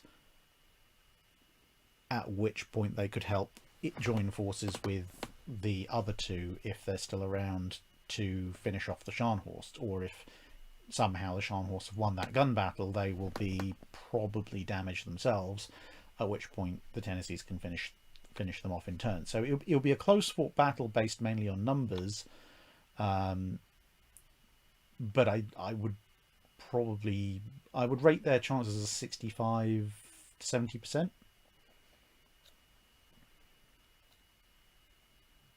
Sean Riley asks, Kings and Generals channel did a video on the Injun War, and the parts on Admiral Yee's rampages with turtle ships got me thinking, what could a fleet of 5 turtle ships under Yee's command take on from Europe?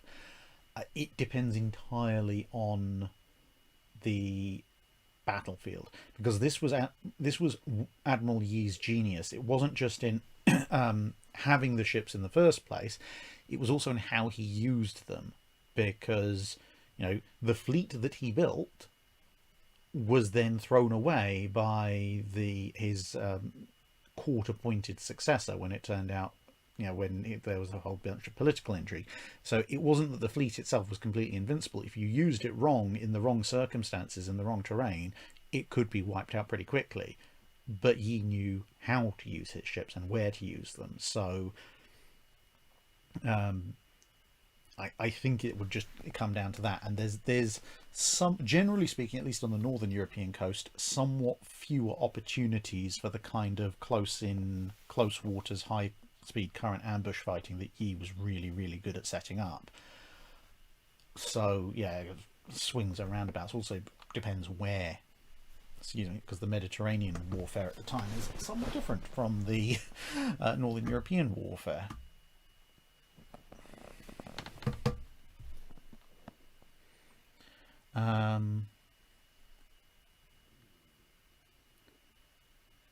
Yeah, Tavilla, there were skirmishes between the Royalists and parliamentarian forces, but it's the First Anglo-Dutch War really gets going in the Republican, Commonwealth, Cromwellian, whatever you want to call it, period. But as I said, it kind of initially, the tensions are already there. I mean, technically they start even before the English Civil War.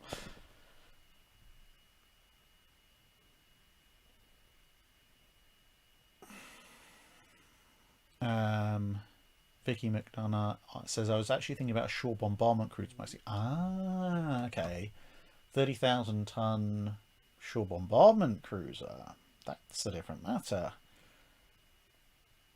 I mean, as a one-off, sure. As a one-off, what do you take? Okay, if you're doing shore bombardment cruise, I'd actually say the 6-inch is more useful at that point, because the 8-inch carries on a very big, expensive hull firepower that you could match by just sticking a couple of 9-gun heavy cruisers up there. But I mean, well, technically speaking, the 24-gunner has the same firepower as two Clevelands, but the sheer number of barrels for shore bombardment would probably make the 6-inch a somewhat better use of time, and just smother the area in what is still, for a land-based warfare, pretty high caliber shells.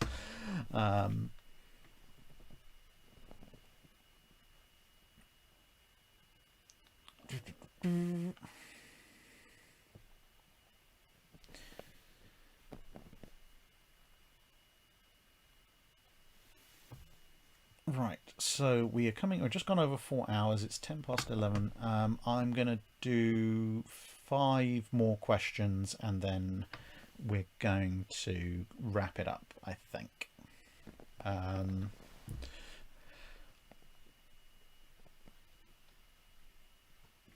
Okay, Shadow49 says there are videos from YouTubers aboard U2540 and U995, and for U1 in the German museum. There's a contact form on their website for filming.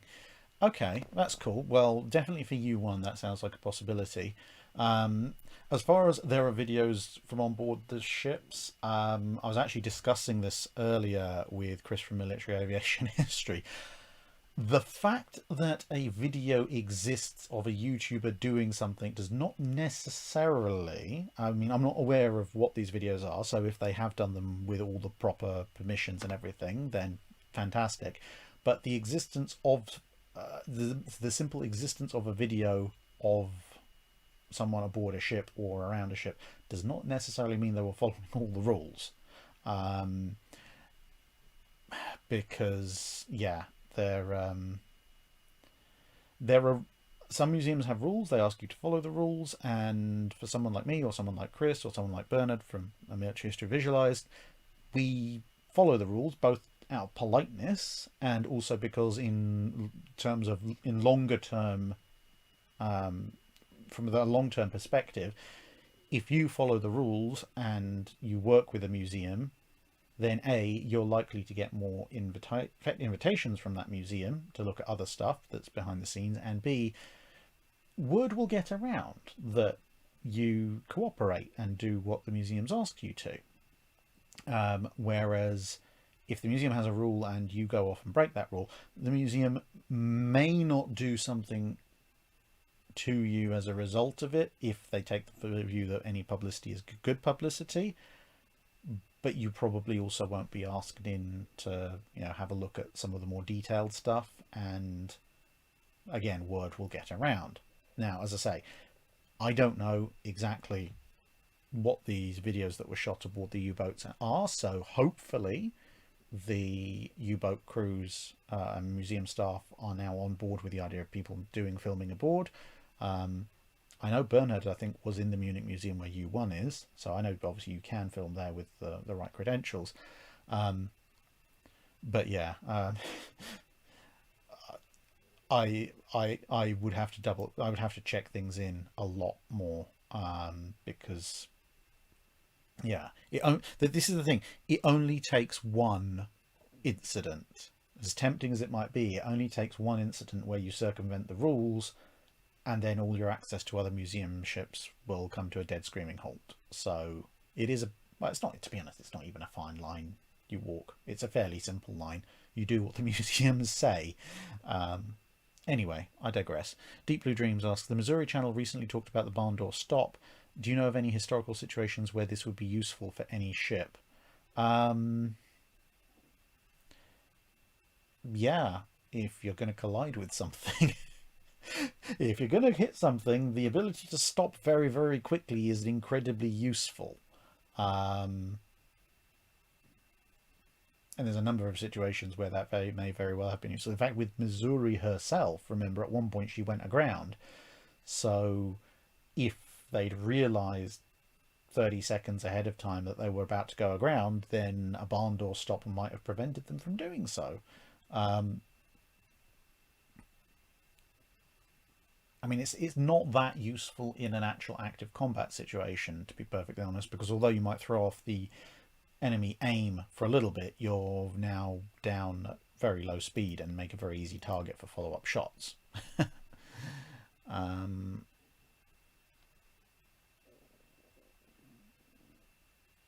Admiral 511, did Canada ever build a capital ship? No. They almost paid for a bunch of successor QE class, but it got shot down in the Canadian Senate in the years before World War One.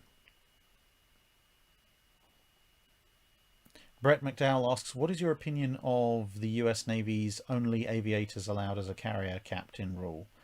Would such a rule have saved Glorious if someone with experience was in charge?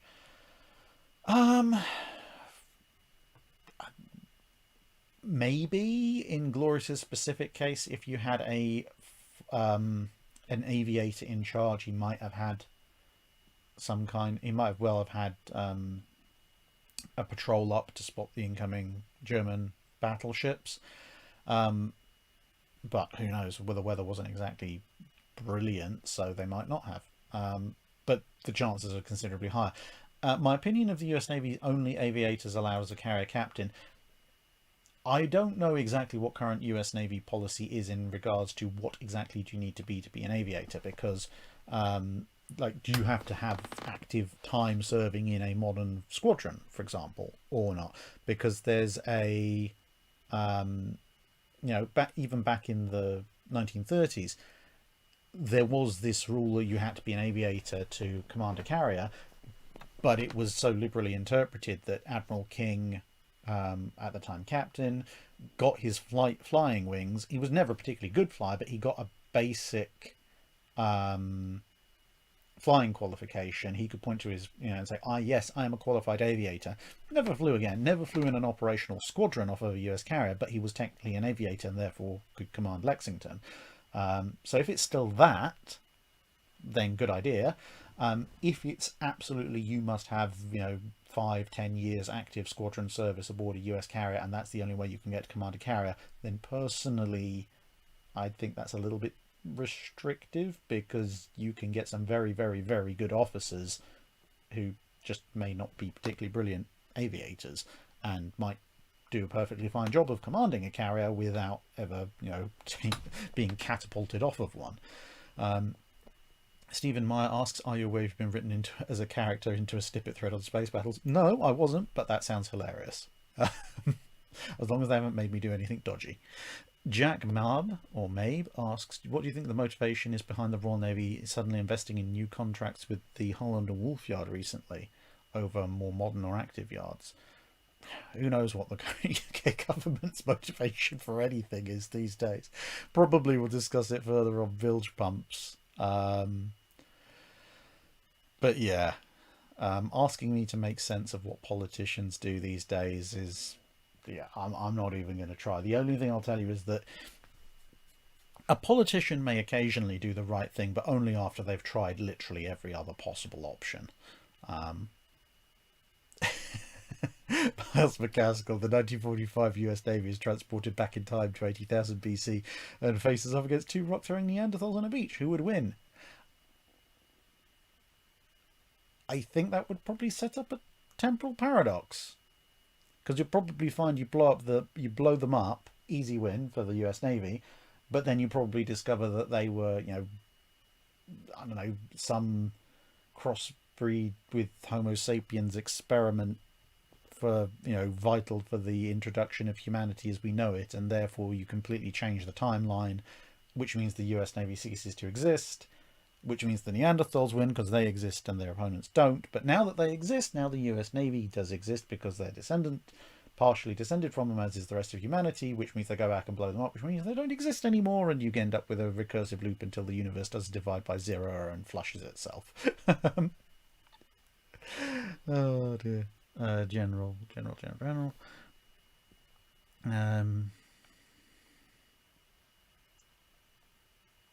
Oh,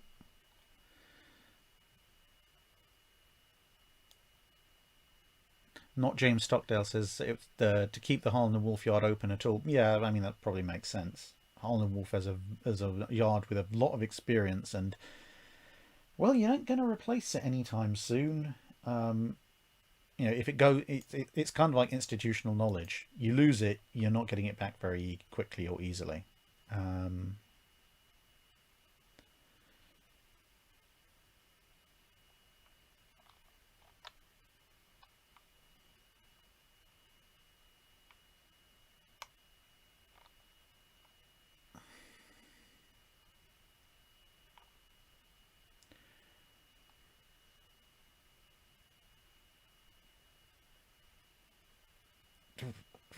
Okay, two more questions and then I'm signing out. So, Canadian Pineapple, do you have any scenario ideas for Ultimate Admiral Dreadnoughts?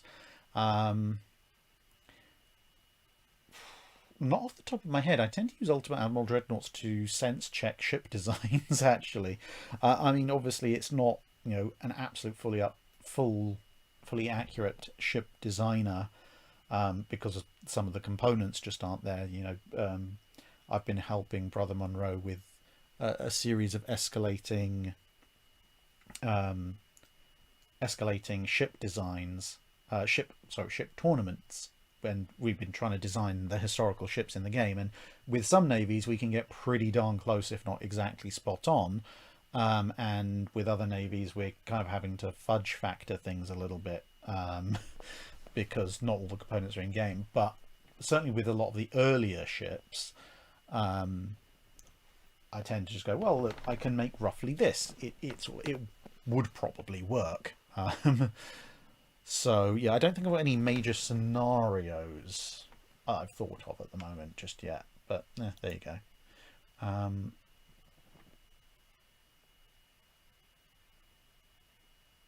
Fushi Smith, I have no idea whatsoever. I'm not a weeb.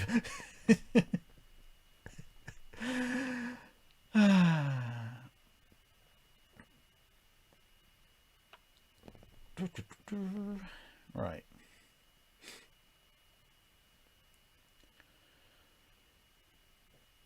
Okay. Right. Last question before I head off.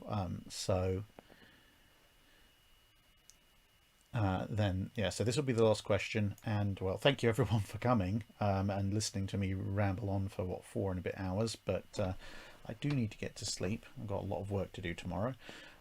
Jim Millward says, I was on the broadsword. I remember we did a live firing of Seawolf and the missile jumped 200 foot from the ship. A missile dumped 200 feet from the ship, I guess, dumped into the sea. We had a batch of rogue Seawolves. Are you aware of any other rogue missile incidents? Again, post 1950 naval history, not my strongest suit. I'm aware of some quite amusing missile incidents, albeit not necessarily of the rogue variety for the most part.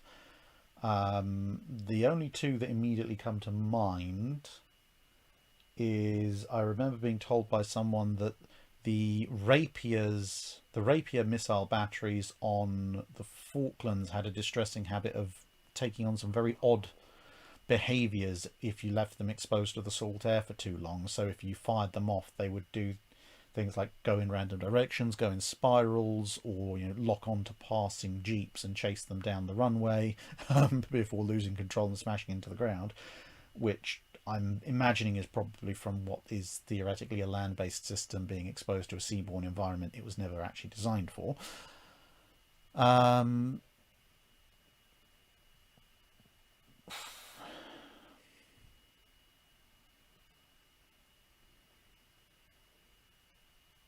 Oh,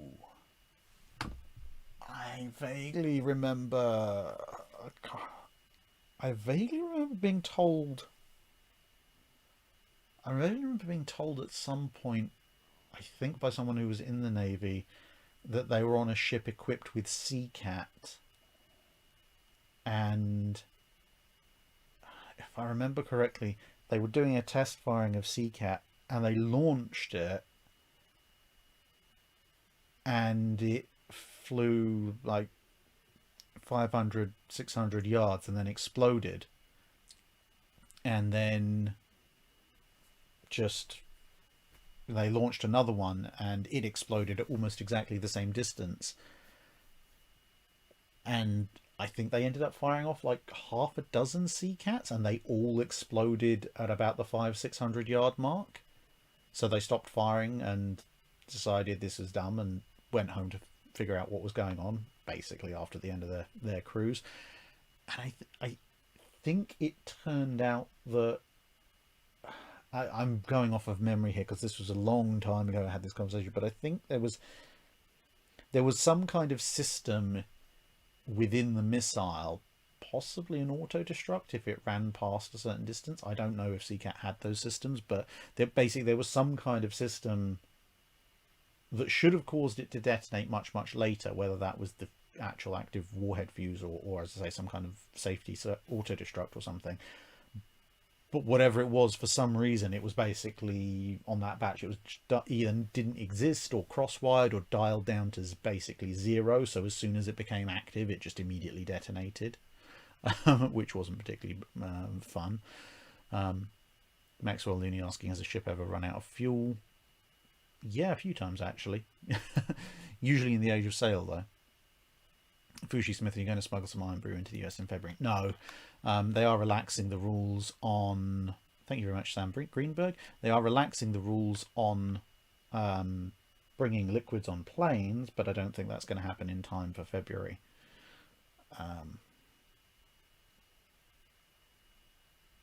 Jim Millward said, I was in the Navy, I heard that story too. Seacats were dreadful. Yeah, okay, well, glad I was remembering it mostly accurately. Right.